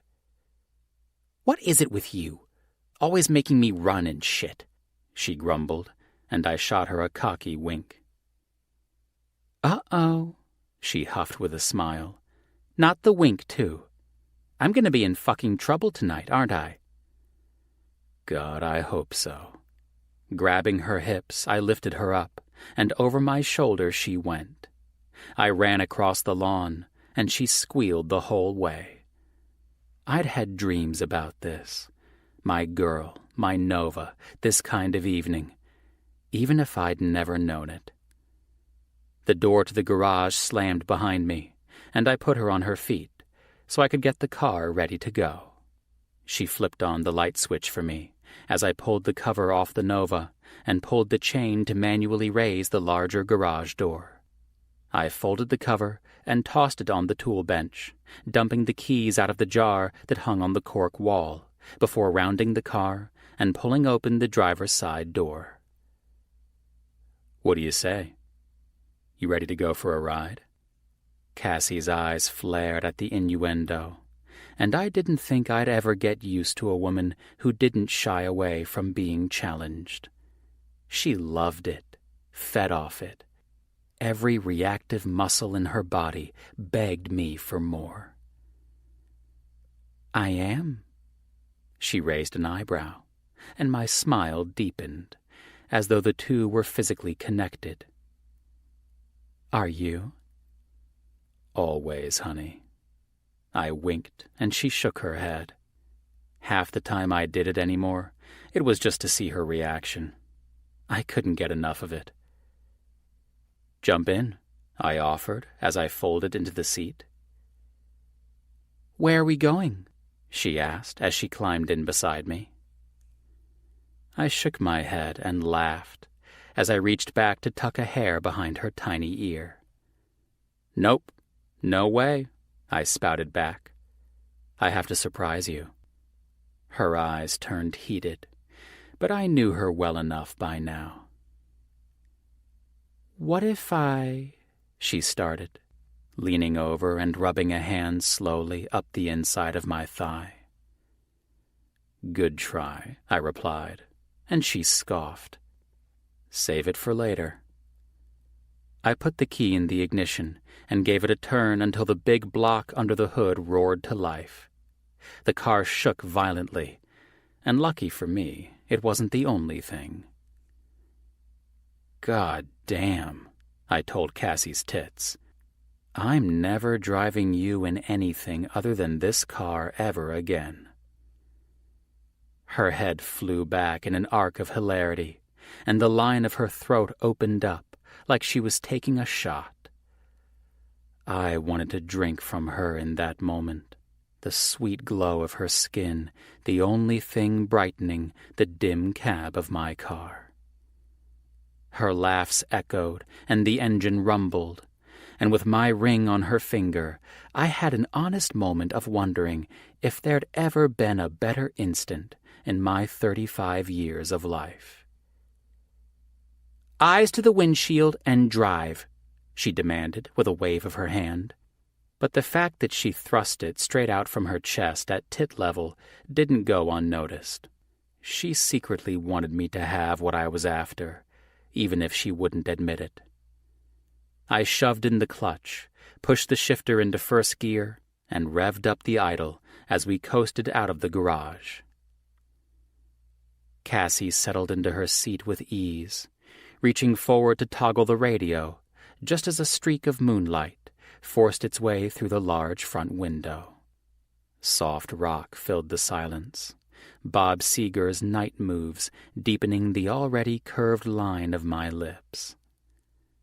Cassie looked from the road to me several times, before sliding her way across the bench-style seat and settling her entire body into the crook of my arm. I didn't waste time pulling her closer and keeping her there, as I drove down the gravel line of my parents' driveway and out onto the mostly deserted road. I'd made this drive before, in this car, with a girl in exactly this position, but I'd never felt this at ease. Like no matter where the night led, it would be somewhere good. Cassie hummed along to the music as I drove and listened, and before I knew it, it had been a full 10 minutes, and we were parking down the dark, muddy tracks that led to the lake deep in the woods. "Is this what I think it is?" she asked, perking up and forcing my arm to fall from her shoulders. "I don't know. What do you think it is?" "It's either the place of teenage dreams, premature ejaculation, and first-time fondles, or the site of my death." I laughed. "Door number 1, honey." "Holy shit. This place must be legendary for you. Do you store all the bras in your trunk? There's a shrine, isn't there?" she asked, rapid fire. "I'll have you know I've only been here with 5 women." She raised an eyebrow, and I pretended to think it over. "Okay, 6. She rolled her eyes. I threw my hands in the air. 15 max. "Quit now while you're not even remotely ahead." "Good idea," I agreed, as I pulled to a stop and dumped us into immediate silence with one turn of the key. "Come on," I called, when she didn't move or say anything. I pulled myself up and out of the car and watched as she did the same, gesturing for her to follow me to the trunk with a crook of a finger. Mentally, she didn't come willingly, but her body wouldn't let her say no. God, I loved the idea that I affected her that strongly. "Is this where I have to volunteer my bra as tribute? Because I've got bad news." "I know. You're not wearing one." We both smiled. "And that's not even remotely bad news." "Does this mean I have to donate something creepy to your collection? Like teeth?" I barked a startled burst of laughter. "There's no collection," I told her. "Pinky swear." "Oh, man," she muttered, as she linked her smallest finger with mine. Mine was double the size of hers. "Now I know you're serious. Breaking out rule number 9. Rule number 9. No pinky swears unless you mean it. Of course, I'm paraphrasing here. She huffed adorably at the sight of my wink. I ignored the mock frost and popped open the trunk to find all the good stuff still there. "A blanket?" she asked as I pulled it out and reached deeper into the dark opening. "And a CD player. Wow. Welcome back to the 90s. The corners of my eyes crinkled as I slammed the heavy metal trunk shut. "Come on." "Oh, I'm coming. Tell me you've got some 90s CDs in the car to play on that sucker." "Sorry to disappoint, but it's the radio or silence." "Or you could serenade me," she offered. "I get it. How you'd think I have the voice of an angel, what with my obvious good looks and all-around above-average talent. But trust me, My voice isn't performance-worthy. Are you actually admitting to being bad at something? Do you feel okay? She teased. It took 15 years and several video recordings for Klein, Frankie, and Wes to convince me that I was anything less than superior. I mean, it's so unlike me. You're also not top-notch at being modest. Just saying. Psh, I said, as I spread the blanket on the ground, close to the edge of the water. Who needs modesty? Most people. Public figures. Polite society. Girls in cotillion? I added with a skeptical eye. Those rules are archaic. The only people who need to be modest are those who feel genetically inclined. So not me or you, I guess. Exactly. And what am I supposed to be? She asked, as I sat down on the blanket and leaned back onto my elbows. It was a completely different perspective to see her from below, rather than towering above. I took advantage by surveying the line of her jaw and the curve of her creamy neck to see which angle I liked better. That's easy. She put her hands on her hips and waited for my revolutionary answer. You. All you're supposed to be is you. Am I supposed to be sexy? She asked with a smirk, as she leaned down to turn the radio on. The simple beats of Chris Stapleton's Tennessee Whiskey were just starting to build on the very first station, and she left it to play softly into the night. Subtle but sure, she started a sway of her hips, back and forth, like a form of hypnosis. Oh yeah, I agreed as I watched them move. Sexy is definitely you. Her eyes lit, a reflection of moonlight making them shine bright across the distance to mine. Like a tree in the breeze, she moved with ease, just barely mimicking the beat of the music, but leaving no doubt that she'd fully embraced it. She started to move in my direction, up from the outstretched location of my feet to the side of my hip and back again. Her eyes followed mine the whole time, and my heartbeat seemed to build in intensity. Her back became my focus, as she turned away with a flick of her hair and a wave of her arm, before bending at the hip like a hinge. Excited eyes sought mine from the gap between her legs, but the sight of her ass in the air made compliance a struggle. "You okay, Thatcher?" she asked, her voice a tease. My answer came out in a hearty rasp. "Yeah, baby. I'm real fucking good." Back up to standing, she moved quickly, spinning her way to my head and dropping her knees directly behind it. I dropped flat to my back, pushing my elbows down into the blanket roughly. She leaned over my face, her tits swinging the front of her dress with every sweet movement. I was fucking spellbound. Her dance was more sensual than overly sexual, but my dick obviously didn't know the difference.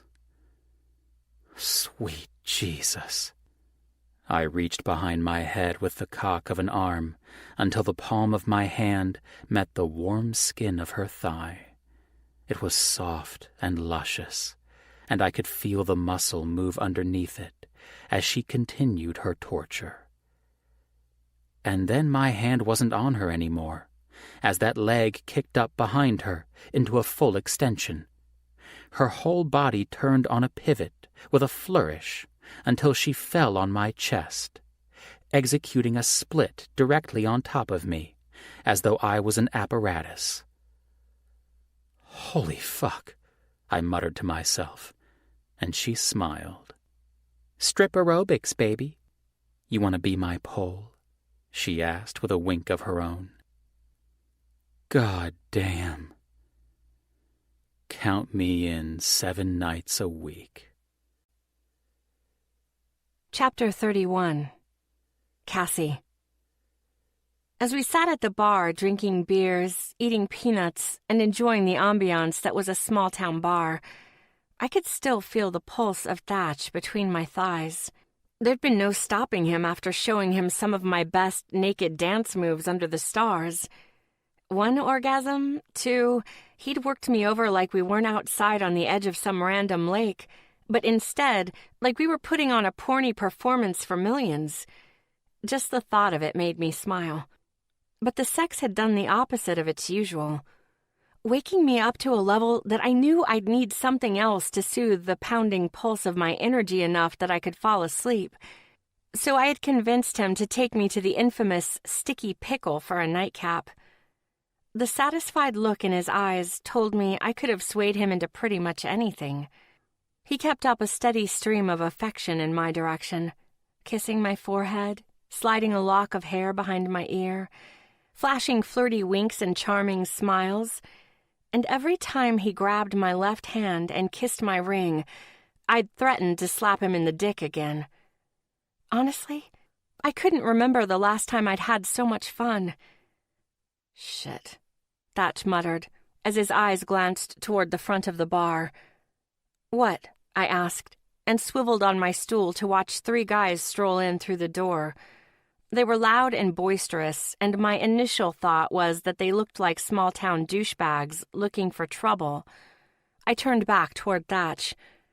You know those guys? He nodded. Yeah, I grew up with them. They look like assholes. He smirked. Hit the nail on the head, honey. One of the guys made his way to the bar and stood as close to Thatch as was humanly possible without sitting in his lap. I'll take 3 buds, Charlie, he told the bartender, before turning his attention to us. Oh, hey, Thatch, he greeted, and it was anything but friendly. You brought a friend. How fucking precious. Thatch ignored him, stood, and turned to me. Want to shoot some pool? His blatant avoidance had me tilting my head in confusion. Sure, okay, I agreed, and took his outstretched hand.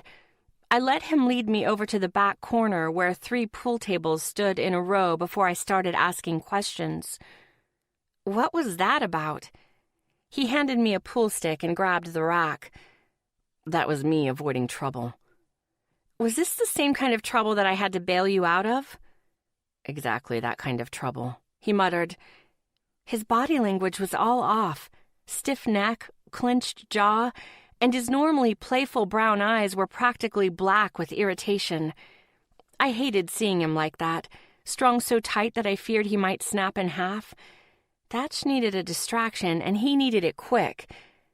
I set my pool stick down and slid my body under and between the long arms that were currently racking the balls.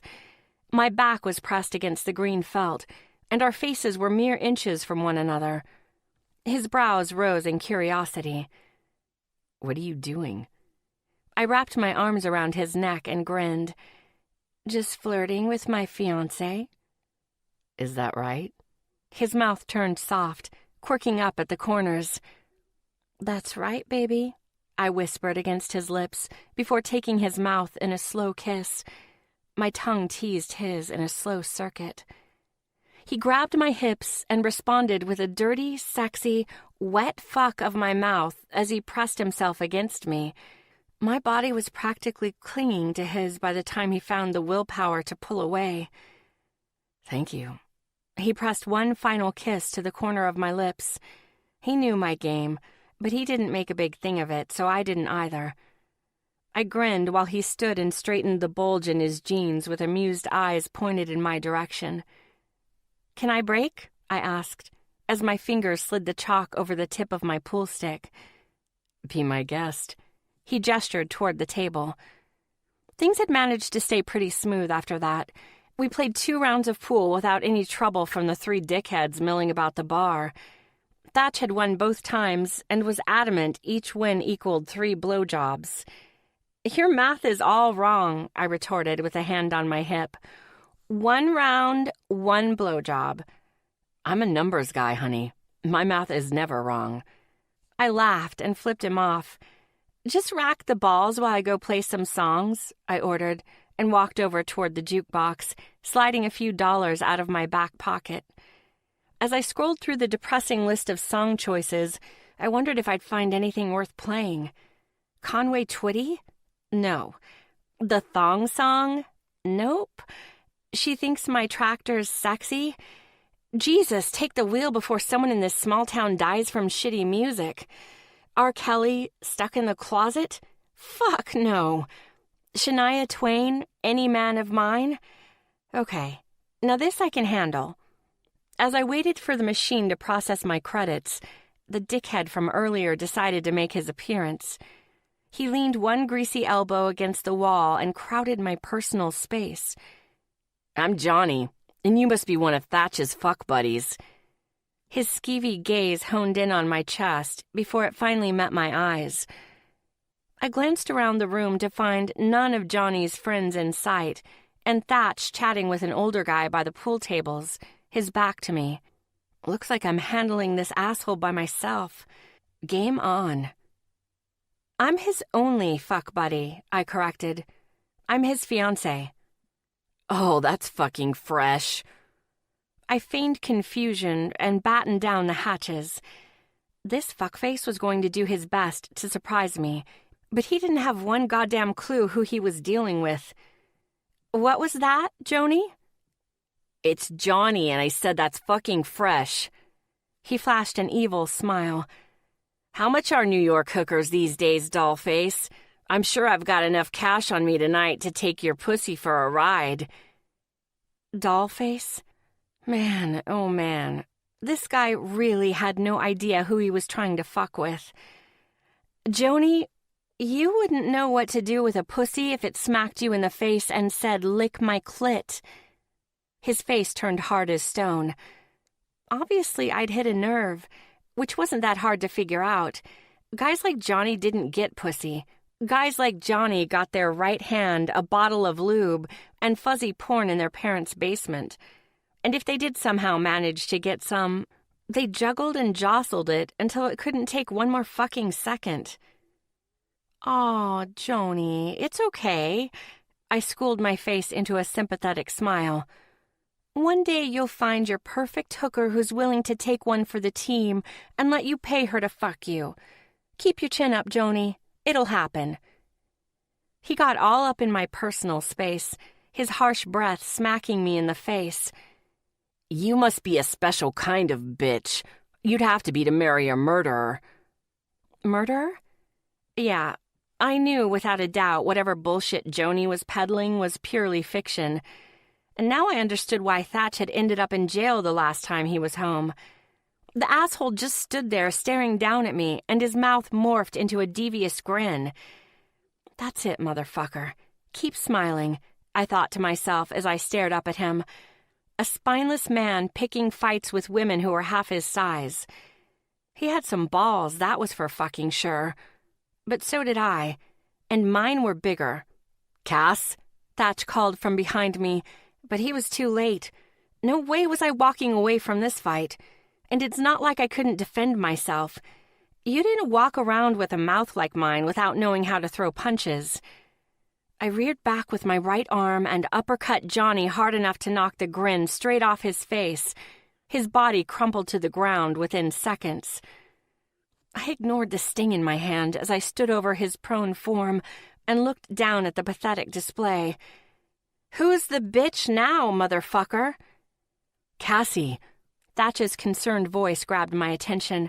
He lifted me up and away from the scene of the crime, and his hands moved over my face, my arms, my shoulders, searching for any sign of injury. Shit, honey. Are you okay? Oh, I'm fine, T. His gaze was wild with concern. What the fuck happened? Thatch's desire to kill the asswipe showed plainly on his face, so I chose my words carefully. I pointed to Johnny, who was now being tapped in the stomach by the foot of the bartender. That guy Joni, I responded. He doesn't have any manners. Thatch blinked 3 times like he couldn't process what I was saying. Wait, did you just call him Joni? Oh, is that not his name? I feigned confusion. He barked out a laugh. His name is Johnny, but I have a feeling you already knew that. I flashed a knowing smirk. Thatch's eyes turned from murderously concerned to filled with hilarity in the span of a heartbeat. So you took it upon yourself to teach Joni some manners? I shrugged. Obviously. Someone had to. This shit can't keep happening every time you stop by, Thatch. Charlie grumbled behind us as he tried to rouse a snoozing Johnny. I'm calling the sheriff. Come on, Charlie, Thatch begged, as he stared down at me with a tickled grin. Just let it go. He assaulted my fiancé. I grinned back. God, we were both fucking insane. It made my belly flutter and my smile consume my face until I felt like my cheeks might burst. Charlie laughed incredulously. He didn't lay a finger on your fiancé. I watched it all from behind the bar. And you know this cocksucker is going to try to press charges the second he comes to. Hell, if I'm going to be the one who has to deal with Miller tomorrow morning... Thatch put both of his hands on my shoulders. Honey, he said with amusement in his voice, I have a feeling I'm going to be the one bailing you out of jail this time. Well, I shrugged. It was worth it. Hey, Sheriff Miller, do you mind if I use the ladies' room and grab a snack from the vending machine? Call me Bill, darling. He responded from his comfortable position behind his desk, chair leaned back, boots kicked up on the metal table. And help yourself to the snacks in the break room. Thanks, honey. After I knocked Johnny out in one shot, I got arrested by the Frogstown police. Sheriff Miller had placed me in cuffs and put me in the back of his patrol car while Thatch had tried to convince him otherwise. But it hadn't worked. Obviously, my fiancé had been a troublemaker back in the day and had zero pull in his hometown. The sheriff actually made it pretty clear that if Thatch tried to come with me right away, he'd put him in cuffs right next to me. The sweet fucking giant had looked like he was considering it.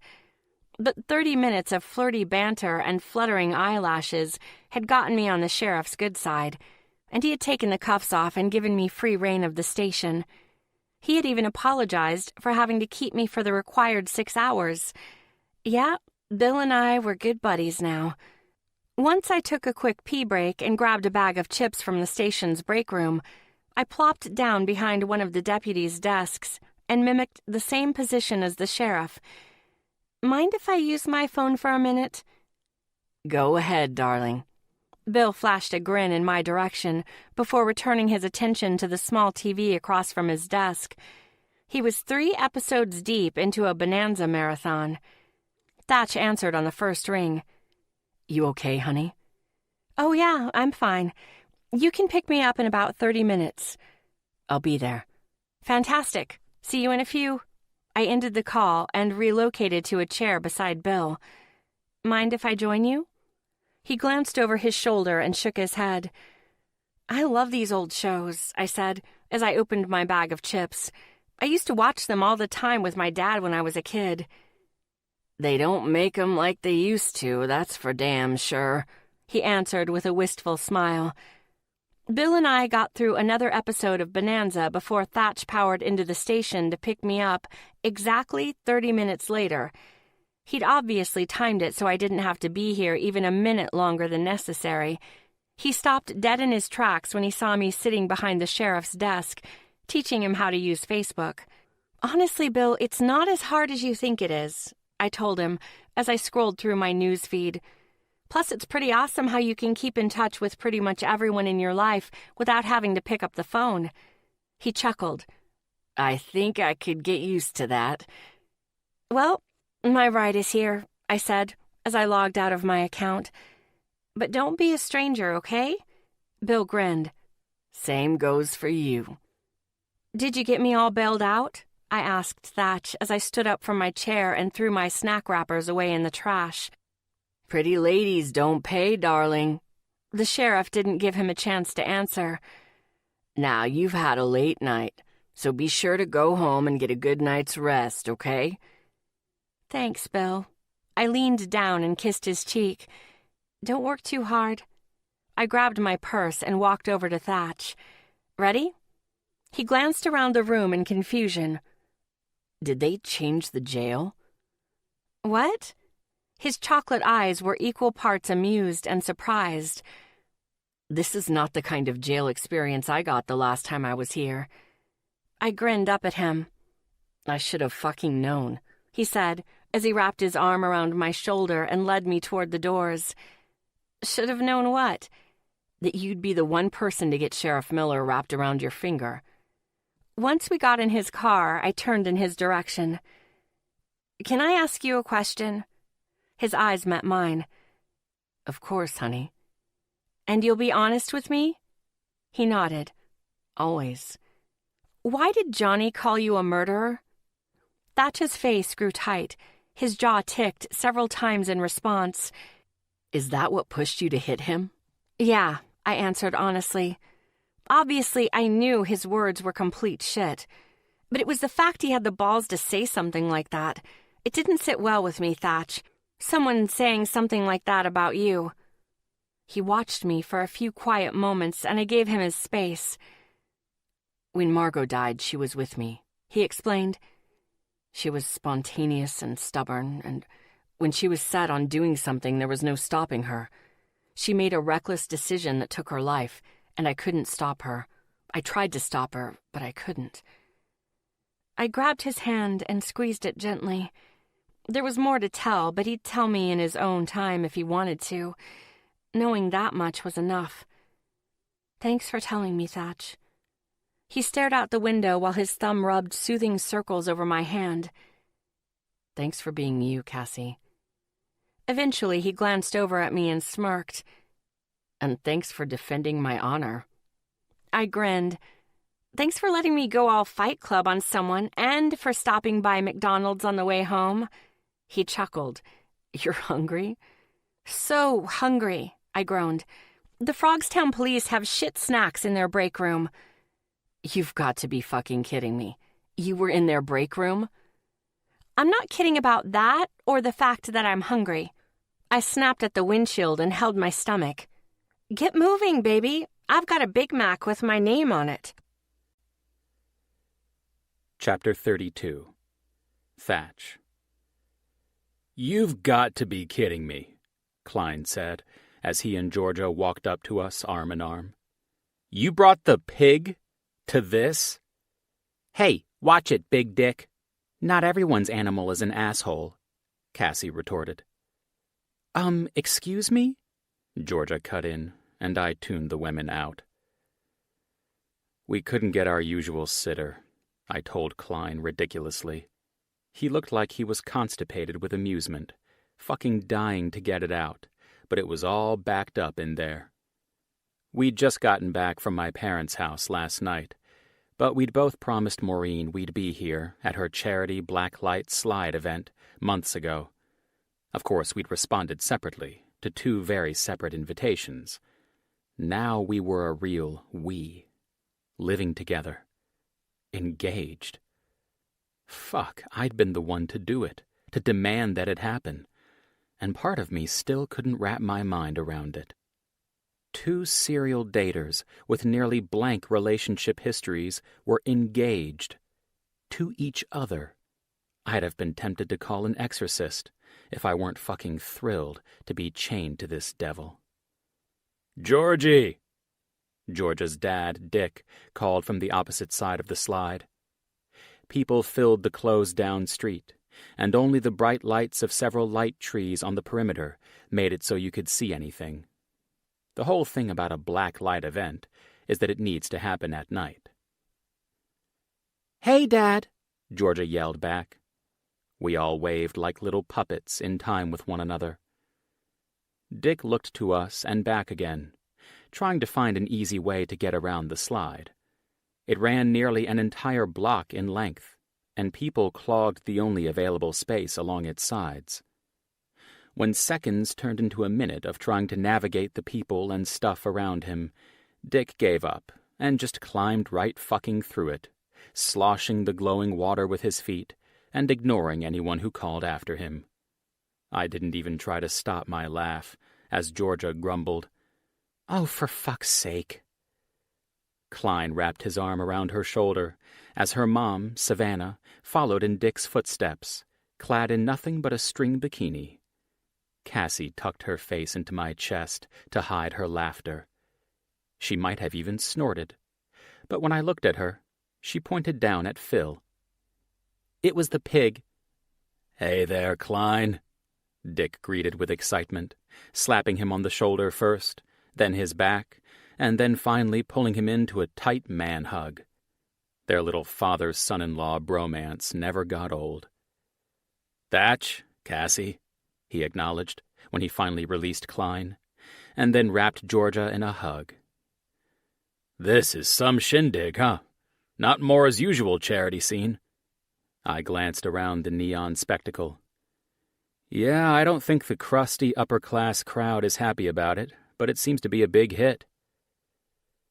There were more people here than I'd ever seen at one of these things, and the atmosphere was really fucking cool.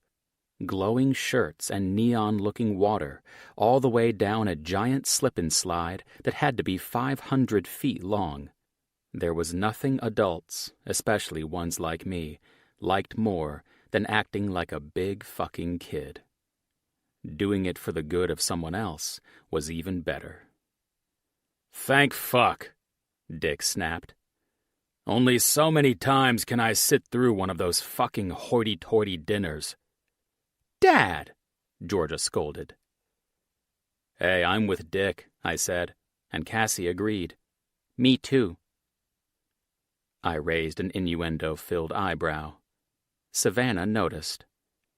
"Wow, there's some really great sexual energy between you two." I smiled, but Cassie didn't stop there. She never did. "That's because we're banging like bunnies." When other people got embarrassed, Cassie became emboldened. It was so fucking sexy. "Fantastic!" Savannah shouted.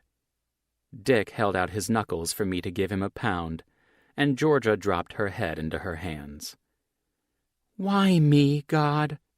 "Baby," Klein said through a laugh, tucking her into his chest. "Where's your mom, Klein?" Savannah asked. "I want to say hi."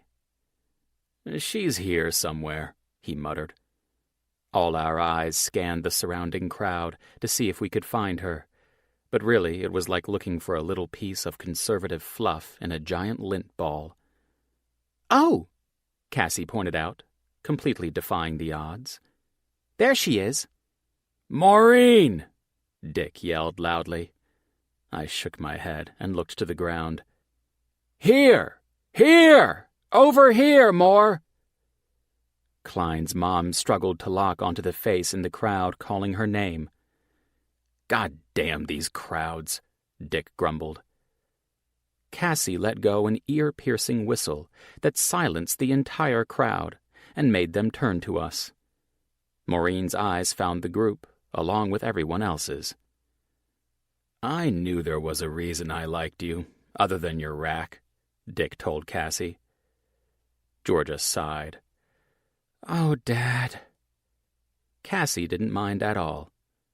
"Thanks, Dick." I pulled her a little closer, and she laughed. Phil tugged on his leash occasionally, but mostly just rooted around at everyone's ankles. Normally, Klein would have reacted, but I guess a horse-sized dog and his asshole feline lover had already desensitized him to animal distractions. Bob caught up to Maureen just as she shuffled over to the group. "Good job on the $1 beers, Moore," Bob said, lifting his cup in salute. "Are you already drinking?" Maureen asked, aghast. "I still have things for you to do." "Relax, I'll do them. But you can't get a $1 beer anywhere anymore." "I know a place," I put in, and Klein shook his head. Probably at the image of Bob and me out on the town together. Bob wasn't deterred, pointing to me with pizzazz. "You're on." "Bob, please," Maureen said. "Can you keep your eyes on the prize?" "Uncle Thatch!" I heard the scream just as a little body ran into the backs of my legs. Handing the leash to Cass, I turned and picked up my favorite girl. I had a favorite woman now, too. Hey, Princess Mila. Where are your mom and dad? I asked, just as Frankie and Claire came into view. She pointed anyway. The crowd was thick, and they didn't have the same ability to run through people's legs. She took off as soon as she saw you, Claire huffed out of breath as they made it to us. I smiled and looked at Mila. You ready to do your slide thing, girlfriend? I'm not your girlfriend, she laughed. Aunt Cassie is. Who's this? Bob interjected. I'm Mila, she said in answer. I'm 6 years old, and those are my parents. She pointed at Claire and Frankie. I used to think I was going to be a school crossima guard, but now I want to take pictures like my Aunt Cassie. She better wait a few years to take pictures like you, I whispered into Cassie's ear, picturing the half-naked men, and she smirked. Welp, Dick muttered. People had started to go down the slide in the background. Just saw a nipple. I bugged out my eyes as Mila asked, What's a mipple? Savannah only got out one word before Georgia shrieked in panic. Mom, no! I got this, Claire said as she stepped in and pulled Mila from my arms. Thank fuck. Meanwhile, satisfied that her mom wasn't going to corrupt any more youth, Georgia had gotten a good look at the nipple offender. Is that fucking Leslie? Good thing Mila's gone, Cassie muttered in an aside. I looked back to see Claire and Frankie taking her for a close-up view of the slide. She dipped her little fingers into the water and pulled them out to see them glow. What's Leslie doing here? Georgia went on. I had to invite her, Klein defended cautiously. I invited the whole office. His wife scoffed. Ugh! Why does it have to be Leslie? How is it even possible you haven't fired her yet? Klein shrugged. Her eyes narrowed, and she started quizzing him. Where's Meryl? Klein kept his calm like he always did, assuring her in a very diplomatic tone that he was in no way paying favoritism to Leslie of all people. Meryl said very explicitly that I'd see her here, and I quote, over her dead body. All of our heads swung back and forth with their verbal volley. Dean popped up out of nowhere. Did you guys just see that? The witch is officially wet. I'm hoping her skanky tits will melt. Maybe you shouldn't go down the slide, I told Cass. She laughed and fluffed her tits higher with a squeeze of her arms for me. I groaned, bit my lip, and when my dick jerked in my shorts, I forced my eyes to safer locations. Dean, I greeted. Hey, Mr. Man. Goodness, you are a tall drink of water. You want to be my slide buddy? Back off, Dean, Cassie threatened teasingly. Shoot. He turned to Klein. How about you, BDB? You need somebody to grease your slip and slide? Dean! Georgia yelled through a laugh. He's still your boss. Maureen had already flitted off to deal with something, but that was the last straw for Bob and Dick. I think we better go do that thing, Dick. Good idea, Bob. You coming, Vanna? Sure thing, she muttered, as she winked at Dean and spoke to him directly. We'll chat more later, sweet cheeks. Kisses, Dean agreed in dismissal. I smiled and looked around us aimlessly, only to spot someone I knew. Hey, it's Clinton. Clinton? Dean asked. Thatch's little brother, Klein explained with a laugh. There's a little mini-me version of you?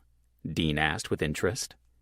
I turned to get Clint's attention, but I heard Georgia explaining in the background. Down, boy. It's the Big Brothers Big Sisters program with the city. Cassie set it up for him. Clint! I called loudly to get his attention. He turned on a dime, eyes scanning the crowd. I was easier to find, since I towered above almost everyone. He waved as if to say, "Oh, hey, Thatch." I wasn't really sure if it was out of obligation or excitement. I wasn't exactly used to being forced on someone by an organization. Forced on people by myself, sure. "I'm glad you came out," I told him as I got to him. "Looks like you've already made a trip down." His skin and big white t-shirt glowed with the fluorescent water, neon green, yellow, and orange, tinging every exposed surface. He looked down at himself and laughed. "Yeah." Cassie had set this up as one of her many jokes, but I had to admit I was having a blast. Helping Clint and mentoring him was one of the best things I'd ever done. I didn't know if I was the best fucking example, but I was trying. "How'd that math test go?" "All right, I guess." "Just all right?" He shrugged. "Let me know when you want to get together, and we'll go over everything again." "You don't gotta do that," he said. "You already taught it to me once."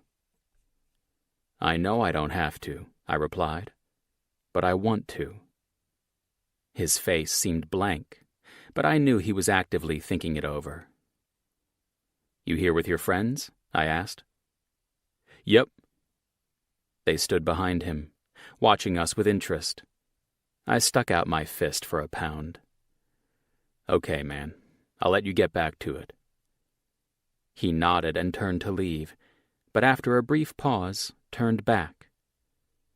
"Thanks, Thatch." I smiled wide enough that I knew my teeth had to be glowing like Ross's in that "The One with Ross's Teeth" episode of Friends. "Yeah, man, no problem. See you soon." This time I turned to go so he wouldn't have to. Cassie stood watching me while Phil tangled the leash around her legs. She shook her head and winked when I blew her a kiss. "Where's Will? I need more man meat," Dean pouted as I returned to the group and wrapped an arm around Cass's shoulder. "He's working," Georgia said with a frown. "Oh," Cassie said, as though she'd just remembered. "What about Winnie? Did anyone invite her?" Georgia nodded. "I did. She couldn't get a sitter." From what Cassie had told me, Winnie seemed like another ball-buster of a woman. I was really looking forward to meeting her. Always late to the party, Wes walked up right then. "Who couldn't get a sitter?" "Winnie," Cassie told him. "You'd really like her, actually. She works with Will." Wes waved it off. "Last thing I need is a woman with a kid." Klein and I cringed in sympathy. "That's fucking awful," Cassie snapped. "Oh, no, he didn't," Dean whispered dramatically. "Seriously, forget that then. She deserves better than you," Cassie scoffed, and Wes just shook his head, looking to the men, but not a single one of us was willing to go down with his ship. Sorry, dude. I had a woman to think about now, one I very much hoped would reward me for my loyalty tonight. Her eyes said she would. Wild for wild, prank for prank. As soon as I found someone to watch my goddamn pig, I was going to take that woman for a ride. We looked radioactive as we tumbled through the door to our apartment that night.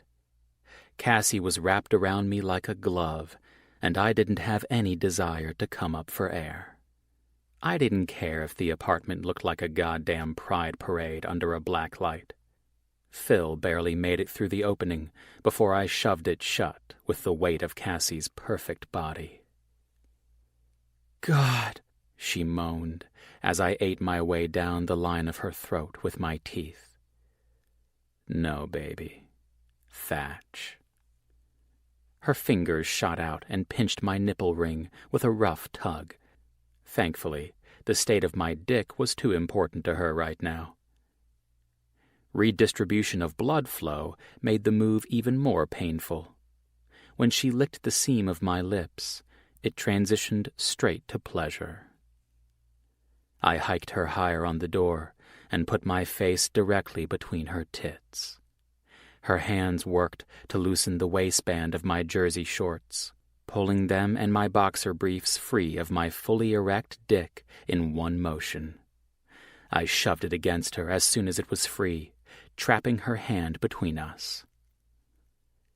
"You wet for me, baby?" "I could be wetter," she challenged, and I growled. Phil snorted relentlessly at my feet, until finally climbing into my shorts and underwear at my ankles. Cassie looked down and cackled. "This gives a whole new meaning to having an animal in your pants." I laughed as she pushed my shirt up and over my head, leaving me completely naked, save the pig and pants around my ankles. She shoved off the door with her palms to get us moving, and I stumbled, nearly going down in a tangle of epic proportions. Squeals pierced my ears from her and Phil. I laughed and righted myself before shuffling down the hall with her ass in my hands. She giggled and threw her hands in the air as I licked at her neck. When we finally made it to the bed, I dumped her down with a flourish and stood back with my hands on my hips. Her eyes gleamed as they locked on my dick. "You've got on way more clothes than I do," I told her. "Way too many clothes." She smirked, sat up, and grabbed the hem of her tank top, pulling it up and over her head. I watched as her tits held until the last second and then bounced down, bare and pebbled and perfect. My dick jumped. "I could have sworn you were wearing a bra tonight," I told her, reaching out to tweak one nipple with a finger and thumb. She pushed her chest closer to me and moaned through a smile. "It's built into the tank top," she explained, as I closed a nipple in my mouth. "What?" I mumbled. She laughed. "My bra. It's built into the tank top." A drop of pre-cum leaked from the tip of my cock as I pictured my dick between her tits. "Thatch!" "What?" I said with a laugh. "Bras are blasphemous. Don't ever mention them in this house again." "You brought it up." Laughing, I pushed up off the bed, sadly away from her tits, and pulled a squealing Phil from between my legs. He took off running as soon as he hit the floor, but he was the last priority on my list right now. Making quick work of the fabric around my ankles, I shoved it all down and off at the same time as my shoes and socks, and put my knees to the bed on each side of Cassie's hips. "I think you're forgetting something." She laughed, gesturing to her still-fastened pants with a jerk of her head. But I shook mine as I climbed to straddle her, skimming my way up her body until my dick lined up with her chest. "Don't worry, honey," I told her. "I'll get to those eventually." "Thatch." "Unbutton them, baby. Touch yourself while I fuck your tits for a minute." Her chest heaved, and my pupils dilated. God damn. "Do whatever you want," I instructed, the game coming to me in an instant. "Slow and steady or hard and fast. Work that clit and pump that pussy however you want until you come." Her eyes flared, and she licked her lips. "I'll fuck your tits until you get there. It's up to you how long I get."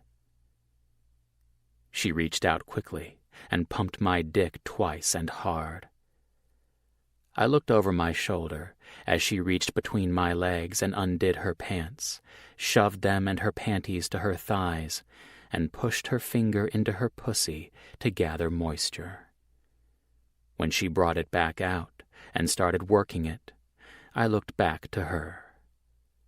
Her eyes gleamed as she grabbed my ass and pulled me to her tits.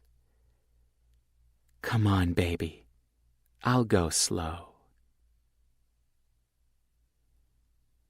I licked a path between her tits and straight down to her pussy, where I lapped at the top to tickle her clit. She shivered and shoved at my head, breathing heavy with exhaustion. "I'm gonna make you touch yourself every fucking time." She laughed and swatted at me. "Licking your finger clean after you came on it was the hottest thing I've ever fucking done." Her smile curved all the way to her sleepy eyes. "Okay," she admitted. "That was pretty hot." Climbing back up her body, I pressed a soft kiss to her lips, and then fell to my side beside her, settling into my palm with an elbow in my pillow. Cassie patted affectionately at my cheek, so I grabbed her wrist, fell to my back, and pulled her over on top of me.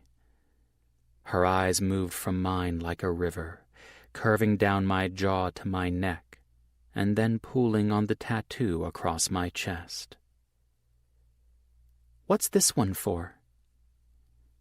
"The tattoo?" I asked, and she nodded, settling her chin on my chest and bringing her gaze back to my eyes. "Mi vida loca," I recited. It means my crazy life.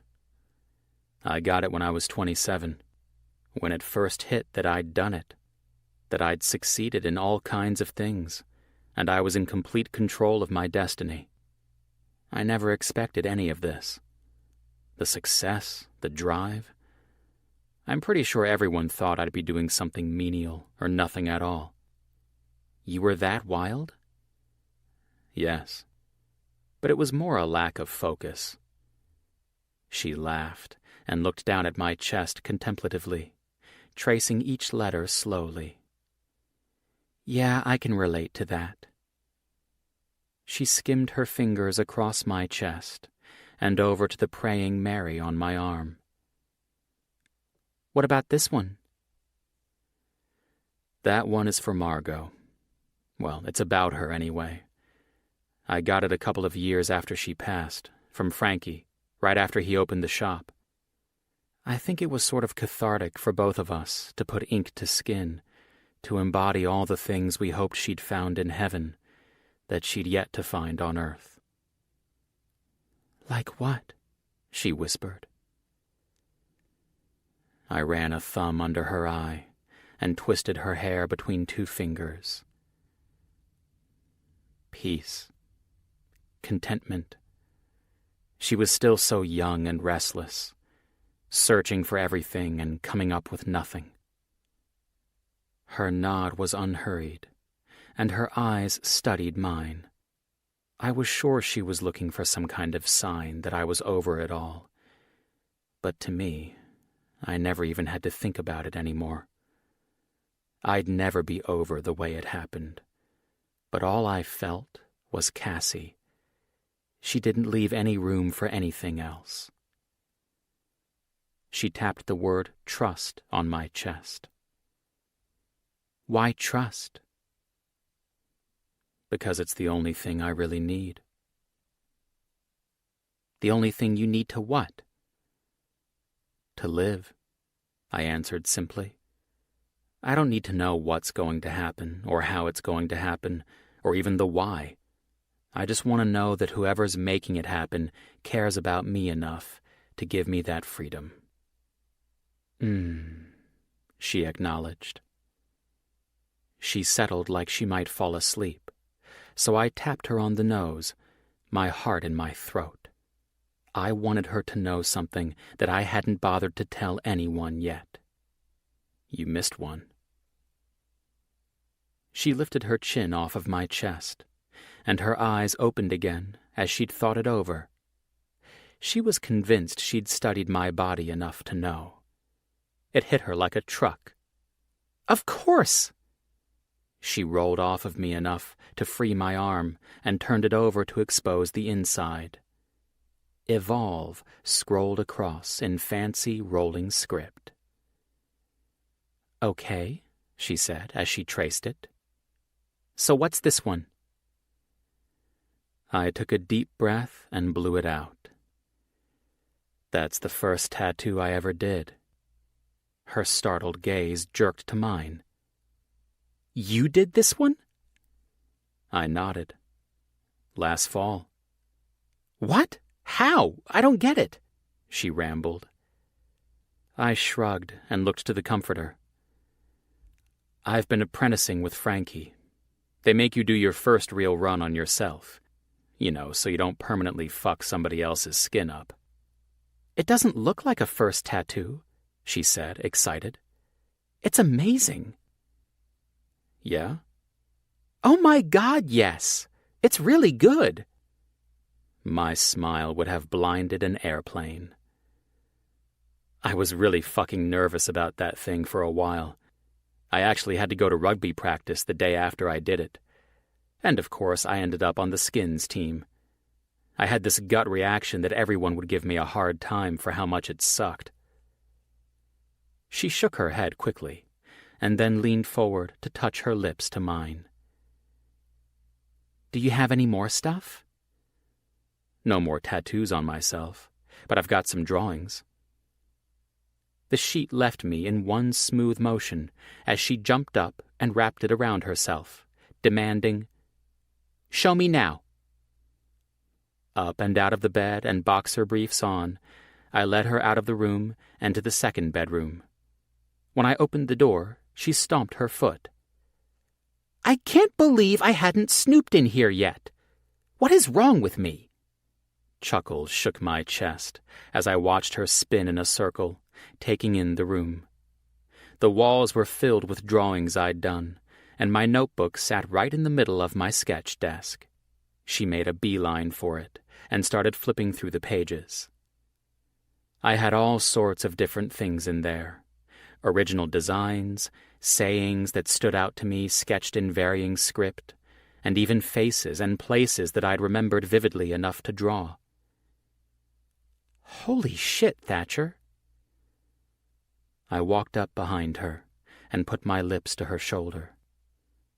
"Have you ever thought about getting a tattoo?" She shook her head slowly as she flipped through the pages one at a time. "No. I've never felt like there was anything I felt strongly enough about to commit to my skin for life." I nodded there, right in the crook of her neck, until the tickle of my facial hair made her shiver. She paused on one page, and I read it over her shoulder. One of my absolute favorite sketches filled my chest with new meaning. She was crazy, wild, chaos and beauty. My heart, mine. Vulnerable and soft, she whispered right out into the emptiness of the room. "I want to be yours." My eyes closed, and love overwhelmed me. You fucking are. Forever. Chapter 33. Cassie. The huge motor whined as we sped up through a hole in traffic. People barely moved out of the way, but despite our slow progress towards someone's life or death situation, I couldn't find it in myself to get angry. It was 3:00 in the afternoon. I was sitting shotgun in a fire truck, and I was in all my motherfucking glory. "Thatch!" I shouted into my phone over the blaring sirens in the background. "Cass, where are you?" "I'm in a fire truck cruising down Fifth Avenue." "What?" he yelled. "I'm having trouble hearing you. It sounded like you said you're in a fire truck." "You heard me right." The sirens increased in 3 loud bursts as the fire engine maneuvered through an intersection. "I'm saving lives and putting out fires for the day." I couldn't hear his response because the truckload of firemen started to argue around me. God damn it, move out of the way. Take a left, Ronnie, it's faster. Fuck off, Vin. A minute later, the sirens died down, and we pulled up in front of an apartment building. The guys jumped out and headed inside while I stayed back in the truck. I was finding that not all emergencies were actual emergencies. Sometimes what one person might call a kitchen fire, another would call bullshit. Just turn off your stove, moron. Are you still there, T? I asked into the receiver. Yeah, honey, he responded. I thought you had a shoot today. I shot a charity calendar for FD&Y, and we finished a little earlier than expected, I explained.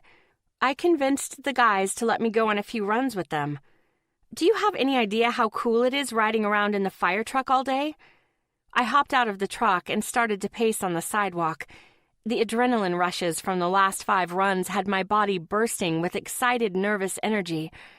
I think I want to change my career. He chuckled. Sounds like you're enjoying yourself. I am, I agreed, and watched pedestrians mill about the building, looking for a show. I wanted to tell them to mind their own fucking business, but the last time I had done that, the lieutenant told me to zip it, or else I'd get the boot. Obviously, since boots so weren't a summer shoe, I kept my loud mouth shut. Are you busy tonight? I asked Thatch, staring into the building and hoping I'd see a lick of flames burst through the window.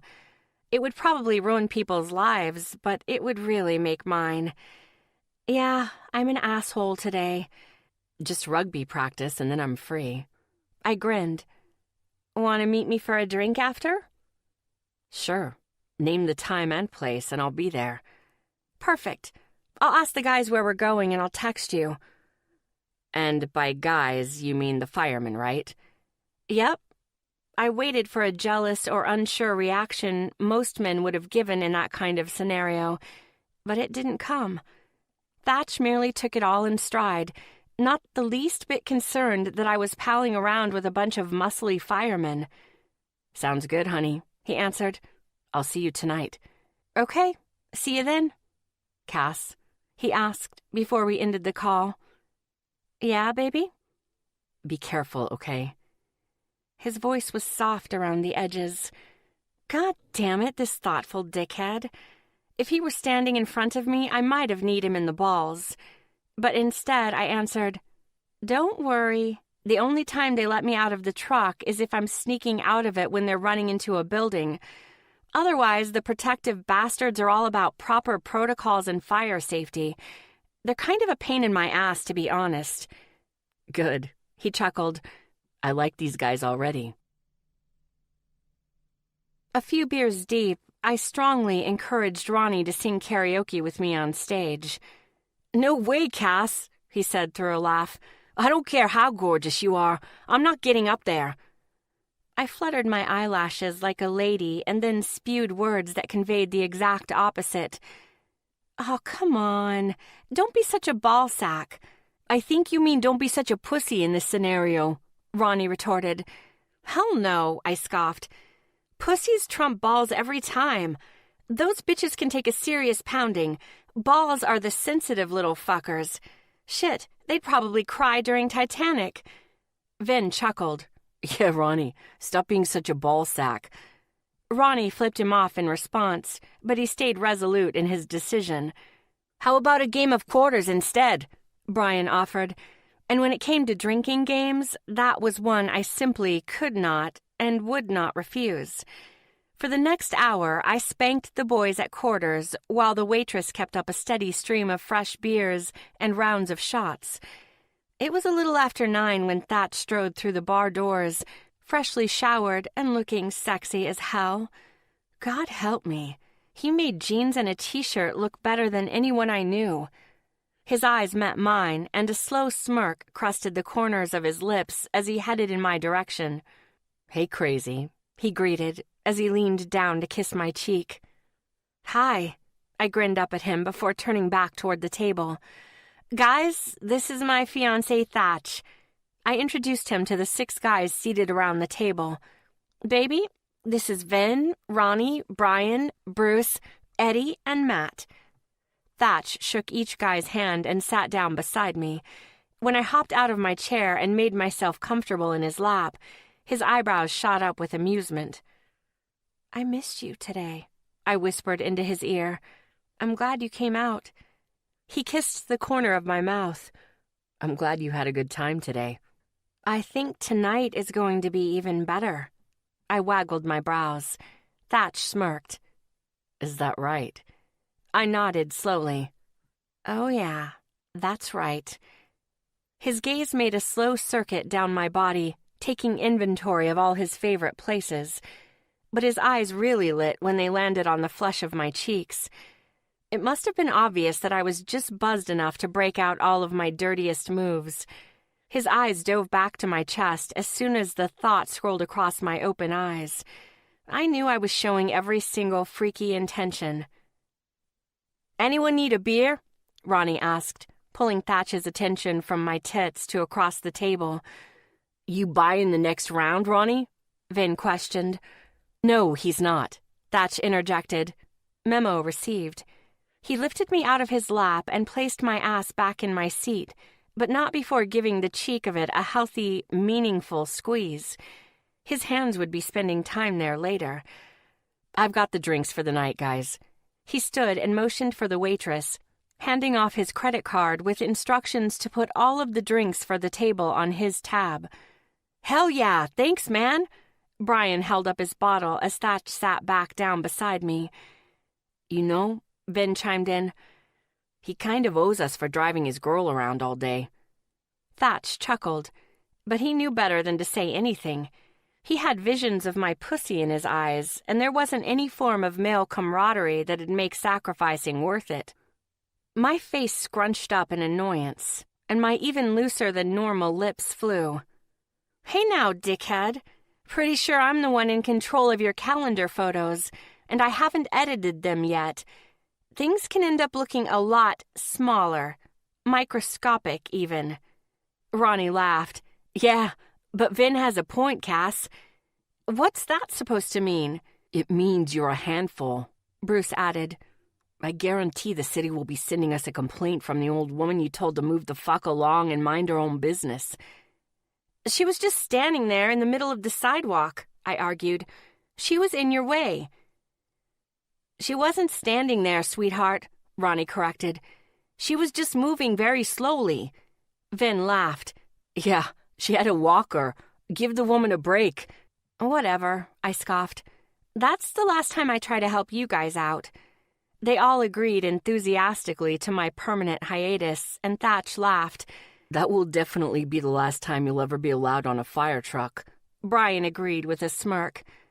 "I don't know why you're acting all high and mighty," I retorted. "You're the one who asked me to slide down your pole about 15 minutes after I met you." Brian choked on his beer, and both of his hands went up in the air like he was being held at gunpoint. "In my defense," he responded, meeting Thatch's curious yet markedly less easygoing stare, "that was before I knew she was engaged, and that said fiancé had arms bigger than my head." The guys chuckled around us.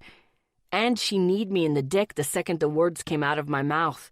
Brian added, "I'm honestly not sure if I should be more scared of you or of her." "Probably her." Thatch smirked and wrapped his arm around my shoulder, tucking me into his side. For the next 2 hours, we hung out with the FDNY crew, laughing, drinking, and just shooting the shit. By the end of the night, the guys were asking Thatch to join their basketball league and meet them every Friday night for darts at Maloney's. Fucking charmer.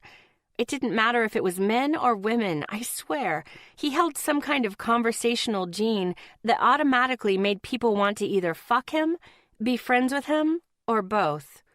After I finished off my 5th beer of the night, I hopped back into Thatch's lap with my cell phone in my hand. Guess what? What? Big Dick is hip to our game. I held my phone up so Thatch could see my most recent text conversation with Klein. Me. Earn 53 fuel points at Shell by texting, "I have gas" to this number. Klein. Unsubscribe. Me. Error. Could not process your message.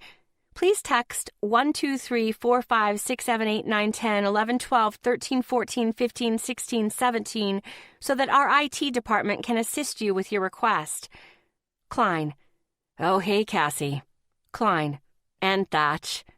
Klein. Game over, assholes. Me. But what if the next subscription is for porn, Big Dick? Klein. Stop texting me, Cassie, and tell Thatch to stop searching for disfigured dicks on the internet.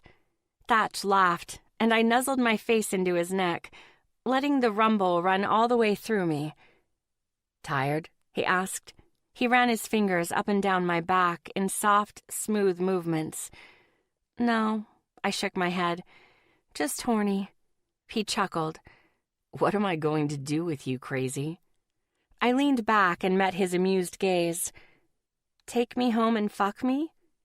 Thatch tapped the table with his hand and stood while still holding me in his arms. We're calling it a night. His strong arms maneuvered my body around so that he was giving me a piggyback ride. The guys groaned their disapproval. Oh, get over yourselves, I teased. He's taking me home so I can ride his pole. Thatch laughed and walked around the table to shake each of their hands. I'll keep my tab open for you guys. Feel free to close the place down. They hooted and hollered and made all the sounds of a good time, but I'd never wanted to hang around less. We said our goodbyes, and Thatch carried me out of the bar with his hands gripping my thighs and long legs eating up the pavement in relaxed strides. Next stop, Thatch's Supercock, I shouted into the night air. And no sleeping until we both come, honey. Chapter 34. Thatch. Thoughts of the night before consumed my sleep. I dreamed about Cassie riding my cock, and the feel of her tongue in my mouth, and the tug of her teeth on my nipple ring. I'd never considered piercing my cock, but the things she did with the one in my nipple made me come scarily close to actually considering it. My lips tipped up at the phantom feel of her mouth on me. God, I loved dreams like this. I could lay here and sleep forever if Dream Cassie kept this up. Her tongue circled the tip as she took me all the way inside her mouth, and I groaned. That's it, baby. She started to giggle, and I wasn't sure where it was coming from, but I liked it. It made me harder, if anything. Oh, yeah. I'm close. She tightened her lips and increased the suction. Oh, fuck yes. Her hand moved up and down on the part she couldn't fit in her mouth, letting all the lubrication from her mouth drip down to ease the motion. Faster. Oh, man, she was so good at following orders in my dreams. Fuck yeah, touch my balls. Her mouth left my cock, and I felt like crying. Okay, baby. My eyes shot open. Cassie's knees grazed the inside of my legs, and her heels met my ass. Oh, fuck!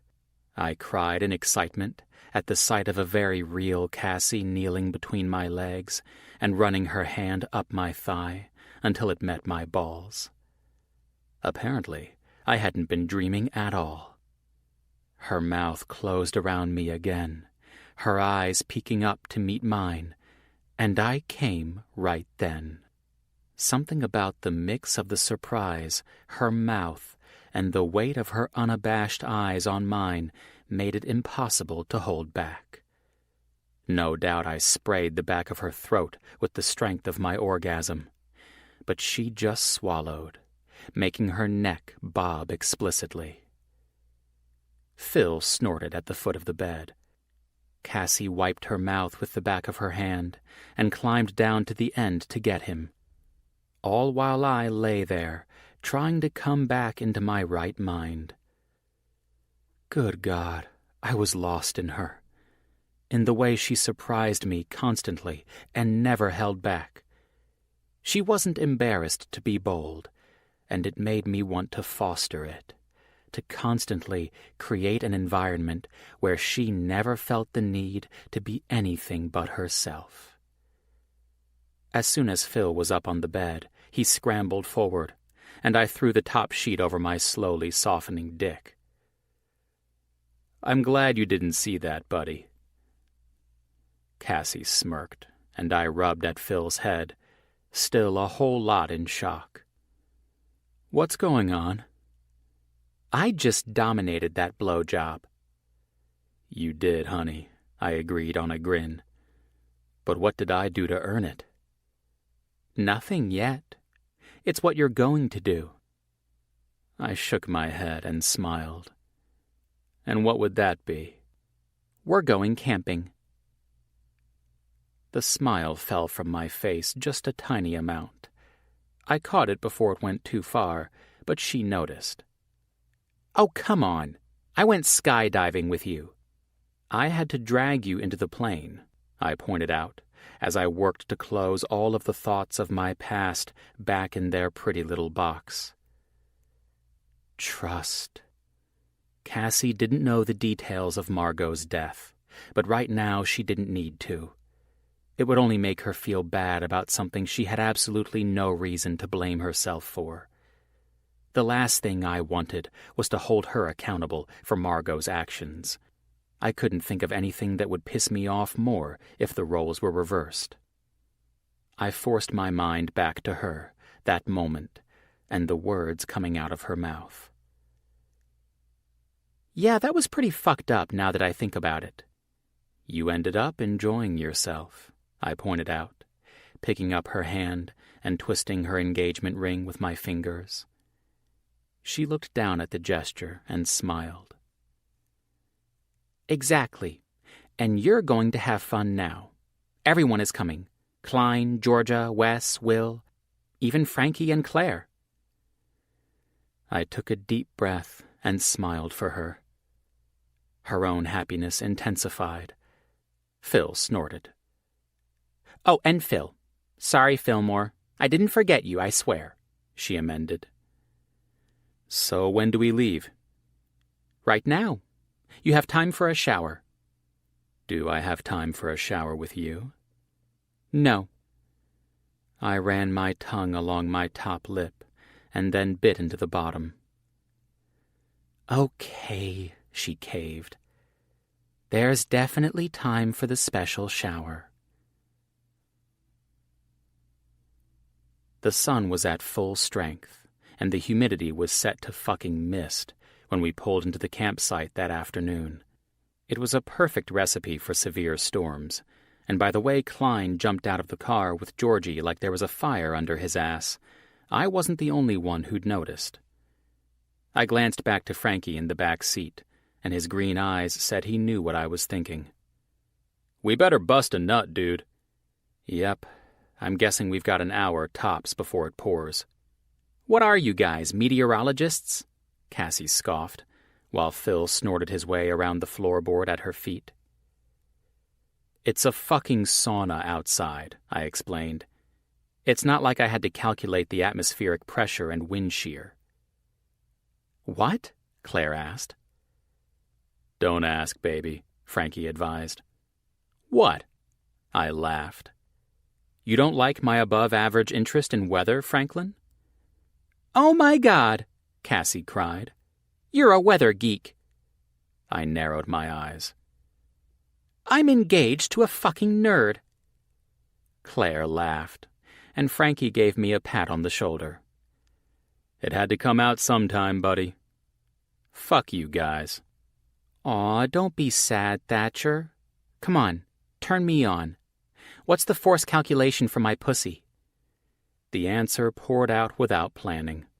Your pussy is usually stationary, and since force is mass times acceleration, it's really my cock that possesses the force in our equation. "Oh my God," she squealed. "It's like I don't even know you." A tiny twinge of something panicked at the thought that maybe she didn't know me. What if she found out something that made her decide to move on? I didn't know if I could take it. Unhappy with that line of thinking, I shut it down completely before it could get carried away. I had enough baggage working against me on this trip. I didn't need anything extra weighing me down. "Come on, Frankie," I grumbled. "Help me set this shit up." The sound of Cassie's laughter finally died down as I stepped outside and shut the door. That could have been the soundproofing of my Range Rover, though. "Why does Cassie look like she swallowed a clown?" Georgia asked from across the site. Klein had her holding one corner of their tent while he staked the one opposite. Tall trees shot up around the entire perimeter, and pine needles made a bed on the ground in between. It was big enough to hold 6 or 7 tents, thankfully. Of course, Wes was late like always, so if we somehow managed to run out of room, the joke would be on him. Frankie was all too eager to share the cause of Cassie's near-on fit of hilarity. "Thatch just showed her his science boner."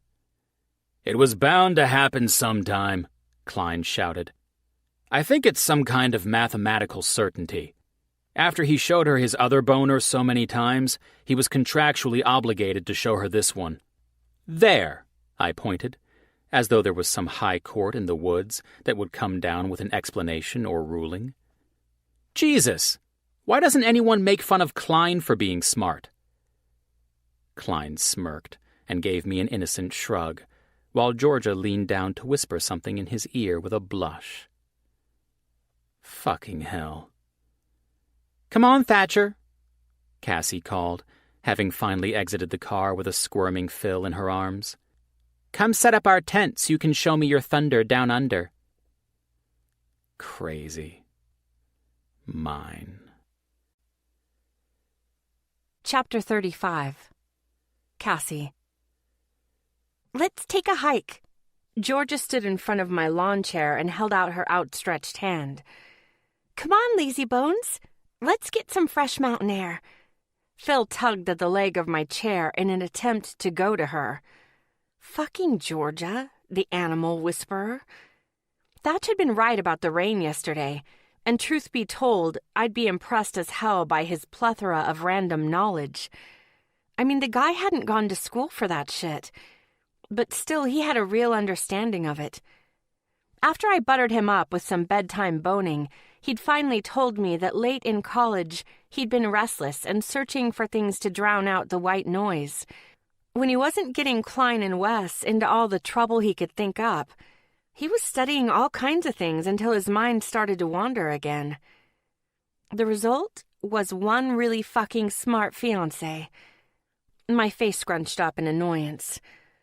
"Ugh, Horgy," I muttered, and wished I was anywhere but in the hot heat of the mid-afternoon sun in the middle of the goddamn wilderness. "It's hot, I'm annoyed, and you're too fucking perky." Camping was one of those things that was a good idea in theory, but when you actually experienced it, the bugs, the heat, sleeping on the hard ground of a tent, you realized it sucked donkey dick. She laughed. "Shut up and come with me." "Why can't Big Dick go hiking with you?" "Because he just walked down to the water with the guys and Claire to fish." I slipped my sunglasses over my eyes and leaned my head back, hoping she'd eventually go away if I fell asleep. "That's not going to work," she declared, and I heard her footsteps crunch against the gravel as she moved behind me. "Get your ass up," she exclaimed, as she gripped the top of my chair and pushed forward. Phil took off as soon as the end of his leash cleared the bottom of the leg. I fell out of my seat and my ass hit the ground a few seconds later. "What the hell?" I shouted, and looked up to find my asshole of a best friend grinning down at me with a hand on her hip. "My pig is on the loose now." "Might as well give in now. You have to go catch Phil anyway." She held her hand out again, and I eventually took it and got to my feet. "For the record, you're my least favorite person on this camping trip." "That's okay, Casshead." She wrapped her arm around my shoulders and all but pushed me toward the trails. "I'll win your love back before the hike is through." I snorted. Don't hold your breath. For maybe the 4th time in my life, I broke into a jog before Phil could wander off to some deserted section of the woods where inbreds lived. "Which trail do you want to take?" she asked, when Phil and I came back a few minutes later. I had 2 options, go up or go down. And for some insane reason, my belly didn't drop to my feet at the thought of facing a few heights. I had a feeling this had everything to do with Thatcher and his need to desensitize me to things. I pointed toward the one that led up rather than down. "Let's see what kind of views we can catch above the water." She grinned. "Don't take that as me getting excited about this." "Oh, I won't," she said, but continued with her perfect fucking grin. As we made our way up the trail, I couldn't help but get lost in the lush views of trees and nature as far as the eye could see. It was a different world from the hustle and bustle of the city, and if I was being a little honest, I was enjoying the change of pace. Besides the mosquitoes buzzing and the dirt kicking up into my face, and the overall sweaty quality my skin tended to take up in this heat-infested shit forest, it was really kind of nice. We passed through a clearing and I stopped, staring in the direction of the edge of a cliff that jackknifed straight toward the lake. Slowly, I inched forward until I could peek over and catch sight of the sun glistening off the water. My head spun a bit from the abrupt drop, but I had the overwhelming urge to strip naked and jump in. "Holy shit, this is gorgeous," Georgia said, taking in the view. "Are you okay, Cassie? I know heights aren't really your thing." "I'm good, actually." My feet inched a little closer to the edge. "I feel like that water is calling my name right now. It's so hot out here, I swear I'm going to end up choking on air." She held her hands over her eyes to block out the bright rays. "Hey, isn't that the guys in Claire?" I glanced toward the left and saw our group kicked back on the rocky edge, fishing poles in hand. They were definitely within yelling distance. "Yo, Thatch!" I shouted, and he glanced up in our direction. "Take off your pants!" "Show me your tits," he called back, and I could see his wide grin. Georgia laughed, and I had the overwhelming urge to do something a little reckless as I continued to stare down at the water.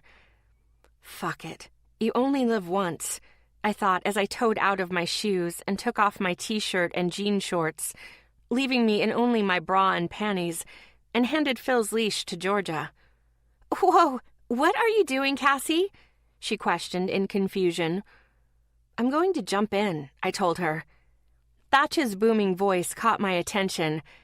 "Cass, what are you doing? Put your clothes back on." "I'm going in," I pointed toward the water. "Cassie." He abruptly stood up from his spot on the rocks and waved his arms in the air frantically. "Don't jump, honey. It's not safe." "It's fine, Thatcher," I responded as I moved even closer to the edge. My bare feet scraped against the dirt until they hit the final rocks that led to a possible death, or a good time laced with an adrenaline rush. "Cassie!" His voice grew louder as he tried like hell to get my attention again. "I don't think this is a good idea," Georgia said from behind me.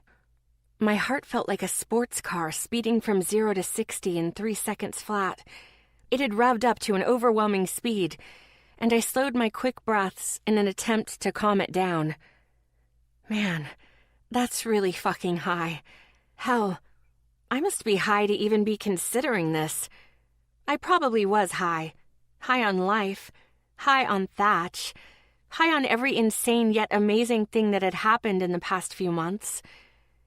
Even though my stomach had taken up residency in my feet, I didn't want to walk away from this silent challenge I had given myself.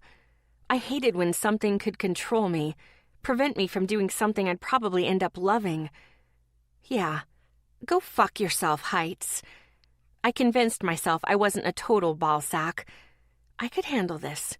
I could do this. Thatch had talked me through the last few accomplishments, but this one would be all my own. "It's not that far down," I pointed out. "People cliff jump out here all the time." Thatch looks really upset. I glanced back down at him and saw he was booking it up the small trail that led to their fishing spot. His eyes stayed locked in my direction the entire time. Shit, I muttered. He's a man on a mission. Yeah, I'd say he doesn't want you to cliff jump, she announced, her gaze moving with Thatch as he got closer. Don't jump.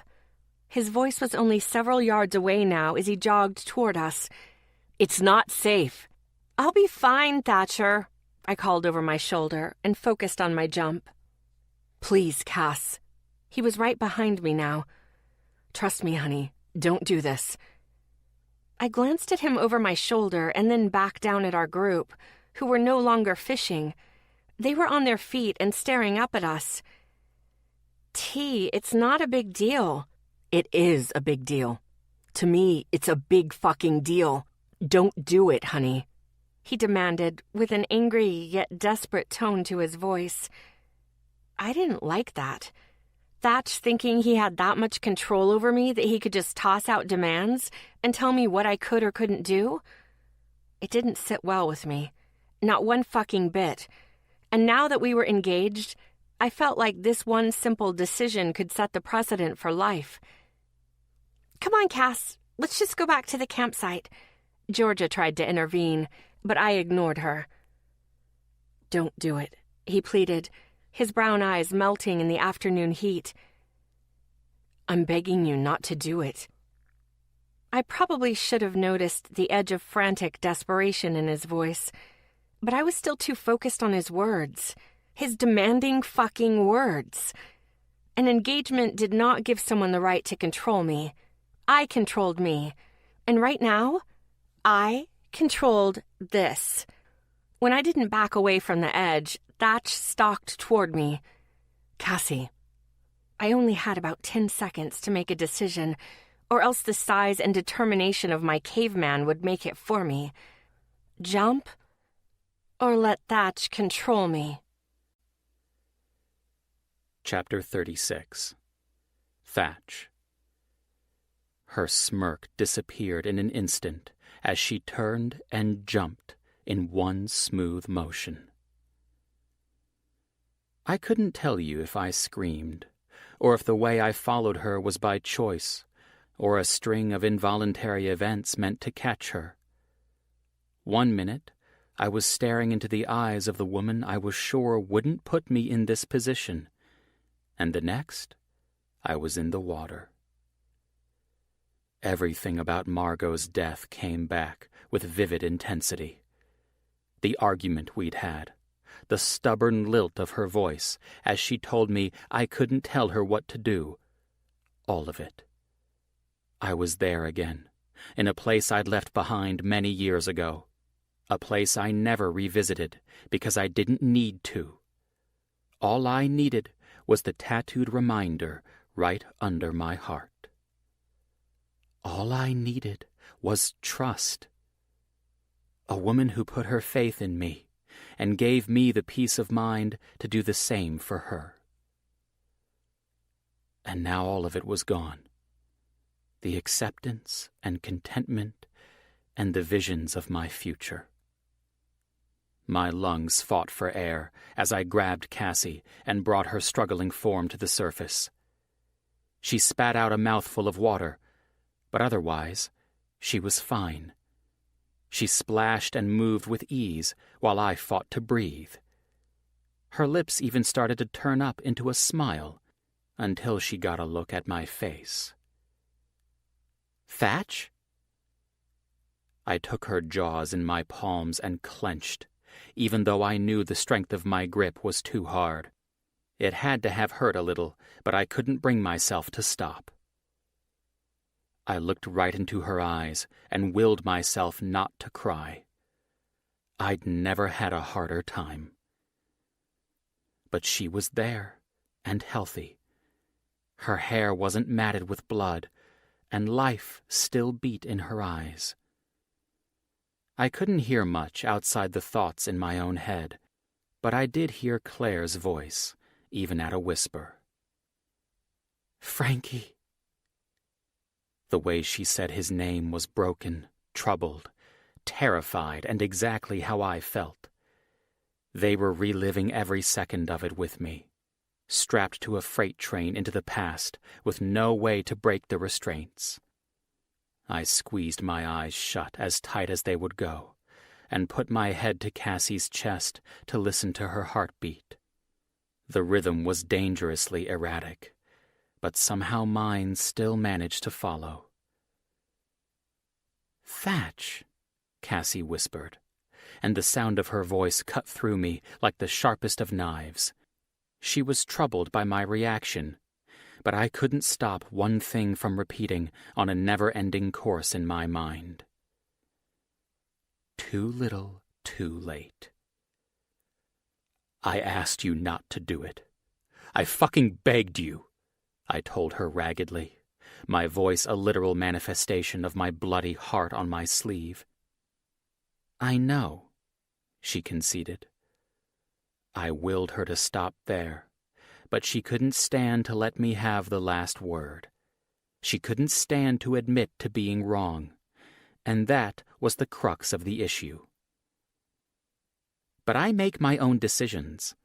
I don't answer to you." "I've never asked you to. There's a difference between asking you to change the way you are and asking you to see me." Her eyes were stubborn, and I felt like I'd never be able to look at them the same after this moment. They weren't just passionate, they were downright violent, and it was all directed at me. "All I see right now is an asshole." The cords of my throat strained with the force of my roar. "Are you kidding me? I fucking loved you!" "Am I kidding?" she screamed, her limbs shaking with the effort it took to keep herself from hitting me. I could see it in her eyes. I swallowed against the burn in my throat and held my ground. "Not once have you said those words to me. Not once, and you choose now. As some part of a demonizing power trip where it's your way or nothing, and it's in the past tense? Fuck you, Thatcher. Fuck you hard." "You knew how I felt," I pushed, and she reciprocated physically, giving me a shove to the chest. I charged back and got right in her face. Her chest rose and fell rapidly with the fight to keep taking in air. "I fucking asked you to spend your life with me. As a fucking joke," she screamed. "A way to win at this stupid game we've been playing. A way to one-up your biggest challenge." That wasn't it, and you know it. It wasn't a joke, not any fucking bit of it. You had to have felt it. "I didn't feel a goddamn thing," she denied, and I felt my heart freeze over. "Well, congratulations, Cassie. Looks like you finally fucking win, because I'm out." Chapter 37. Cassie. I watched Georgia run after Thatch as he stalked away from me and toward our campsite, and I wanted to reach out and grab those awful words that had come out of my mouth and shove them back down my throat. Why had I said that? Why had he said that? What in the hell just happened? I was equal parts baffled and angry, pissed at me, pissed at him, and ultimately confused by his reaction. I felt like he was overreacting about this. He was making this into something I never meant for it to be.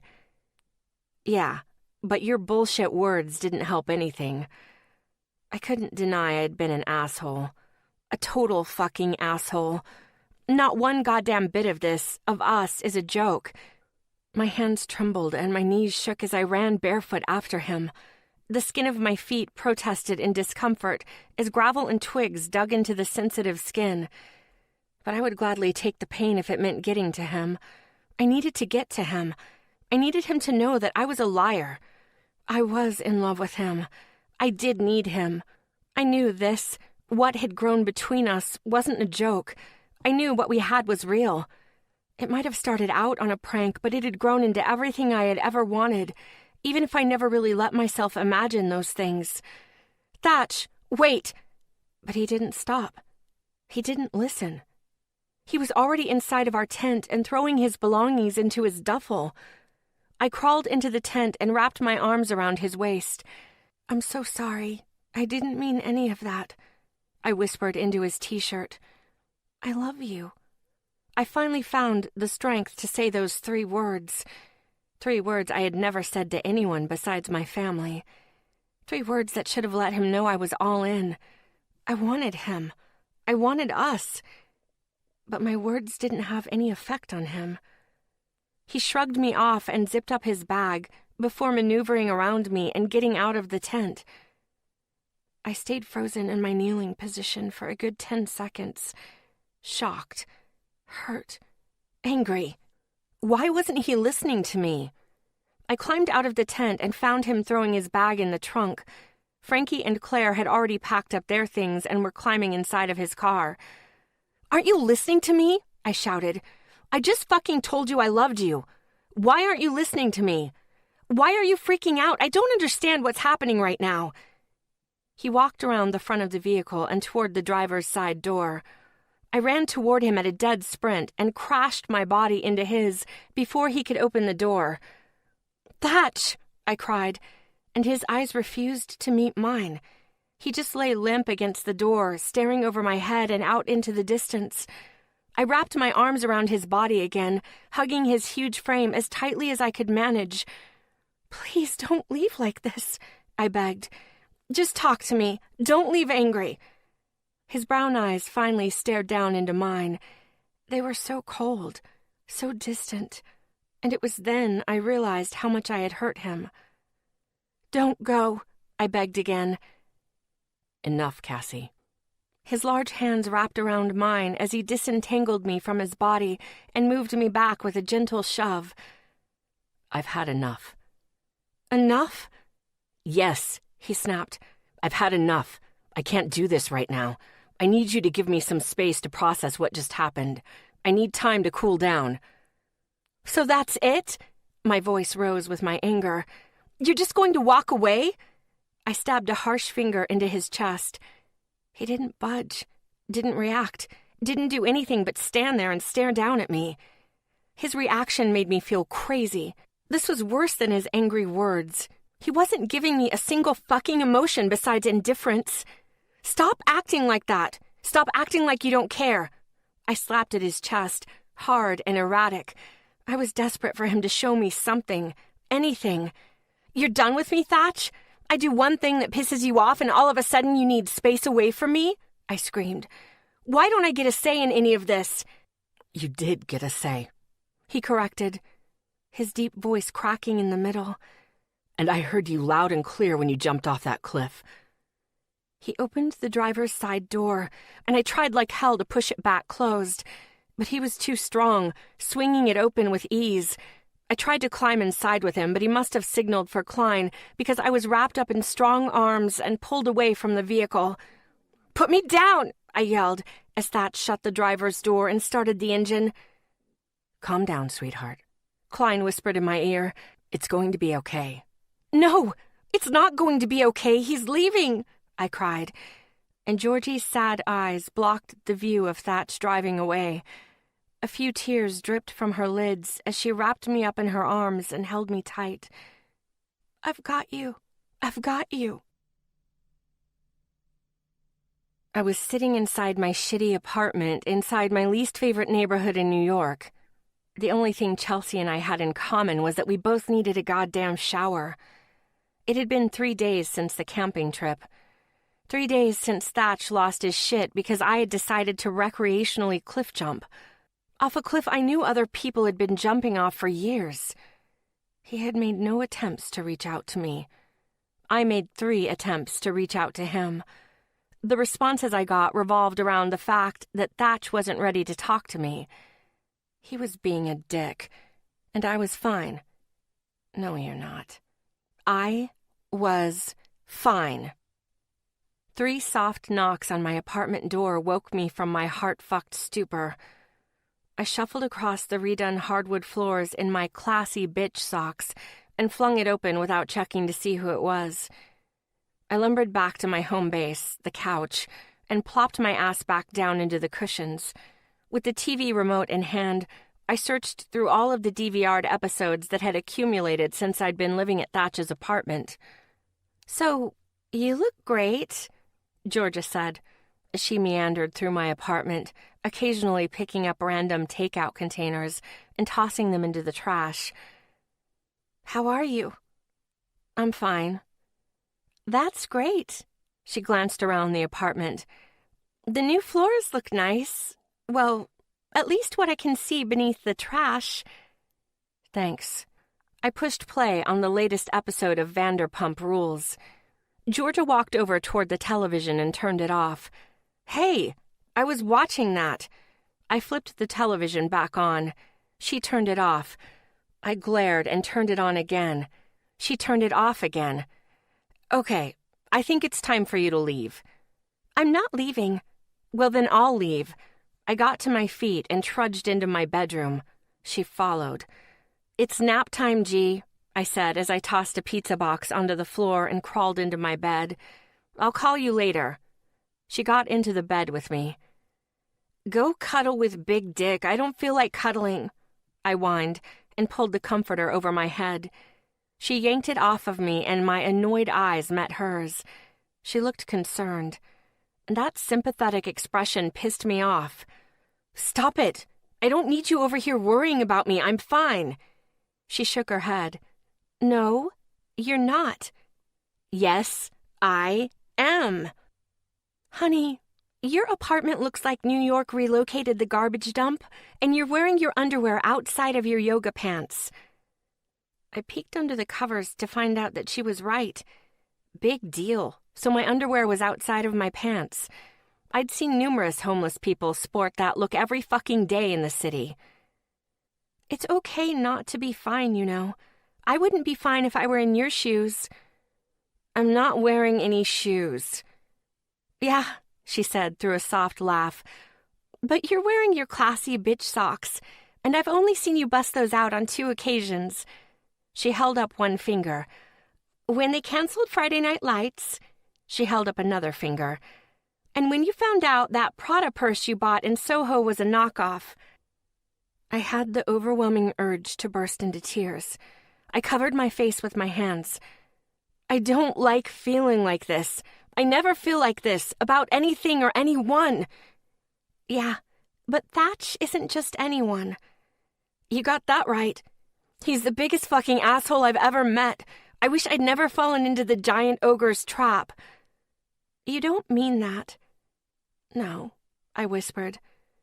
"But I wish I meant it." Georgia sat up and rested her back against the headboard as she rearranged me so my head was resting in her lap.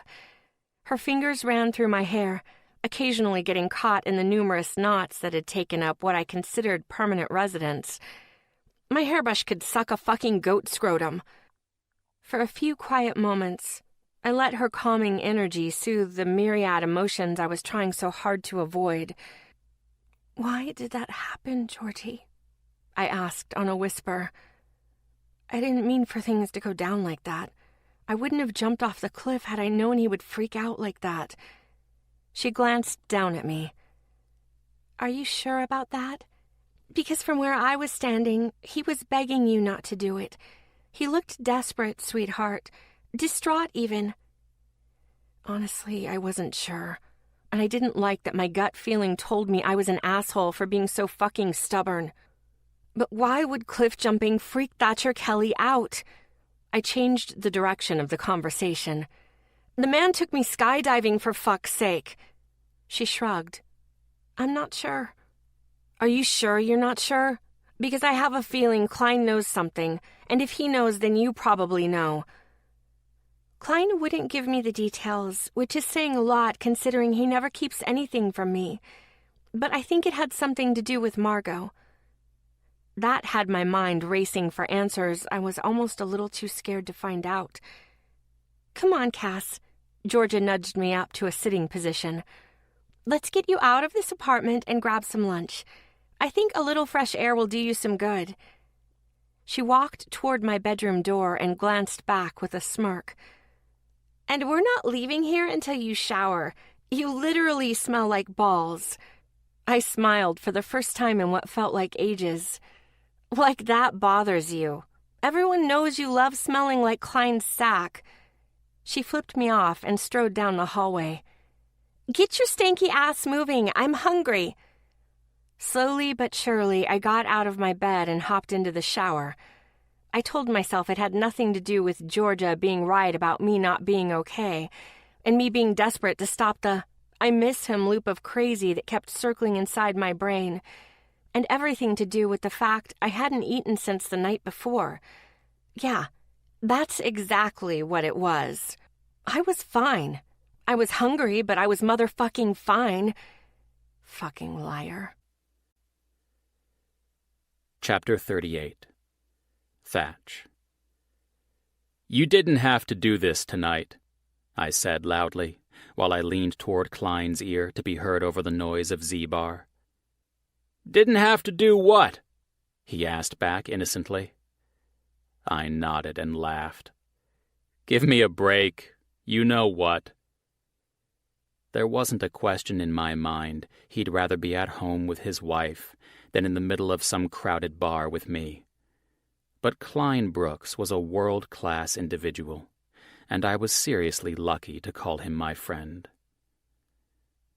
But thanks. He raised his glass in salute before taking a drink, and I desperately tried to make his effort worth it. I wanted to pretend I was okay, like I wasn't missing Cassie, like I knew how to go on. But the truth was, I didn't. She'd become ingrained in every aspect of my life, and I liked her there. I battled myself, and not for the first time since it had all gone down. Had I really given her a fair shot? Was I making the whole thing a bigger deal than it was? Half of me, the part that missed her, and yeah, it was probably the bottom half, thought definitely. I was letting my whole traumatic history with Margot color my opinion. But the other half had a laser-like memory when it came to her face in the moments before she jumped. It wasn't a decision in good fun because she couldn't see how important it was to me. It was a distinct choice. A choice to hold herself away from me and everything we'd built. A choice where she'd always put herself before me. Everyone always speaks of selflessness in a relationship, but I expected and respected a little selfishness. I never wanted her to be the person I made her. I just wanted her to trust me enough to know the difference between respecting me and giving herself up. But the road she was on was dirty, and she hadn't yet uncovered the center line. "Where'd you go just now?" Klein asked. The back of my neck felt tight under my palm. He grabbed my shoulder and gave it a squeeze, and I knew no one knew what I was feeling better than he did. Still, I had to wonder if he would have ever chosen a life separate from Georgie, if their circumstances had been the same. Not a chance in hell, heaven, or Manhattan. I looked up to see Wes walk in, and I knew they'd called in the cavalry. I shook my head, and Klein looked over his shoulder to find the source of my amusement. "Jesus. Whitney, too?" I asked. "You guys went all out." Wes came to us on an easy weave through the crowd, and Klein turned to shake his hand when he arrived. "Thanks for coming," I said. He grabbed my shoulder and squeezed. I smiled. I knew it wasn't my normal, but I tried. Fuck," he breathed before pulling me into a hug. Not a bro hug either, but a full-on comforting squeeze, with one arm tight around my back and the other hand on the back of my neck. My throat felt tight, and I had to force a swallow down past the imaginary lump. "Love you, man," he whispered in my ear. It was so opposite of everything I normally had with Wes, and all the things I knew were always there.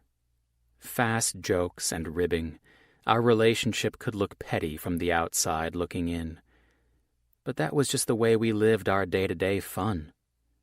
This right here was all I needed to know to have that freedom. The three of us would be there for each other forever. Granted, none of us was immortal, so there'd be a limit on the timeline of some kind, but with modern medicine, I was hoping it'd be somewhere in the 120-year range. "Love you too, Whitney," I murmured back. He gave me one last squeeze and then shoved me out of the way. "Great. Now get out of my way," he said with a teasing smile. "Your fucking huge body is blocking the bar." My face accepted the notion of a genuine smile then, and I stepped aside so he could order a rum and coke. "Fucking lush," I teased, as he flagged down the bartender with an arm in the air.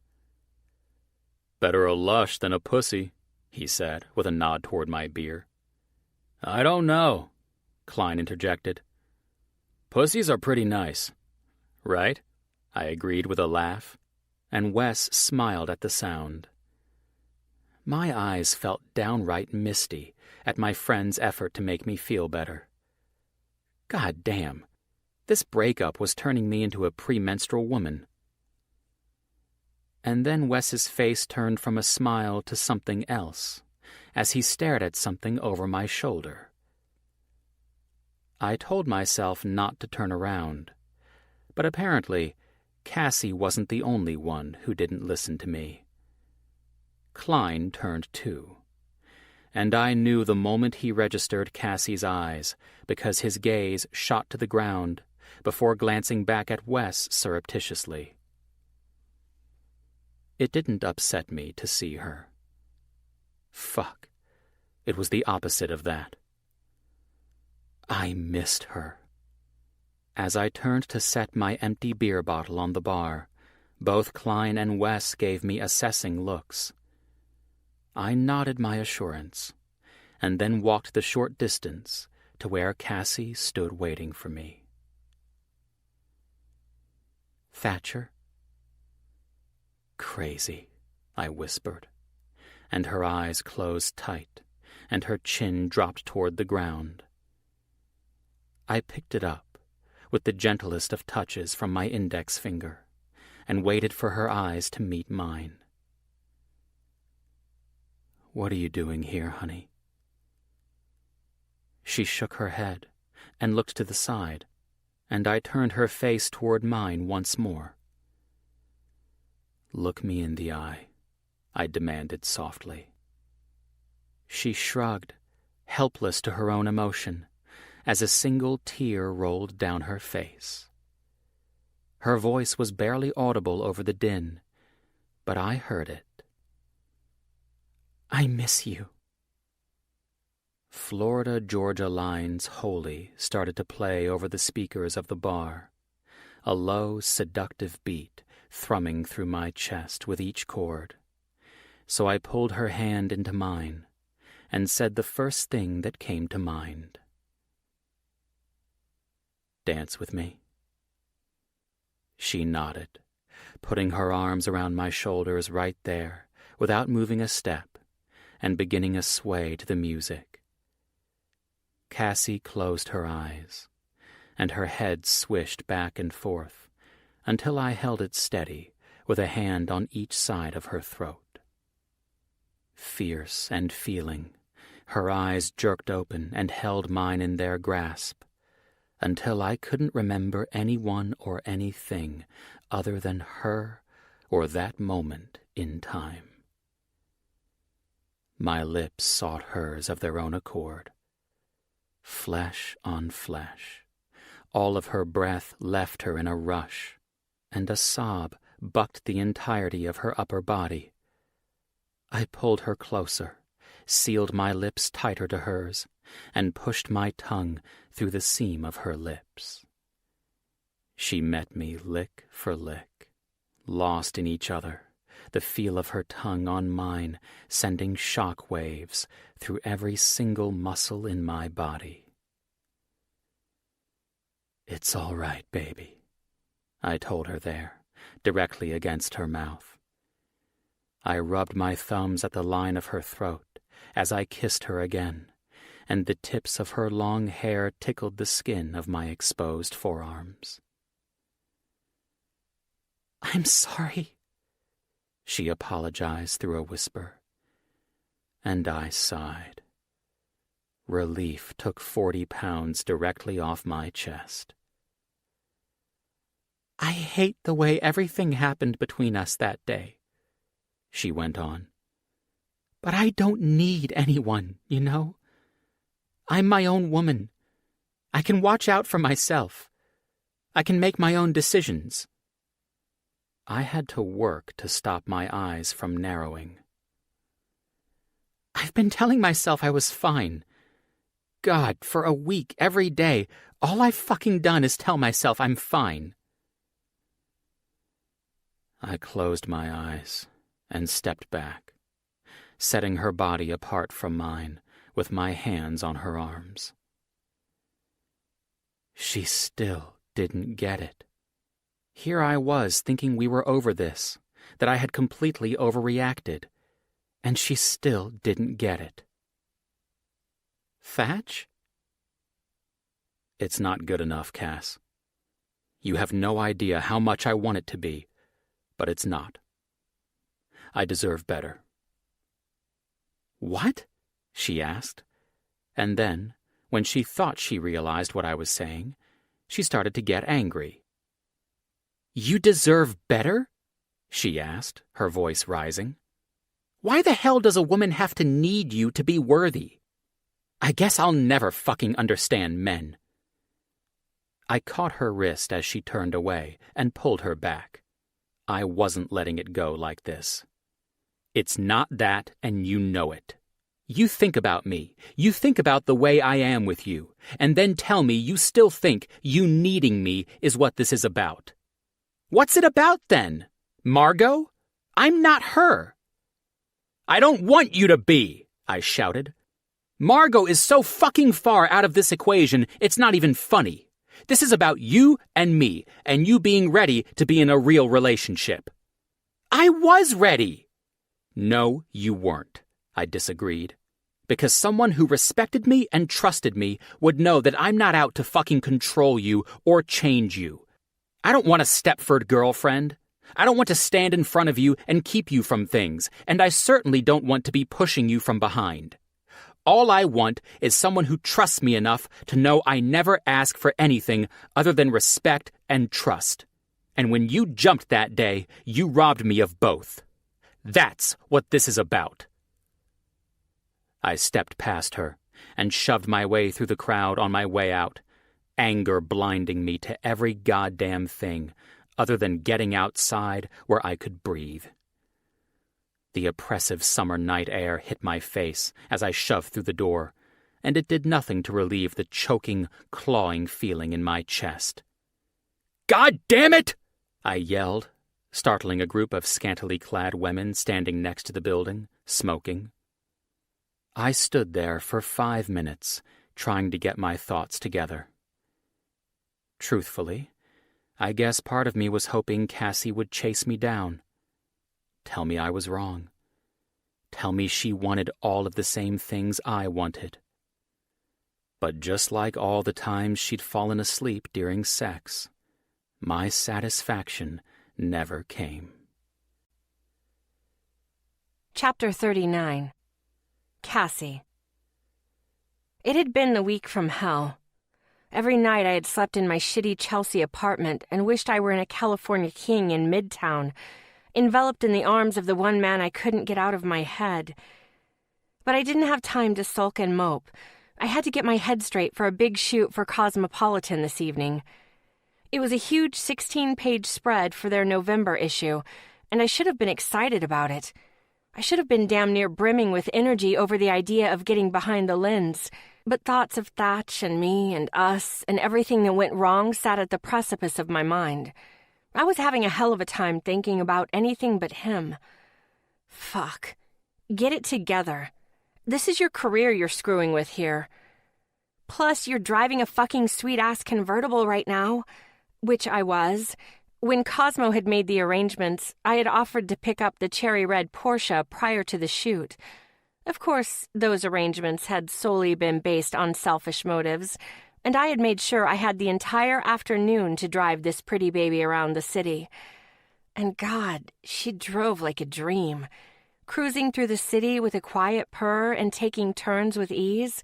It was a rare and refreshing experience to drive after living in a city where people rarely owned cars. There was just something about being behind the wheel, music blaring, roof open, and wind in my hair. My mood started to lift as I weaved in and out of traffic, making stops at random for my Monday errands. After barely missing a parking citation for parking outside of Starbucks illegally, I headed toward Midtown and stopped at the dry cleaner. I was in and out of the quaint family business before the parking meter ran out of its measly 10 minutes.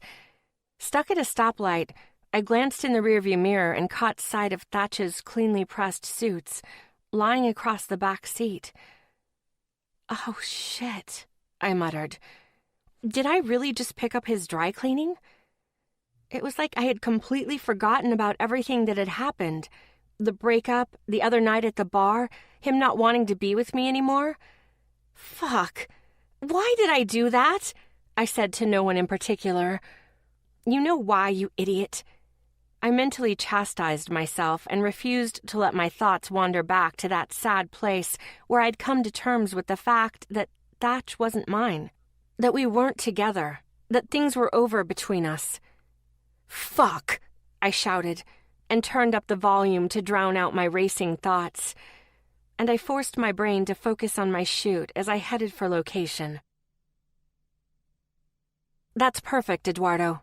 Just tilt your head slightly up and to the right, I instructed as he leaned against the Porsche with the New York skyline resting behind him. I snapped a few photos from a side angle before changing positions and lying down on my belly to grab some shots looking up at him. I never get to see you anymore, Cassie, he said, and hitched his hip against the car. I don't like it. He flashed a playful smile in my camera's direction. Eduardo was a male model I had known for years. He was about as attractive as one would imagine a male model would be, and I had noticed that very fact on more than one occasion. Believe me, we had experienced our fair share of afternoon shoots and late-night sex together. I shook my head to clear it.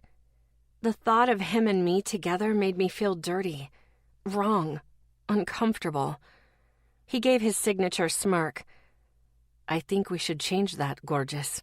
Come out with me tonight after we're done here. I paused behind my lens for the briefest of seconds as a million emotions ran through my veins and straight to my heart. Normally, I would have taken Eduardo up on his offer. Obviously, I had in the past, many, many times. But I had absolutely zero desire to do what I normally did.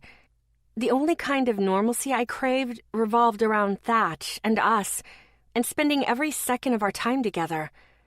I wanted him. I wanted what we had. I wanted our happy bubble of jokes and pranks and hot sex and flirty winks. God, I hated him. Liar. Well, I wanted to hate him. I pulled my camera away from my face and glanced at my watch. 7 p.m. My pink diamond engagement ring winked in the fading sun. Fucking winked. I had to get rid of it. Now. Which was why I tossed my camera in the back seat of the Porsche, opened the driver's door, and told Eduardo to get out. He stared back at me, confused. Get out of the car, I demanded, and lucky for him, he listened. Like a woman deranged, I didn't waste any time to offer any explanations to the staff on set. I peeled out of the parking lot with a loud squeal of the tires and left in the middle of one of the biggest photo shoots of my career. All because a ring was fucking winking at me. 15 minutes later, I damn near hit a few pedestrians as I parked illegally in front of the tattoo shop. I was out of the car and striding through the entrance within seconds. The bell above the door rang erratically, and Frankie looked up from behind the reception desk, his eyes wide with both recognition and shock. Cass? My mind wouldn't let me do anything other than yell over him. "Take this fucking ring back!" I yanked at it frantically, trying to free it from my finger, but it hung like Walter had hung on to Stan's cage. At this rate, I'd be raw and bloody, but I was obviously beyond the point of caring about anything. The one thing I cared about didn't want me, so I wanted this reminder gone. Pulling and pulling, each yank opened up some untapped well of emotion, and by the time it came close to coming off, I was sobbing. "Come here," Frankie said, taking me by the elbow and gently leading me to a chair in the back. He went into the bathroom and came back out with a tissue, offering it to me with a kind smile. "Take a minute and calm down," he instructed gently. I wiped at my eyes and found myself irrationally cursing his steely ways. "Fuck you for being so steady right now." He smiled, and it honestly surprised me how receptive I was to it. "Feel better?" he asked softly, and I shrugged. "A little." "Good." Now that I wasn't so agitated, the ring slipped free of my finger with ease. I closed it in my fist and concentrated on giving it up. Every cell in my body was shouting its refusal. I clamped the ring harder in my hand until I felt the sting of the diamond pressing into my palm. Eventually, I took a deep breath and found the strength to shove the ring toward Frankie. "Give this to him." He shook his head. "I think you should give it to him yourself." 1,000 emotions pulsed through my veins until my ears buzzed with the erratic pounding of my heart. Why wouldn't Frankie just take the fucking ring? Didn't he understand? If I had to be the one to hand Thatch back the ring, my fucking ring, it would be the final straw. Having to face him and face the truth that we were really over would destroy me. "I can't," I spat. "It rips my heart out to see him. So you can take the ring or I'll flush it down the toilet," I shouted, throwing it to the floor when he still didn't hold out his hand. His expression remained neutral. "Do you want to hear what I think?" "No," I answered obstinately. His eyebrows went up in challenge, and I folded like a poker novice. "Yes," I admitted. "Go on, sit down," he directed, and I had no qualms with following his orders. I was dog-tired from the long day, but mostly I was exhausted from having to remind myself 1,000,000 times a day, every goddamn day, that I couldn't call Thatch or text him or do anything that revolved around him because we weren't together anymore. Our breakup felt like a constant 100-pound weight on my shoulders. "You scared Thatch last week." "I know. And hurting him burned a hole through my heart. But I'm really not interested in being the ghost of his ex-girlfriend." "Well, I'm glad to know you're so sympathetic." I cringed. "God, I'm so sorry." I found myself apologizing. "That was a really dick thing to say." Frankie nodded. "Yeah, it was, but it's okay." He accepted. "And this has nothing to do with Margot." Thatch had said the same thing. I wasn't sure I believed either of them. "Sure, that's how she died," he went on, and my eyes widened. He nodded again. "Yeah, jumping off a cliff into a shallow pool of water right after Thatch begged her not to." His words hit my chest like a bullet, and I inhaled a shaky breath. "So it is about her," I said on a whisper. He shook his head. "No, it's not. There, that day, the moment, yeah, he remembered. He's the one who spent 30 minutes trying to revive her, so I know he remembered." A single tear cut down my cheek as my heart broke for them, for Thatch, the man who deserved so much better than me, and for Frankie, so willing to open his arms to me even when I was yo-yoing between manic and a grade-A bitch. "But you scaring him was all about you." I shook my head and wiped at my eyes. "I don't get it." But God, I wanted to, even though deep down I probably already knew the answer. "You're the exact woman he's always wanted, Cassie. Always. But that day made him afraid to want it, afraid to think of what he might be putting himself through for the rest of his life. He knows you're going to be wild and untamed, and he loves it, until he feels like being so accepting of it might be the reason he loses you. But what do I do? My voice was barely audible. What you do is always up to you, Cassie. You're the one who needs to decide what's really important to you. I already knew the answer to that. Moving to the corner of the room, he picked up the ring and dropped it in my hand. And if you really think it's over, you need to give him the ring back yourself. He'll be here tonight at 9. Chapter 40. Thatch. Nerves fought to take over as I set up my station and pulled all the sanitary packets from the cabinet. I was tattooing my very first client today.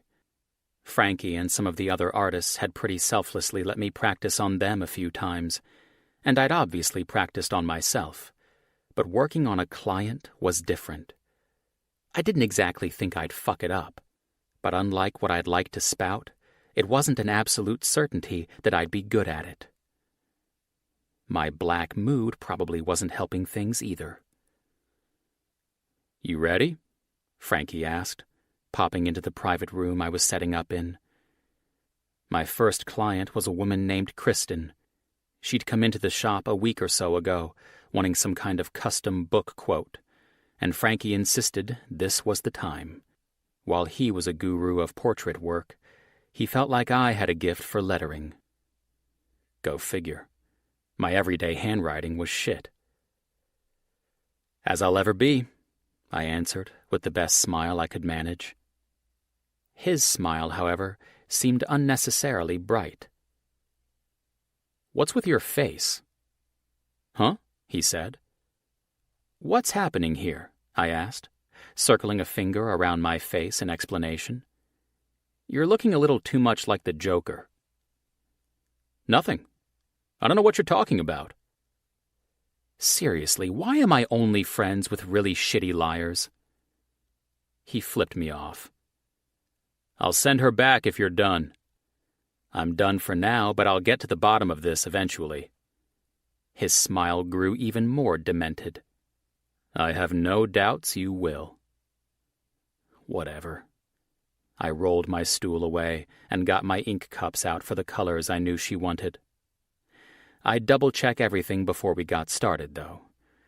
Women had a nasty tendency to change their minds. What? Don't even think about pretending that's not true. I heard a knock on the open wood door. "Come on in." The ability to speak left me when I saw who it was, but the smirk on her lips brought my voice right back.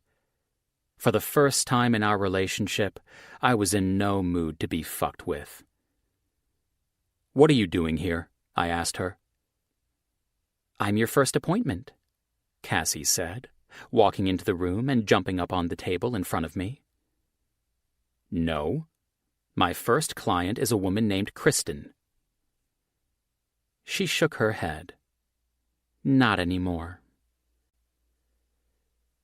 Chapter 41. Cassie. "I thought you had a photo shoot." "Screw the photo shoot," I declared.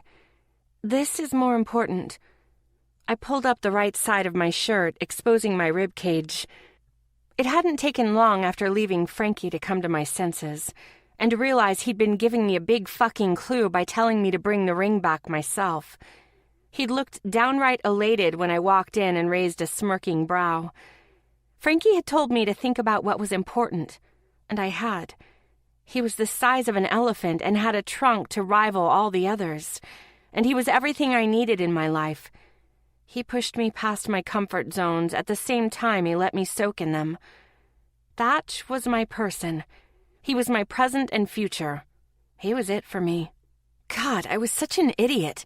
I had risked all of that, my fucking happiness, Thatch's happiness, because I was too bullheaded and stubborn and couldn't stand the idea of someone else having control over me.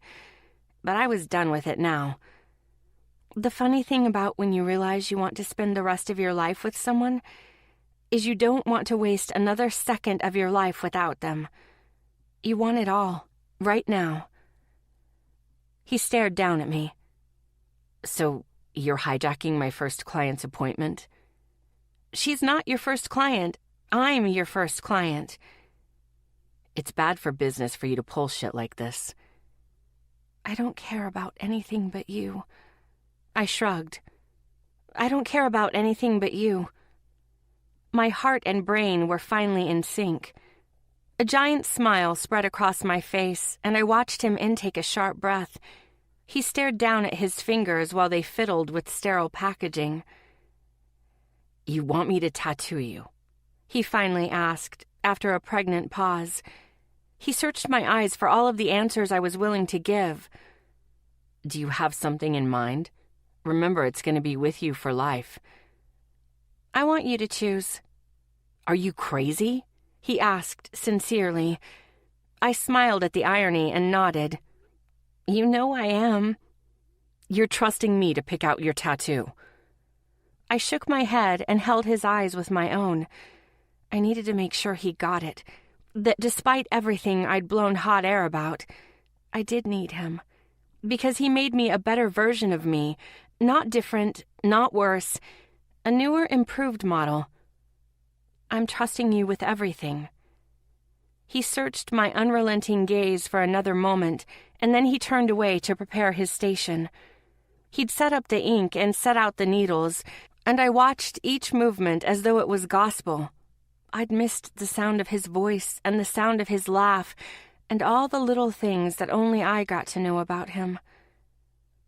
Everything is sterile, he instructed, as he opened up each needle and turned back to me.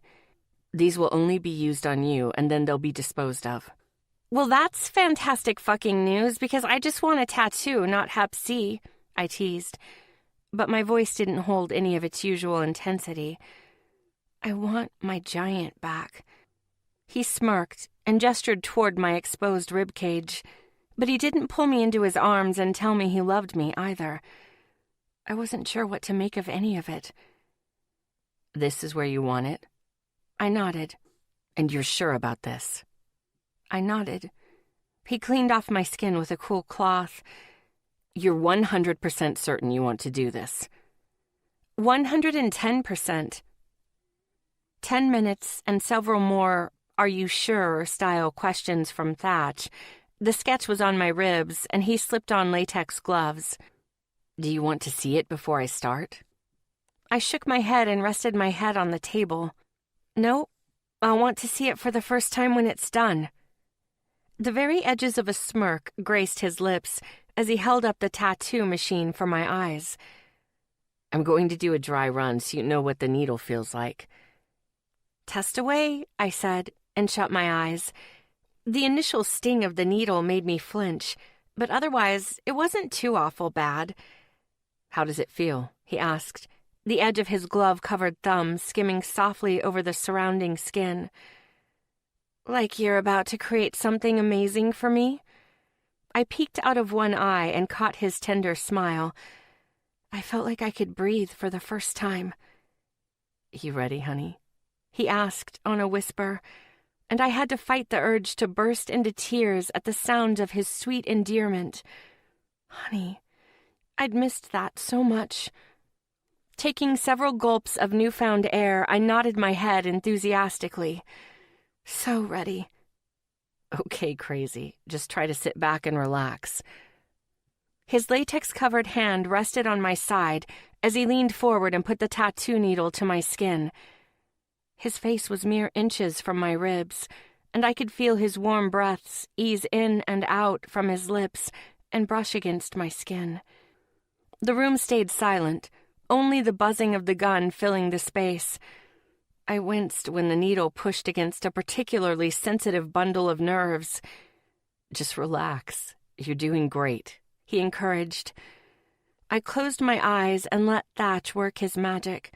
And 40 minutes later, he was cleaning off my skin again and announcing, All done.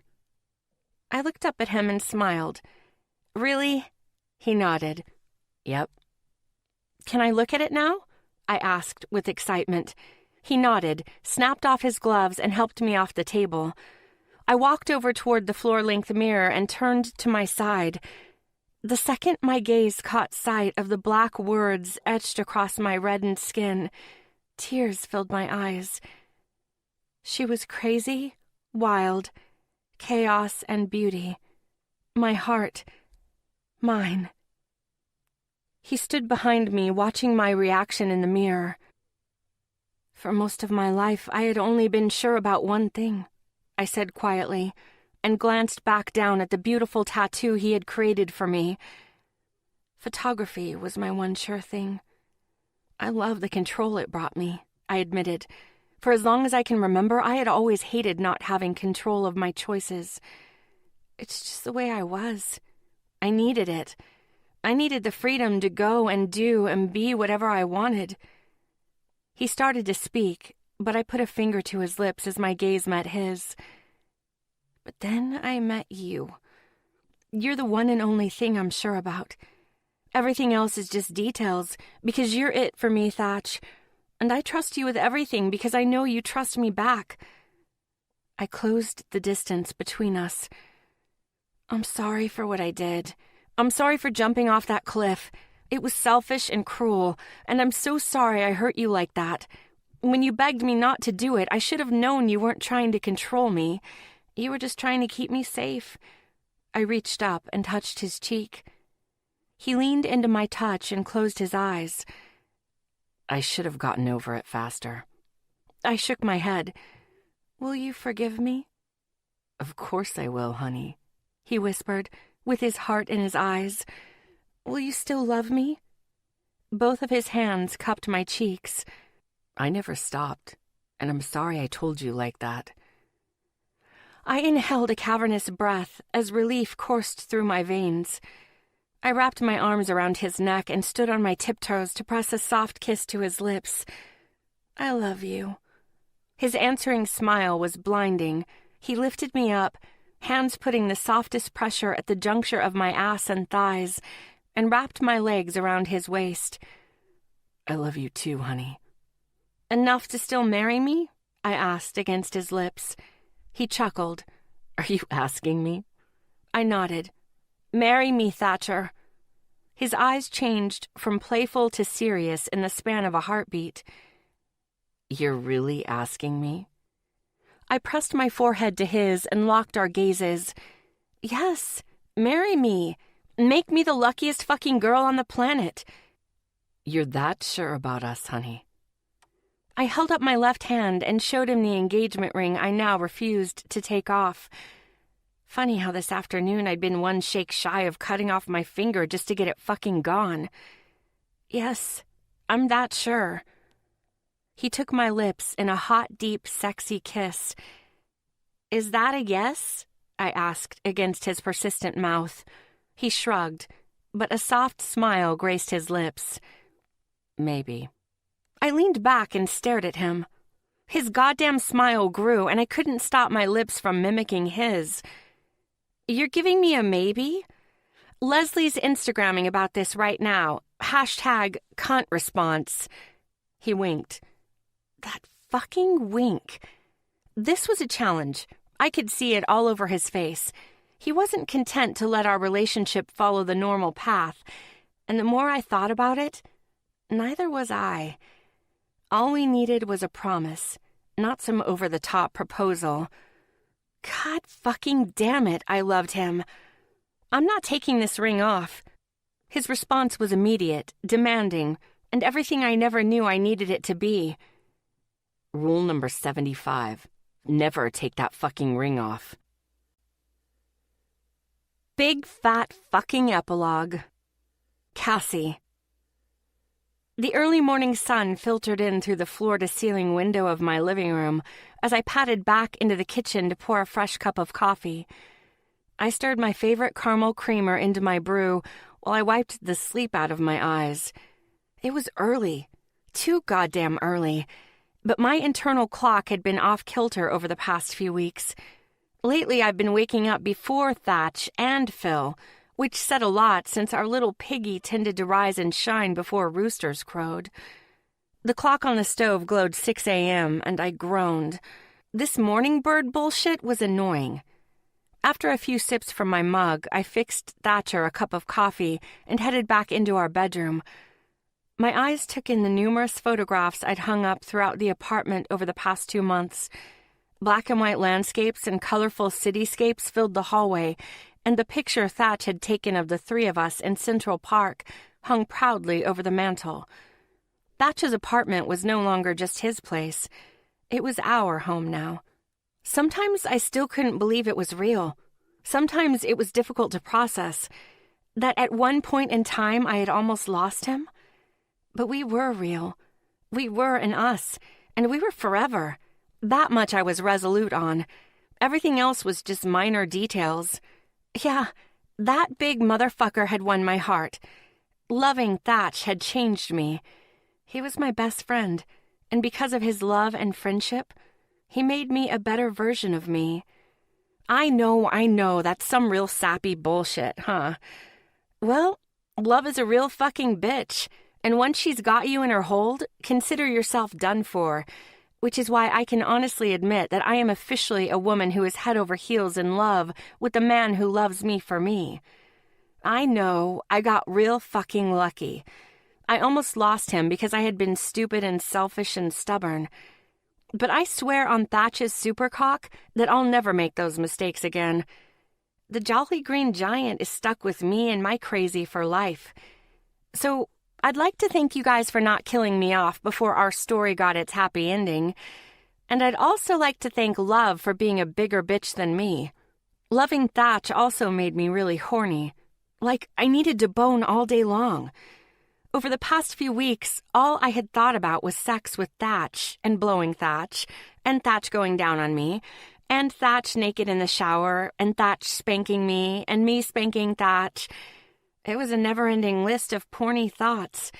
I wondered if my selfishness had filtered from my heart to my pussy, and to be honest, she was a bit out of control.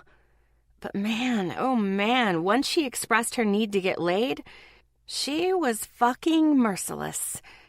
Which probably explained why I set our mugs on the nightstand and crawled into bed beside a sound-asleep Thatch, with the intent of waking him up for a morning bang. The sheet barely covered his huge frame, and soft snores fell from his lips. My greedy eyes took in his body with the soundtrack of my pussy shouting her approval in the background. I ogled his trim hips, his sexy V-muscle, his defined abs, and as I moved my eyes up his body and caught sight of his tattoos and the shimmer of his piercing, my nipples got hard. I wanted to eat him with a spoon. Scratch that. I didn't need a spoon when I had 2 hands in my mouth. And me, my pussy purred. Fuck, she was demanding. If I wasn't so horned up, I would have considered having a come-to-Jesus talk with her. I'm aware that referring to Jesus in the same sentence as my pussy is probably frowned upon by the majority of the population, but they don't have to live with her. I do.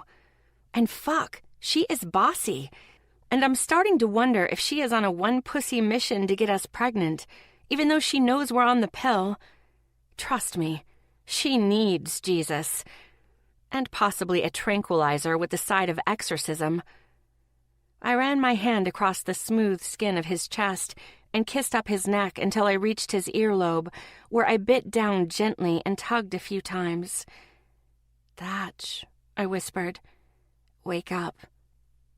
"No," he said, without opening his eyes. "Baby, No," he repeated before I could finish. "But—" "No, Cass," he refuted. "I think you actually broke my dick. We've fucked no less than 10 times in the past 24 hours. It's physically impossible for me to get hard right now. It's just a prop at this point." God, his voice sounded so fucking hot, all raspy and thick with sleep. "But what if I—" "You have literally fucked me dry. I really hope you're okay with adoption, honey, because I'm 99% sure my balls are empty." I grinned into the crook of his neck. "You want to have babies with me?" "I feel like this is a trick question. Last time I told you I wanted to see you pregnant with my kid, you slapped my dick. Not that it would matter at this point. I'm numb from the waist down. I sat back on my heels and stared down at his handsome face. His eyes were still closed, but a small smile rested on his lips. I pressed a kiss to the corner of his mouth. I swear it's not a trick question, baby. He chuckled softly. If it isn't a trick question, then it's you trying to goad me into sex. I know you're game crazy, and we both know you're still on the pill, so it's a moot point anyway. I sighed in annoyance. Damn him for being so smart. Even though he couldn't see it, I flipped him off and then rested my back against the headboard in defeat. I had thought the whole baby thing would have helped plead my let's bone case, because despite the fact that we had yet to get married, Thatch had been bringing up the whole let's have kids conversation more and more these days. If he didn't have a giant snake tucked inside his pants, I'd probably wonder if he was a woman. His biological cock is definitely ticking. Wait, clock, not cock. But seriously, his cock. His perfect, long, thick cock. I want it so fucking bad. I sighed again and crossed my arms over my chest. Was it really too much to ask for a little morning sex? Even though I hadn't let him go to bed until 2 a.m, because after our first night fuck session, I had demanded a second time, and a third time, and then a fourth time before bed, I didn't think so. He sensed my annoyance and finally opened his eyes, meeting my frustrated gaze. Honey, I'm not saying no because I don't want you. I want you all the fucking time. I'm literally saying no because I can't physically get it up. He lifted up the sheet and gestured down to his boxers with a nod of his head. You've literally fucked my morning wood away. And that's saying something, considering every morning for the last 20-plus years, I've woken up with a hard-on. He was right. His boner wasn't giving me his usual hello. And that was very unlike him. He always greeted me in the morning. I rested my head against the headboard and groaned. I'm just so horny right now. I feel like I will go crazy if I don't come in the next 5 minutes. Do you want to shoulder that, Thatch, knowing you're the one who pushed me over the edge? He glanced over at me and smirked. We've already established you're crazy, honey. Beautiful but crazy. Sexy as fuck, but crazy. You love my crazy. Obviously. I let you break my dick. I did not break your dick, I said, even though my eyes were now fixated on his crotch. Did I break his dick? I started to wonder if we needed to take him to the hospital. He snorted. Yeah, honey, you did. What if I suck on you for a little bit? He shut his eyes again and seemed content to fall back asleep. My cock needs a break. You could shove your tits in my face and I wouldn't care at this point. Why didn't I think of that? He could never resist my boobs. He peeked out of one eye and added, That's not a challenge. I groaned again. You're turning into an old man. You weren't saying that last night when you were begging me to put my mouth on you. Yes, please, do that. Both of his eyes opened to meet my unsatisfied and sex-consumed gaze. Hear that riled, honey? I nodded. I need to get off so fucking bad. He moved over the top of me and caged me in with his thick arms. You want my mouth? Yes. His fingers brushed aside the strap of my tank top as his tongue licked a path from my shoulder to my neck. You need to come. He breathed into my ear. My nipples hardened. More than I need to breathe. His mouth sucked at my neck, hitting that spot below my ear that had moans slipping past my lips. He slid his fingers into my hair and tilted my head to give him more room. And God, he used that extra space, his lips and tongue sucking and licking along my skin, moving down to my shoulder and then back up again. My back arched and my hips lifted, seeking relief from the pulsing ache building below my belly. Please, I begged. I needed more. I needed his mouth, his lips, his hands, his cock. I needed him on me, in me, all fucking over me. I wanted everything, and I wanted it all at the same time. My nails found their way into the smooth skin of his back, leaving their mark and showing him just how desperate I was for what he had to give. He kissed a wet, open-mouthed path down my throat and between my breasts as his body slid down mine. His large hands slipped my tank down until I was bared for his heady gaze. Christ, he groaned when his eyes took in my hard nipples and heaving chest. His tongue licked a hot trail across my breast until he sucked me into his mouth. These fucking perfect tits were made for my big fucking hands. Fuck, Cass. I shouldn't be hard right now, but I am. I'm so fucking hard for you. He punctuated that statement by grinding against me until I moaned. When those words passed his lips, I was pretty sure angels started singing. Yes, please, I need it, baby. Not yet. His hands continued to grip my breasts, and his thumbs brushed across my nipples as his mouth moved down my belly. He licked from one hip bone to the next until he descended farther and pressed his warm mouth against my clit. He sucked on me through my panties, and my eyes rolled back. You're soaked. I need to lick you clean before I slide my cock inside this perfect pussy. In 2 quick pulls, he tore my underwear off my body and didn't waste a second after. He sucked and ate at my pussy until my legs started to shake, and I gripped his hair with my fingers. How do you want it, honey? My mouth or my cock? If you don't fuck me right now, I swear. He had his cock out and his hands gripping my thighs before I could finish. He thrust inside me, between one panting breath and the next. I moaned, my voice echoing inside the silent apartment. More? He pushed a little deeper. Don't stop. Don't ever stop. Fuck, fuck, fuck, Cass. He damn near growled. You always feel so good. 4 hours and a combined 4 orgasms later, 3 for me and 1 for Thatch, we were riding up the elevator toward the owner's suite at Paul Howard Stadium, the home of the New York Mavericks. I was fidgety with nervous excitement, practically bouncing from foot to foot. Thatch smirked and wrapped his arm around my shoulders, tucking me into his side. Don't worry, honey. He's healthy. He's in the best shape of his life. Sean's going to do great. I nodded. I know, but I can't stop feeling so nervous.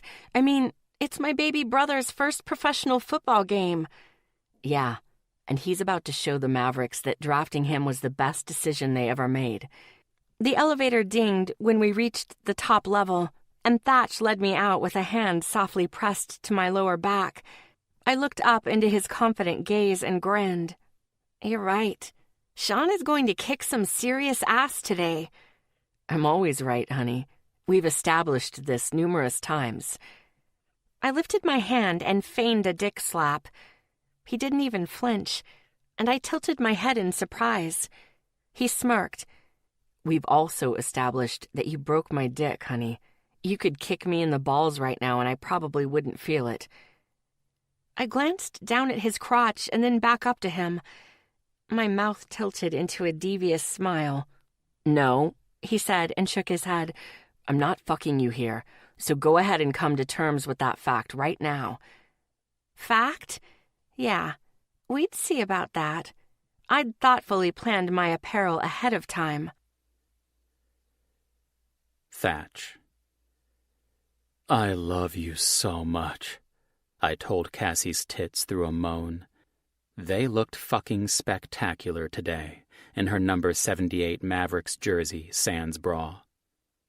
Maybe it was inappropriate to ogle her chest through a shirt she donned to support her brother, but fuck, they looked so good.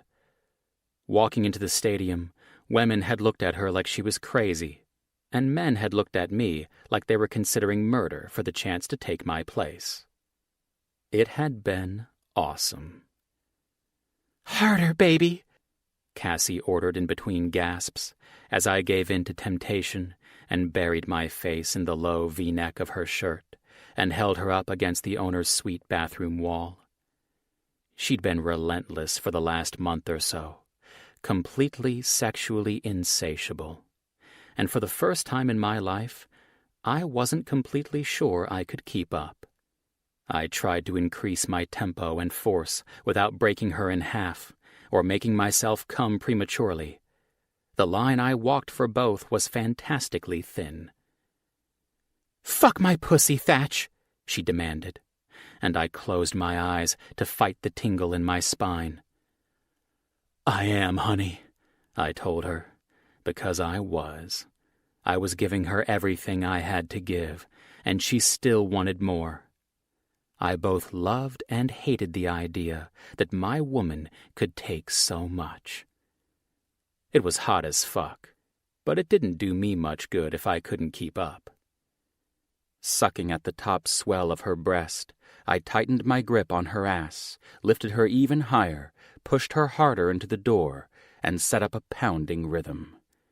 The hinged wood rattled, and there wasn't a doubt in my mind all of our friends could hear every single thrust. "Fuck yeah! Oh yeah!" she screamed. Moving my mouth from her chest to her lips, I worked my tongue between the seam to silence her. She hiccuped through her pleasure and dug her fingernails into my shoulders in an attempt to climb me higher. One hand left me to stroke her own nipple through her shirt, and I groaned. "Careful, baby," I warned her. "You're gonna have to finish on my tongue if you keep that up." Oh, yeah," she moaned, ignoring me completely and chasing her own pleasure like a search dog. "God damn," I told her throat. "You are the sexiest fucking woman on the planet." Using her other hand to help, she pulled the neck of her shirt down and under her tits to bare them to my eyes and make them accessible for my mouth. "Suck on them, Thatcher," she moaned. "Fucking eat them." Fuck. Never in my life would I be able to deny a request like that. Every time her pussy swallowed my dick, milking it until I could barely pull back out, her tits bounced, and I lost control a little more. "Get there, Cass," I ordered, shifting a hand on her ass until my fingertips met the union between her wet pussy and my dick. Her head fell back, her long hair bunching at the back, where it rubbed persistently against the door. A crease formed in her lip with the force of her bite as she tried, and failed, to contain the yell of her orgasm. The sight of her face and the feel of her coming on my dick sent me right over the edge. I shoved my face right into the center of her tits to muffle my groan. Grabbing onto my hair, she pulled my face into her harder. I licked a path from the center and up, over the swell of each, and around each nipple. She cooed and mewled like she couldn't get enough. "Still greedy for it?" I asked on a whisper. She licked her lips and nodded. "We'll sneak away again soon," I promised, though I doubted our sneaking was anywhere near secret or sleuth in any way at this point, and I also doubted I'd be the one to suggest said sneaking away. I was about one fuck away from my dick actually falling off. Her feet hit the floor as I set her down gently, and I kept my hands at her hips until she steadied on her feet. The maxi skirt she had on with no panties sure made this a lot easier. She laughed as I waved goodbye to her tits, before pulling her shirt back up to cover them. "I'll miss you," I told them, and I really would. Every time I saw them was like the first time. "You okay?" I asked her as she cleaned herself up at the sink, and I buttoned and zippered my pants and buckled my belt. "You want me to wait for you to make the walk of shame together?" Her laugh made me back into the door. I'd never grow weary of it either. It's only the walk of shame if you have some, and you and I both know that we don't have any, I finished for her through a chuckle. Taking a giant stride, I closed the distance between us and kissed her once, softly on the lips. I love you. I know, she said with a wink. My hand shot to my chest to catch my beating heart as I backed my way to the door. She rolled her eyes at my dramatics, and then she turned back to the mirror and rubbed at her face and fluffed at her hair to fix all the things women worried about that men hardly ever noticed. I took the opportunity to duck back inside. Every eye in the suite came immediately to me. Wes started a slow clap, and Klein pressed his face into Georgia's neck to hide his laugh. Georgie giggled outright in his lap. "I'll make sure the cleaning crew spends extra time in there tonight," Wes remarked, and I flipped him off with a shrug. "The game is getting ready to start," I reminded him. "Don't you have something you could be doing other than busting my balls?" "Nope," he answered with a smirk. "Not right this second." I smiled at the fact that I didn't care. Since Cassie had officially become mine, I'd been fairly immune to anything that could diminish my mood. Not much had ever affected my mood negatively before, but now my happiness was at an all-time high. I was really fucking tired, though. Shoving around Wes, I took the seat beside Klein, just as Georgia hopped off his lap. "You don't have to leave on my account, Georgia girl." She smiled and waved me off. "You guys can have guy time, and I'll go see if Cassie still has leg function." I winked at her. "Barely." Klein groaned. "What?" I asked, looking back to see Cassie give me a little wave as she came out of the bathroom. She motioned toward the door and Georgia and, as far as I could tell, indicated they were going to go for a walk outside.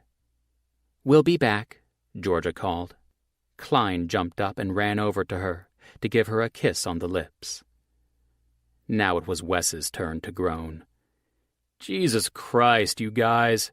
Did anyone notice there's a football field down there? Or is a pussy all you can see anymore?" He slid into Klein's vacated seat. "It's a really pretty pussy," I told him mock-seriously. "Who's a pussy?" Klein asked, as he took the seat on my other side. "You guys are," Wes answered. "Pussy whipped. I'm pussy whipped," Klein corrected. "And trust me, no matter what you think, it's a really good fucking thing to be." The urge to close my eyes for a minute overwhelmed me, so I gave in, slouching down and leaning my head back. I felt a poke at my knee and cracked an eye open. "What's wrong with you?" Wes asked. "Did Cassie fuck the life out of you?" He was teasing, but fuck me. He really wasn't far off the mark. Klein sat up and took interest when I didn't refute him. Wes's phone rang before I could say anything. "Yeah?" he answered, and I rolled my eyes at his lack of greeting. What a prick. "All right, yeah, I'll be down in a few minutes." I waggled my eyebrows at Klein. "Looks like he has to go to work after all." "Fuck you," Wes said, having heard me as he was hanging up the phone. "I'll be back by kickoff, hopefully." He strode for the door like a man on a mission. "All right," Klein declared in his no-nonsense voice. "What the fuck is going on with you?" The consideration to make a joke or avoid the topic was only brief. "I'm so tired," I told him honestly. "Tired?" I sat up and nodded. Cassie has been so fucking horny lately. He rolled his eyes, thinking I was joking. I shook my head vehemently. "No, dude, I'm talking really horny. 6, 7, 8 times a day she wants it. And not only is my dick not physically capable, my tongue is sore. Less detail, he requested with a grimace. She's so fucking hot, and I'd amputate my dick before saying no, but I seriously don't know if I can keep up anymore. He started to smile, and all it did was agitate me. I pointed at him sternly. I'm serious. This is a problem. I mean, it's a fitting way for me to die, but I really thought I'd have a little more time with her before I did. He laughed, but held his hands up in defense when my eyes narrowed. Let's break this down. Is this new behavior? She's always down for a ride on the supercock. Less detail, he stressed. I said less detail. But it's more so, like a lot more. I pouted. Help me. His smile mocked me, but his words told me he was genuinely trying to help me find a solution. Is there anything else different? Like what? Did I get sexier? I asked, and then answered myself. I mean, maybe. Not with you, idiot, with her. Is there anything else different with her? I searched my mind wildly, and my eyes went to the ceiling. She's crazy. He shook his head. So that's the same. I laughed because, yeah, he was half right. Yeah, but no. She's crazier, I think. Any changes in her body? Klein asked, and my eyebrows pulled together. Her body was fucking insane, like always. Jesus, I don't know. Her body is... Don't tell me, he cut in, before I could tell him more things he thought he didn't want to know. And it hit me. This fucking smart bastard. You think she's pregnant, don't you? He shrugged. Is she? Could she be? Well, fuck. We were fucking like animals. There was always a chance she could be pregnant. I thought back through everything until it hit me. Holy shit. I do think her tits are bigger. They've been trying to tell me all along. Cassie was pregnant. Probably. The sound of the door opening behind us pulled my gaze to the back of the room. As Cassie and Georgia giggled their way back into the suite, I couldn't take my eyes off my best friend. She radiated happiness and beauty and life and everything I'd ever wanted. Klein leaned over to whisper in my ear, and my heart jumped in my chest when he did. She looks good with a glow. Congratulations. Winnie. 1 month ago, I had resigned at St. Luke's Chief of Emergency Medicine and signed on as the New York Mavericks head team physician. I'd made the career change in hopes that the majority of my work weeks would cut off at 50 hours, and most importantly, that I'd have more time to spend with my daughter, Lexi. Being a single mother was hard. Add in a full-time job, and it was damn near impossible, but I felt like I'd made the right choice. Lexi wasn't with a babysitter all of the time, and I'd started finding time for myself, time to go out with friends, time to date, although I had yet to really accomplish that one. But I wasn't in a rush to dive headfirst into the dating scene anyway. I just wanted to enjoy this slice of normalcy I had accomplished by taking this new job. The bustling sounds of the stadium filled my ears as I strode through the long hallway that led to the tunnel to walk out onto the field. Today marked the opening game for the New York Mavericks, and I was excited to see the guys get out onto the field and kick some ass. My heels tip-tapped across the concrete as I pulled my phone out of my pocket to check for what had to be a million text messages in my group chat with Georgia and Cassie. Georgia. Go Mavericks! Good luck today! Win! Cassie. Ditto on what G said. How's my brother? Did he look okay during warm-ups? How's his knee? Did he say anything about it? Georgia. Sean is fine, Cass. Stop bugging her about it for the millionth time today. Cassie, stop texting me when you're sitting right next to me. Georgia, you totally fucked Thatch in the owner's suite bathroom. Cassie, I know I did. I was there. Georgia, what's going on with you? You feeling okay? Georgia, hello? Earth to Cassie. Georgia, R? Georgia, you? Georgia, okay. The convo went on for miles, and I couldn't help but smile at their ridiculousness. Georgia and Cassie were awesome. After I had met them at lunch with Will, they had taken it upon themselves to offer their friendship. Girls' nights, coffee dates, lunches at Georgia's house, all of it had become a common occurrence in my life. I kept reading, wondering in amusement if the text would ever end. Cassie, I'd be a lot better if you stopped texting me. Georgia, sheesh. For a woman who just screamed her way through an orgasm, you're kind of testy today. Cassie, I'm ignoring you. Georgia, no, you're not. Cassie, stop it. Georgia, no, what your problem is? Cassie, you are my problem. Georgia, no, I'm not. I laughed when I finally reached the last text that had been sent a mere 2 minutes ago and typed out a quick message. Me, thanks, guys. And Sean is good to go, Cass. You have nothing to worry about. Your brother is ready. Georgia, yay. See, Cassie, I told you. Cassie, thanks, Win. Cassie, stop texting me, Horgy. Georgia, never.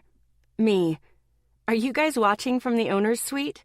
Cassie, yes, and you're coming out for drinks with us after. We will only take yes as an answer. Me, yes, I've got a sitter. I need a night out. Georgia, woohoo! Cassie, she literally just shouted that into my ear as she was texting it to you. And it should be noted that I'm more than ready to get my drink on. Me, ha ha ha ha. Me, perfect. I'll meet up with you guys after the game then. My phone vibrated in my hands, and I answered on the second ring. Dr. Winslow. Where are you? Eddie, one of the team trainers, asked. His voice reeked of concern. Heading toward the field to make sure our standby paramedics arrived. What's wrong? I need you in the locker room. I stopped in my tracks.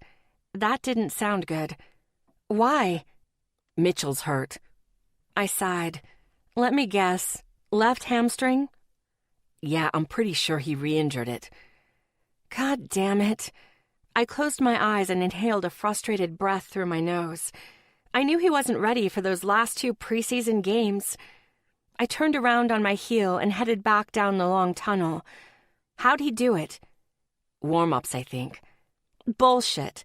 He probably did something at practice Friday, but managed to sneak it under our radar. I'll be there in a minute. I hung up the phone and strode for the locker room. The second security opened the doors and gestured me through. The loud and boisterous noises of a male locker room getting ready for a big game hit me like a wave. The sights and sounds and smells were pretty much what most would imagine, and I did my best to keep my eyes focused on the one player I needed to see. I wasn't there to check out bare asses or spot swinging dicks.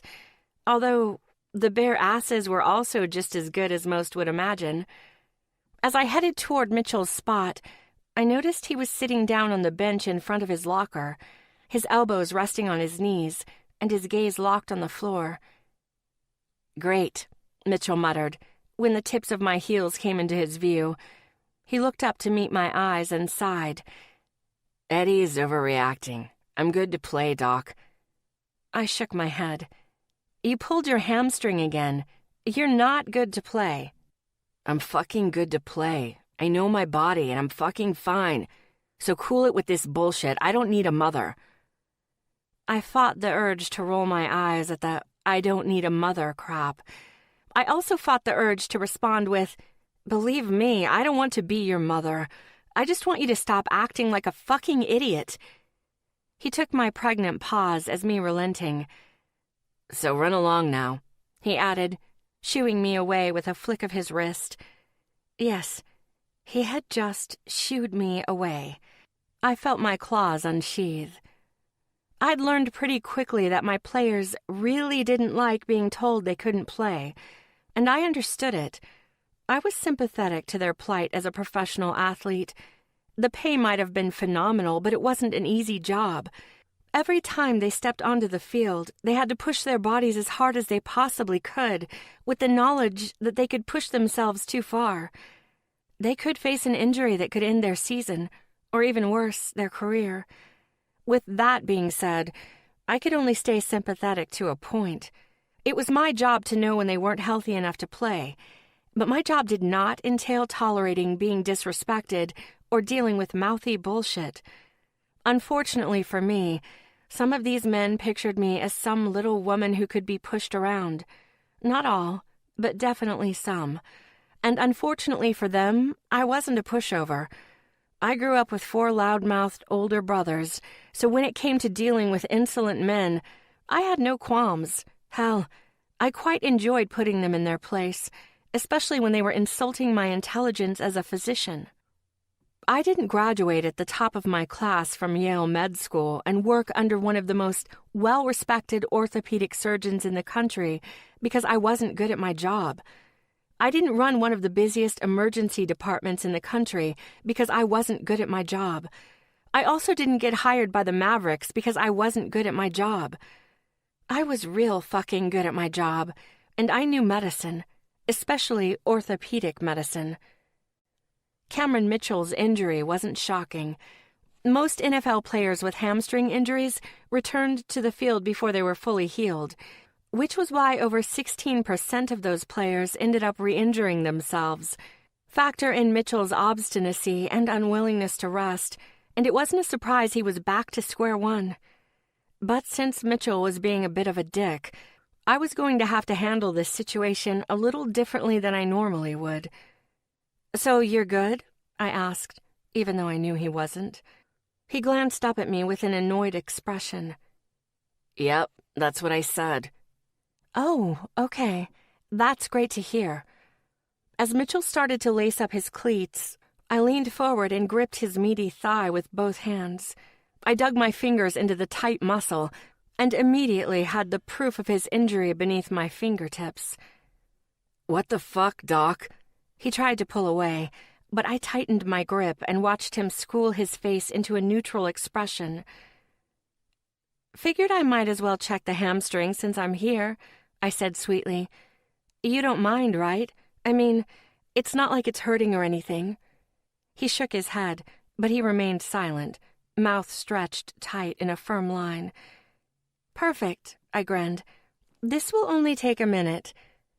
My fingers moved across the muscle, noting the tightness and swelling of the tendon. Yeah, he had definitely strained his hamstring.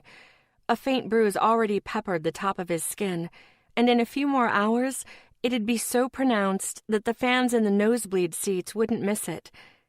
"No pain?" I asked, but I knew what I was doing was likely causing him some serious pain. Injuring him further? No.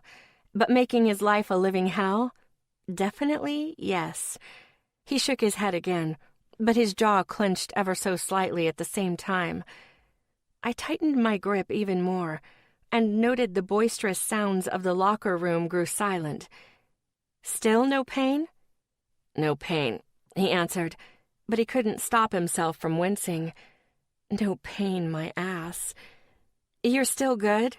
I pushed my fingers a little harder into his skin. A normal someone with a pulled hamstring would have been screeching in pain, but Mitchell was a hard-ass. The man could tolerate more than the average person. It's why he was a great athlete, and his ability and contribution to his team was exactly why I wasn't going to let him play. He needed to rest his leg. He needed to get healthy again, or else his next game would probably be his last. We stared at one another for a long moment, his face hard as stone while my fingers continued their assault, my gaze unwavering in its patient challenge. Until finally, he broke. "Fuck," he grimaced. "Fine.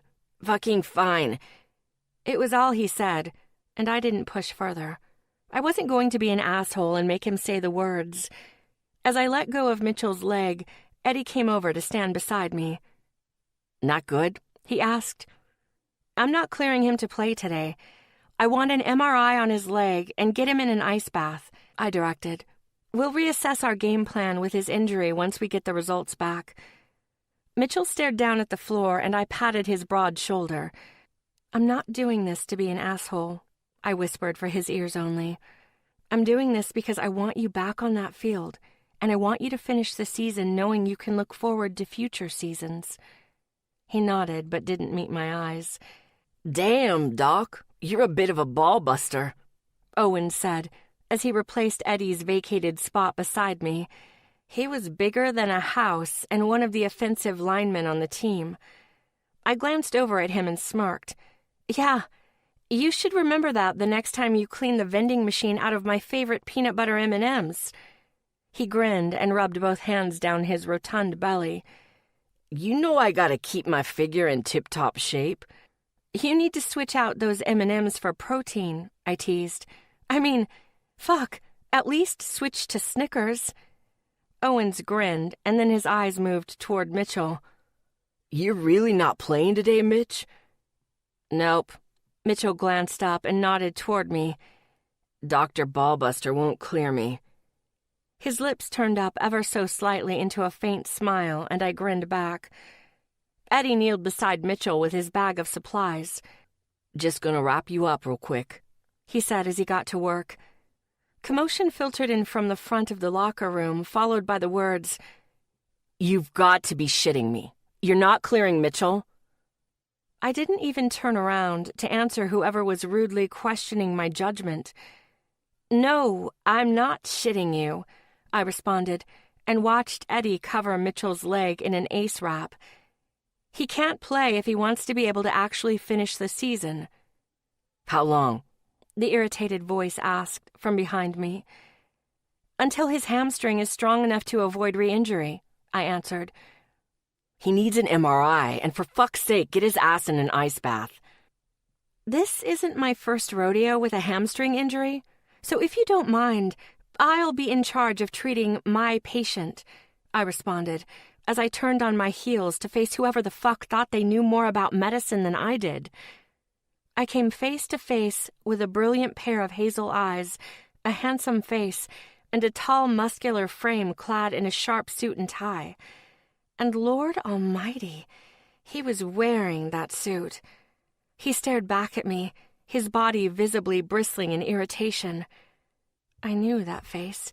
I'd never personally met that face, but I sure as hell knew that face. Well, shit. It was Wes Lancaster, owner of the Mavericks and my boss. Since I hadn't signed on to the organization until late in the preseason, and Wes Lancaster spent a hell of a lot of time on the road, this was the first time I was officially meeting him in person. We'd had a brief phone chat when he welcomed me to the team, but that conversation lasted all of 2 minutes. I had a feeling this was about to be the epitome of an awkward introduction. He stopped right in front of me and briefly glanced down at Mitchell before his eyes met mine again. You're making him sit out before you get MRI results? He questioned, with a challenge in his voice. It pissed me off. He might be the owner who also happened to be insanely good-looking, but he'd hired me to do a job, so he needed to back off and let me do it. Remorseless, I continued to look him directly in the eye. I don't need the MRI to know he's injured. I need the MRI to know just how injured and how long of a recovery we're going to be dealing with. He tilted his head to the side, and a cocky smirk graced his lips. Do you even know who I am? I had the urge to smack him, or violently kiss that cocky smirk straight off his face. No, I definitely wanted to smack him. I didn't care how rich or unbelievingly good-looking he was. I had zero desire to kiss a man who provided this shitty of a first impression. Do you even know who I am? I mean, really, was this guy serious? He sounded like a total prick. Well, a really hot prick. I felt the physical version of my perfect man had been set right in front of me, and then he'd opened his mouth and shit all over the fantasy. "Yeah, your face is plastered down every hallway in this stadium," I answered, even though it was a bit of an exaggeration. There were maybe 2 pictures of Wes Lancaster in the entire Mavericks facility, but I couldn't stop myself from razzing his ego. I held out my hand. "It's nice to finally meet you, Mr. Lancaster. I'm Dr. Winnie Winslow, and I take my job of making sure I don't let your players go on the field if they're not 100% very seriously." He took my offered hand, and the second his warm palm touched mine, I felt like lightning shot through the ceiling and zapped straight into my chest. What in the hell kind of visceral reaction was that? "Nice to meet you, Dr. Winslow," he said, and shook my hand. But honestly, his voice sounded like I was the very last person he wanted to be touching in that moment. "And just call me Wes." His eyes searched mine for the answer to some unknown question. I couldn't get a good read on him. He looked cocky and amused one minute, and then irritated and like he couldn't stand the sight of me the next. I felt off balance from merely being in his presence. "Okay, Wes, and please, just call me Winnie." Our eyes stayed locked on one another until Eddie stood from his kneeling position and cleared his throat. It was only then that I realized we were still shaking hands. Why were we still shaking hands? Surprised, we both let go at the same time and put distance between each other, but our eye contact never wavered. It felt like we were both trying to figure the other out, and I didn't even really understand why. Wes blinked and averted his eyes from mine. His jaw clenched, and he muttered an excuse about having to check on something and strode out of the locker room like someone had lit his ass on fire. All the while, I remained frozen in my spot, far longer than would have been considered normal. What in the hell just happened? Wes. Sound splintered the air as I slammed the door to the suite shut behind me and stalked to the large window overlooking the field. "Whoa! What's wrong?" Klein asked. Pyrotechnics sparkled and flashed as the team ran out of the tunnel, and the bass noise level in the stadium lifted to a roar. It was a sound I lived for, especially now, during the first game of the season. But nothing was going according to plan, and I wasn't in control of any of it. God damn it. "Cameron Mitchell can't play today." "Why the fuck not?" Thatch yelled. I shook my head and clenched my jaw. I didn't even know if I could talk about it. I was so pissed. My dick was the only one not with the program, thinking about a pretty physician's heels and skirt and take-no-shit attitude. Who in the fuck was that woman? "Aw, man, we are fucked, Whitney," Thatch whined. I looked over my shoulder and expected to find him on his feet and distraught over some large sum of money he had riding on my team, but instead he sat calmly in his seat, a smile on his face, as he looked at his hand interlocked with Cassie's. It was almost funny, the sight of his giant hand engulfing hers, but the smile on his face wasn't. I didn't understand it, didn't fucking want that shit for myself, but after seeing the way he was when he thought they were over, I'd take this sappy version of him every day, all day. I followed the line of Cassie's arm up from their hands and met her vivid blue eyes. "Your brother better be good." She scoffed. "Can a pussy take a pounding?" A smirk curved my lips at the memory of hers doing just that in my bathroom, and a pointed eyebrow inched toward my forehead. She held my eyes with absolutely no embarrassment, confirming she knew precisely what I was thinking. "Exactly. Whatever you need, he's better. Whatever you think he can do more." I sure as fuck hoped so. "That's right, honey. Thatch encouraged. "You tell him." Fucking people in love. I rolled my eyes and looked back to the field as the captains walked to the center to do the coin toss. We needed this to go in our favor. Without our best defensive end, our offense was going to have to come out blazing and set the tempo for a race up the scoreboard. "You have any booze in this place?" Cassie asked, and I turned back to look at her. Thatch's face had turned hard. "Yeah," I answered her, while I looked at him and tried to figure out what that was all about. "There's some beer in the fridge, but if you want something else, they'll bring it." "Beer's good," she announced with a shrug, climbing from Thatch's lap. But he grabbed onto her hips and didn't let her go. I'm trying to walk here, Thatcher," she challenged with a smile. His face was still remarkably devoid of warmth. My confusion blossomed. What happened to the happy-go-lucky guy of 15 seconds ago? He glanced at Klein briefly, who just smiled and shrugged, and then turned back to Cassie. With one rough yank, he pulled her down to straddle his lap and whispered something in her ear that made her eyes light up. She moved quick, like a jack-in-the-box, jumping back off of his lap and pulling him to standing. His eyes skated briefly across mine, something in them I didn't quite understand, before going back to her as she pulled him around the seats and back toward the ensuite bathroom. Jesus Christ, again. "Is anybody going to actually watch this game with me?" I asked Klein testily. Frankly, I sounded kind of like a whiny kid, but Winnie fucking Winslow had me all out of whack. Klein didn't call me on it, though. He was pretty much the only real adult among us.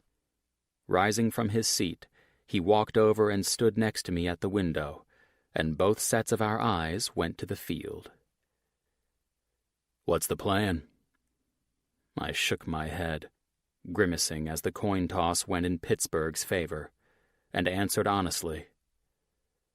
"Play as hard as we can for all 4 fucking quarters, I guess."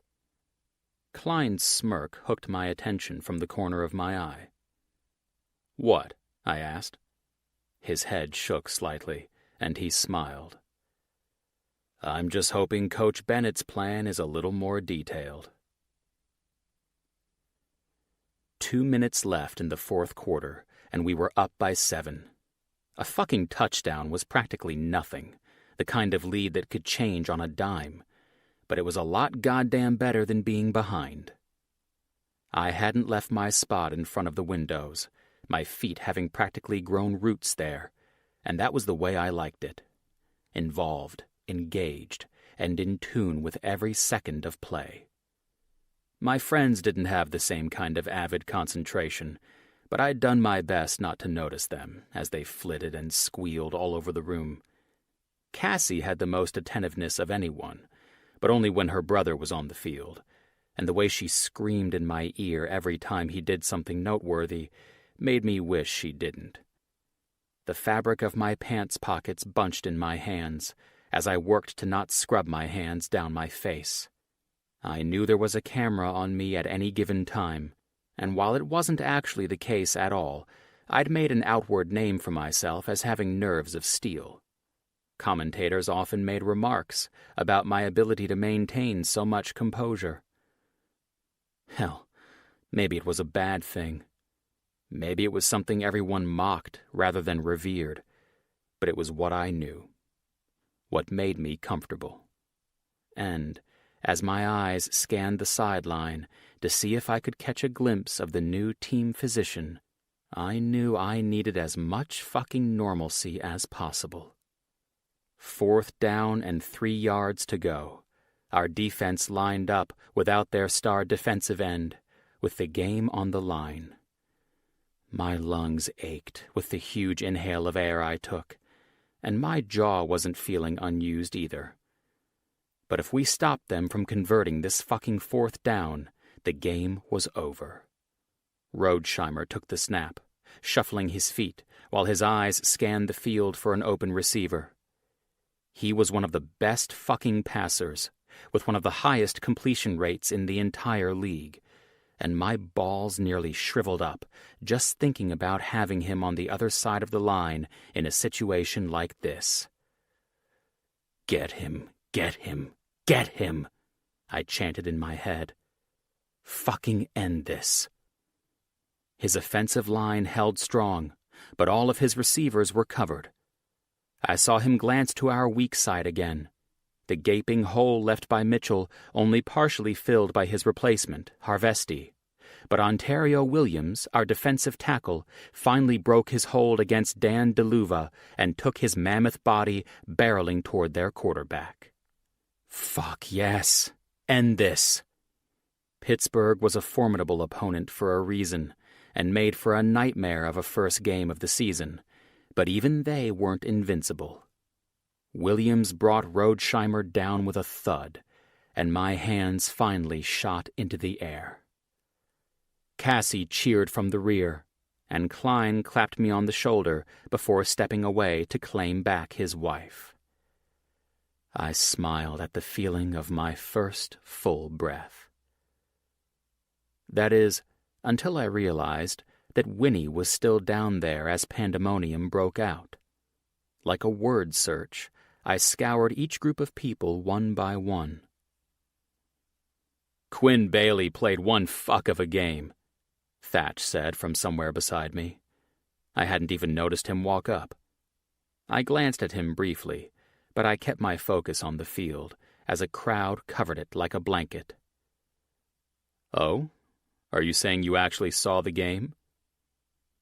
His face was a weird mix of happiness and regret and apology all in one.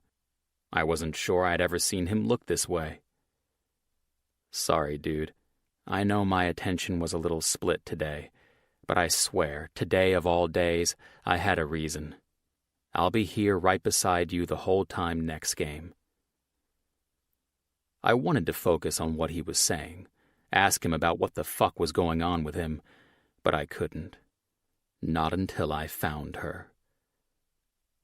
"What's wrong?" he asked, and I knew I wasn't doing a good job of hiding the fucking awful feeling in my chest.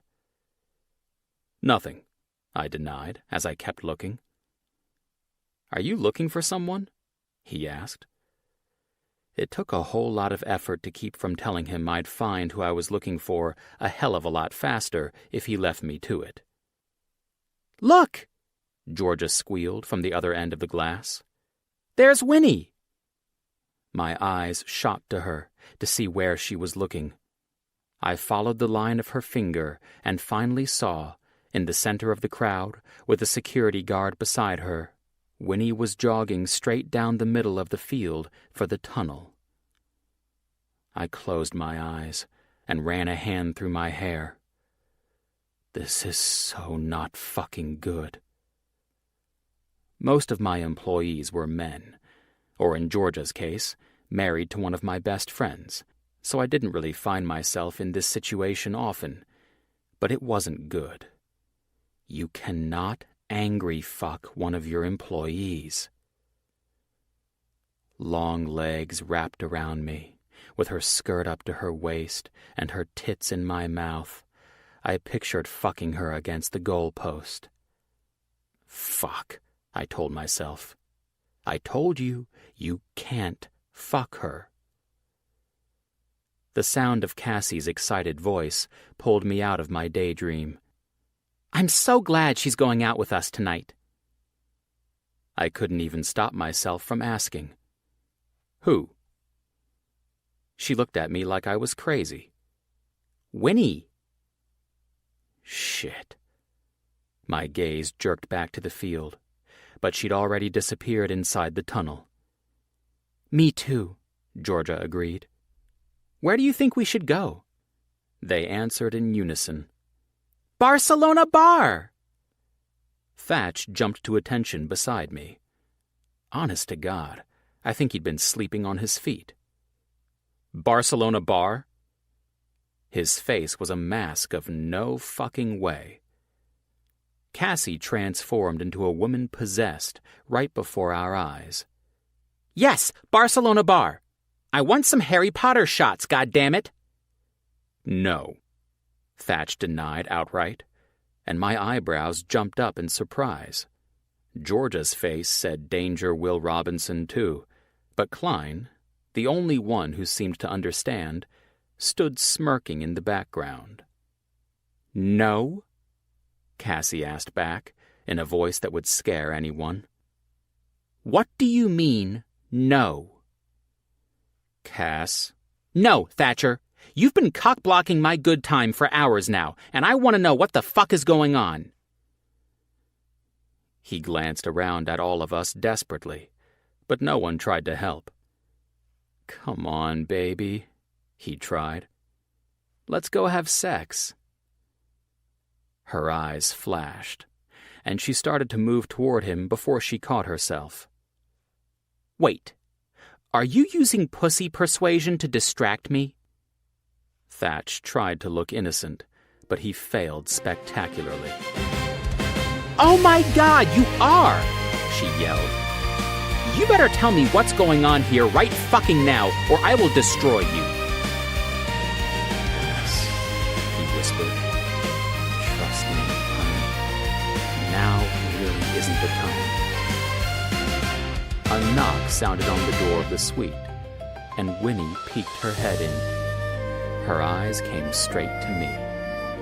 "You think you can't feel your dick now, but you definitely won't be able to when I cut it off your body," Cassie retorted. I winced at the visual, my eyes still locked with Winnie's. It was like some weird magnet that would not let go. "Fine," Thatch yelled. "You're pregnant, okay? Are you happy now?" "Huh?" My head whipped to the side to look at the lover's spat. Apparently, that kind of news was strong enough to break the connection. "What?" Cassie shrieked. Thatch nodded. "No." Cassie shook her head and laughed maniacally. "That's the most ridiculous thing I've ever heard in my life." "Cassie," Thatch tried softly. "I'm not pregnant, you lunatic. Why would you even say something like that? It's literally the craziest thing that's ever come out of your mouth." Georgia tried to step in and put a hand of comfort to Cassie's shoulder, but she tossed it off. "Cassie." Cassie turned to look at her. "I'm not pregnant," she repeated. "Cassie." Thatch tried to get her attention again. "I'm ignoring you, Thatcher. Stop telling our friends lies." She flipped him off over her shoulder. "I swear I'm not pregnant," she said again, and I wasn't sure if she was trying to convince us or herself. "Honey," Thatch said, and moved to stand beside her. He placed both hands on her shoulders and refused to let her shrug them off. "I'm not spouting off crazy bullshit right now. I honestly think you might be pregnant." She shook her head, and her face morphed into utter disbelief. "Do you even realize how insane you sound? I'm on birth control. There's no way I'm pregnant." "I think you need to take a test, honey," he said, voice soft. "When was your last period?" "Oh, for fuck's sake," she scoffed. "I'm not going to recount my ovulation cycle with you." But even as the words flowed past her lips, her face showed that maybe she wasn't so certain. Winnie's unyielding voice sounded from the other side of the room. "Come on, Cass. Let's go get a test." She looked at Winnie for a long moment, until she nodded, without even an attempt to argue. Winnie had undeniable authority. I immediately pictured her bent over my desk, a red reminder of my handprint on her ass. God damn it! "Fine," Cassie relented, and tossed her hands in the air. She turned toward Thatch and stabbed her finger into his chest. "Get ready to be proven wrong."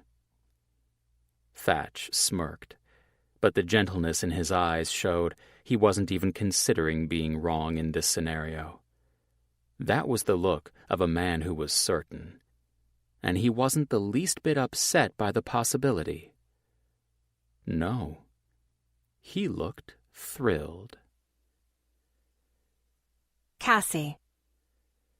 I'm not pregnant, I said, and opened the pregnancy test package.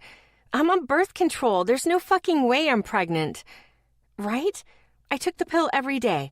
I hadn't been on antibiotics. There had been 0 hiccups with my cycle. Shit was normal. Well, besides the constant need to bone, but I lived with a giant who could fuck like a god. I'd like to find the woman who wouldn't want to have constant sex in that scenario.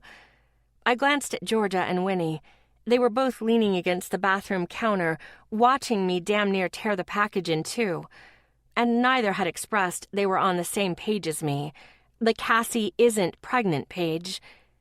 I narrowed my eyes at Georgia when I noted the soft expression on her face and her frequent glances toward my belly. No, Horgie, I said and pointed the test at her. Go ahead and get those thoughts right out of your head. I'm not pregnant. Her expression grew softer and she smiled. Seriously, stop looking at me like that. Just go take the test, Cass, she finally said. I groaned and stepped into the bathroom stall. This was about the most ridiculous situation I had ever been involved in. Taking a goddamn pregnancy test inside Duane Reade while the guys waited outside in the parking lot. Go back 10 years and put us in a high school bathroom, and this could have been an episode of Teen Mom. Granted, it wasn't his choice that Thatcher wasn't with me. I had refused to let him join me while I peed on a stick. With the excited expression I had witnessed on his face, I had a feeling he would have been hovering over the toilet and holding the stick while I peed. I was in and out of the stall in less than 2 minutes. After I set the test down on a clean paper towel, I washed my hands while Winnie and Georgia looked down at it the entire time. Seriously, you guys can stop staring at it. I already told you the answer. I'm not pregnant, I said as I dried off my hands and tossed the used paper towel in the trash. I leaned against the bathroom counter, crossed my arms over my chest, and looked everywhere but at the test. That stupid test. I wasn't pregnant. Seriously, how many times did I have to tell these idiots I wasn't pregnant? Thatch couldn't have been more wrong about this. I was sure of it. Cass, Georgia whispered, you should probably look at this. I glanced over at her and watched her eyes go wide. No, I refused. I'm not looking at it. I already know the answer. Cassie, Winnie chimed in. Georgia's right. You need to check the results yourself. I rolled my eyes. Don't be ridiculous. Just tell me what it says. Go ahead, I said, gesturing with my hand. Just say, not pregnant, and then we can all leave this bathroom and head to the bar. Georgia shook her head. I can't. You need to be the one to see it. You guys are being ridiculous. I groaned and strode to their side of the counter and snatched the pee stick off the towel. My eyes met the result window, and I laughed. 1 pink line straight down the middle. Not pregnant. I held the test up in the air. See? Not pregnant. I told you guys. Winnie's eyes went wide, while George's eyes filled with tears. I honestly felt a little bad about the whole thing. I hadn't realized she wanted me to be pregnant that badly. I'm sorry, Georgie, I said. I promise one day I'll get pregnant and you'll be the godmother just like we talked about. God, my best friend was so fucking sweet I could hardly stand it. Cassie, Winnie said, as she reached forward and wrapped her hand around my hand that was still holding the test. You're looking at the control window. You need to move your thumb to see the actual results. I glanced down at the test and watched as her index finger slid my thumb away from the results screen. The test window doubled in size, and the pink lines had multiplied. 1, 2. Wait, what? I counted them again. 1, 2. What? I'm pregnant? I stared down at that test for who knows how long. I was stunned, speechless. I was motherfucking knocked up. That giant bastard got me pregnant, I shouted when verbal function returned, and I strode straight out of the bathroom, piss-stained test in hand. My feet smacked across the tile floor of Duane Reade, and within seconds, I was striding through the automatic doors toward the parking lot. Thatch leaned against the bumper of his Range Rover, arms crossed over his chest and face relaxed, while he chatted with Klein and Wes. I took 4 stomping steps out of the entrance of the store and then chucked the pregnancy test across the parking lot. It nailed Thatch square in his forehead. How? What the fuck? He glanced up to find me practically shooting laser beams from my eyes, aimed in his, and only his direction. Cass, honey? I didn't say a word. I just pointed down at the pregnancy test sitting on the pavement beside his feet. He tilted his head to the side before bending down and picking it up. He held the test in the air. Did you take it already? Oh, yeah, I confirmed. I took it all right. I heard the automatic doors open behind me and knew that Winnie and Georgia had followed me out. Klein and Wes glanced at the girls, but Thatch's eyes stared down at the test. I swear he didn't move for a full minute, and then his mouth morphed into the biggest smile I had ever seen. He looked at me, then he looked at my belly, then he looked at the test. We're pregnant? He asked, when his eyes met mine again. No, I snapped. We're not pregnant. I pointed at myself. I'm pregnant. I'm the one who's going to get a big fat ass and my boobs are going to be bigger than your giant fucking head. God damn it, Thatcher, you knocked me up. I didn't think it was possible, but his smile got even bigger. Thatch. I didn't even pause. 1 step, 2. I charged right at her until she had to look straight up to see me. Thatch, she whispered when she saw the look on my face. I knew it was all there, everything I was feeling. Wonder, love, excitement, and a whole lot of, this is the best moment of my life. The asphalt scraped at the denim over my knees as I dropped to them in front of her and put my forehead to her stomach. There was a life in there, made up of half of her and half of me. Hands to her hips, I pushed the loose fabric of her shirt up until a couple of inches of skin were exposed above the waist of her skirt. My lips had a mind of their own, and my eyes closed at the feel of her warm, thrumming skin beneath them. When her small hands sank into my hair, tears threatened at the corners of my eyes. "Thatcher," she whispered again. I opened my eyes to look up at her, but my lips never left her skin. "We made a baby, Cassie." Her throat bobbed, and she nodded. God, I am so in love with her. "Are you happy?" I asked, even though part of me was scared to know the answer. I hadn't planned on getting her pregnant, and I certainly hadn't been trying, but here, with my mouth a few inches away from our baby, I'd never wanted anything more.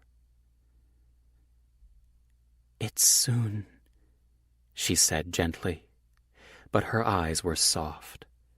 Love and happiness were the only 2 things that could ever make her look that soft. I shook my head. Everything. You, me, this tiny, surely out of its motherfucking mind combination of us. The timing. It's all so right. "We're going to need a new set of rules," she said with a smile. I laughed, but shook my head. I only have one. Just one? I'm knocked up. The two of us are going to have to figure out how to be parents. And you only have one fucking rule? I pushed to my feet and put my lips to her ear. Be worthy of my family. Her head jerked back, and her watery eyes met mine. And baby, that's one rule I'll never fucking break. This concludes Banking the Billionaire by Max Monroe, narrated by Jeremy York and Elizabeth Hart. Copyright 2016 by Max Monroe. This unabridged audiobook is published by arrangement with Max Monroe, LLC, care of Jane Rutterson Agency, LLC, and was produced in the year 2016 by Tantor Media, Incorporated, a division of Recorded Books, which holds the copyright thereto.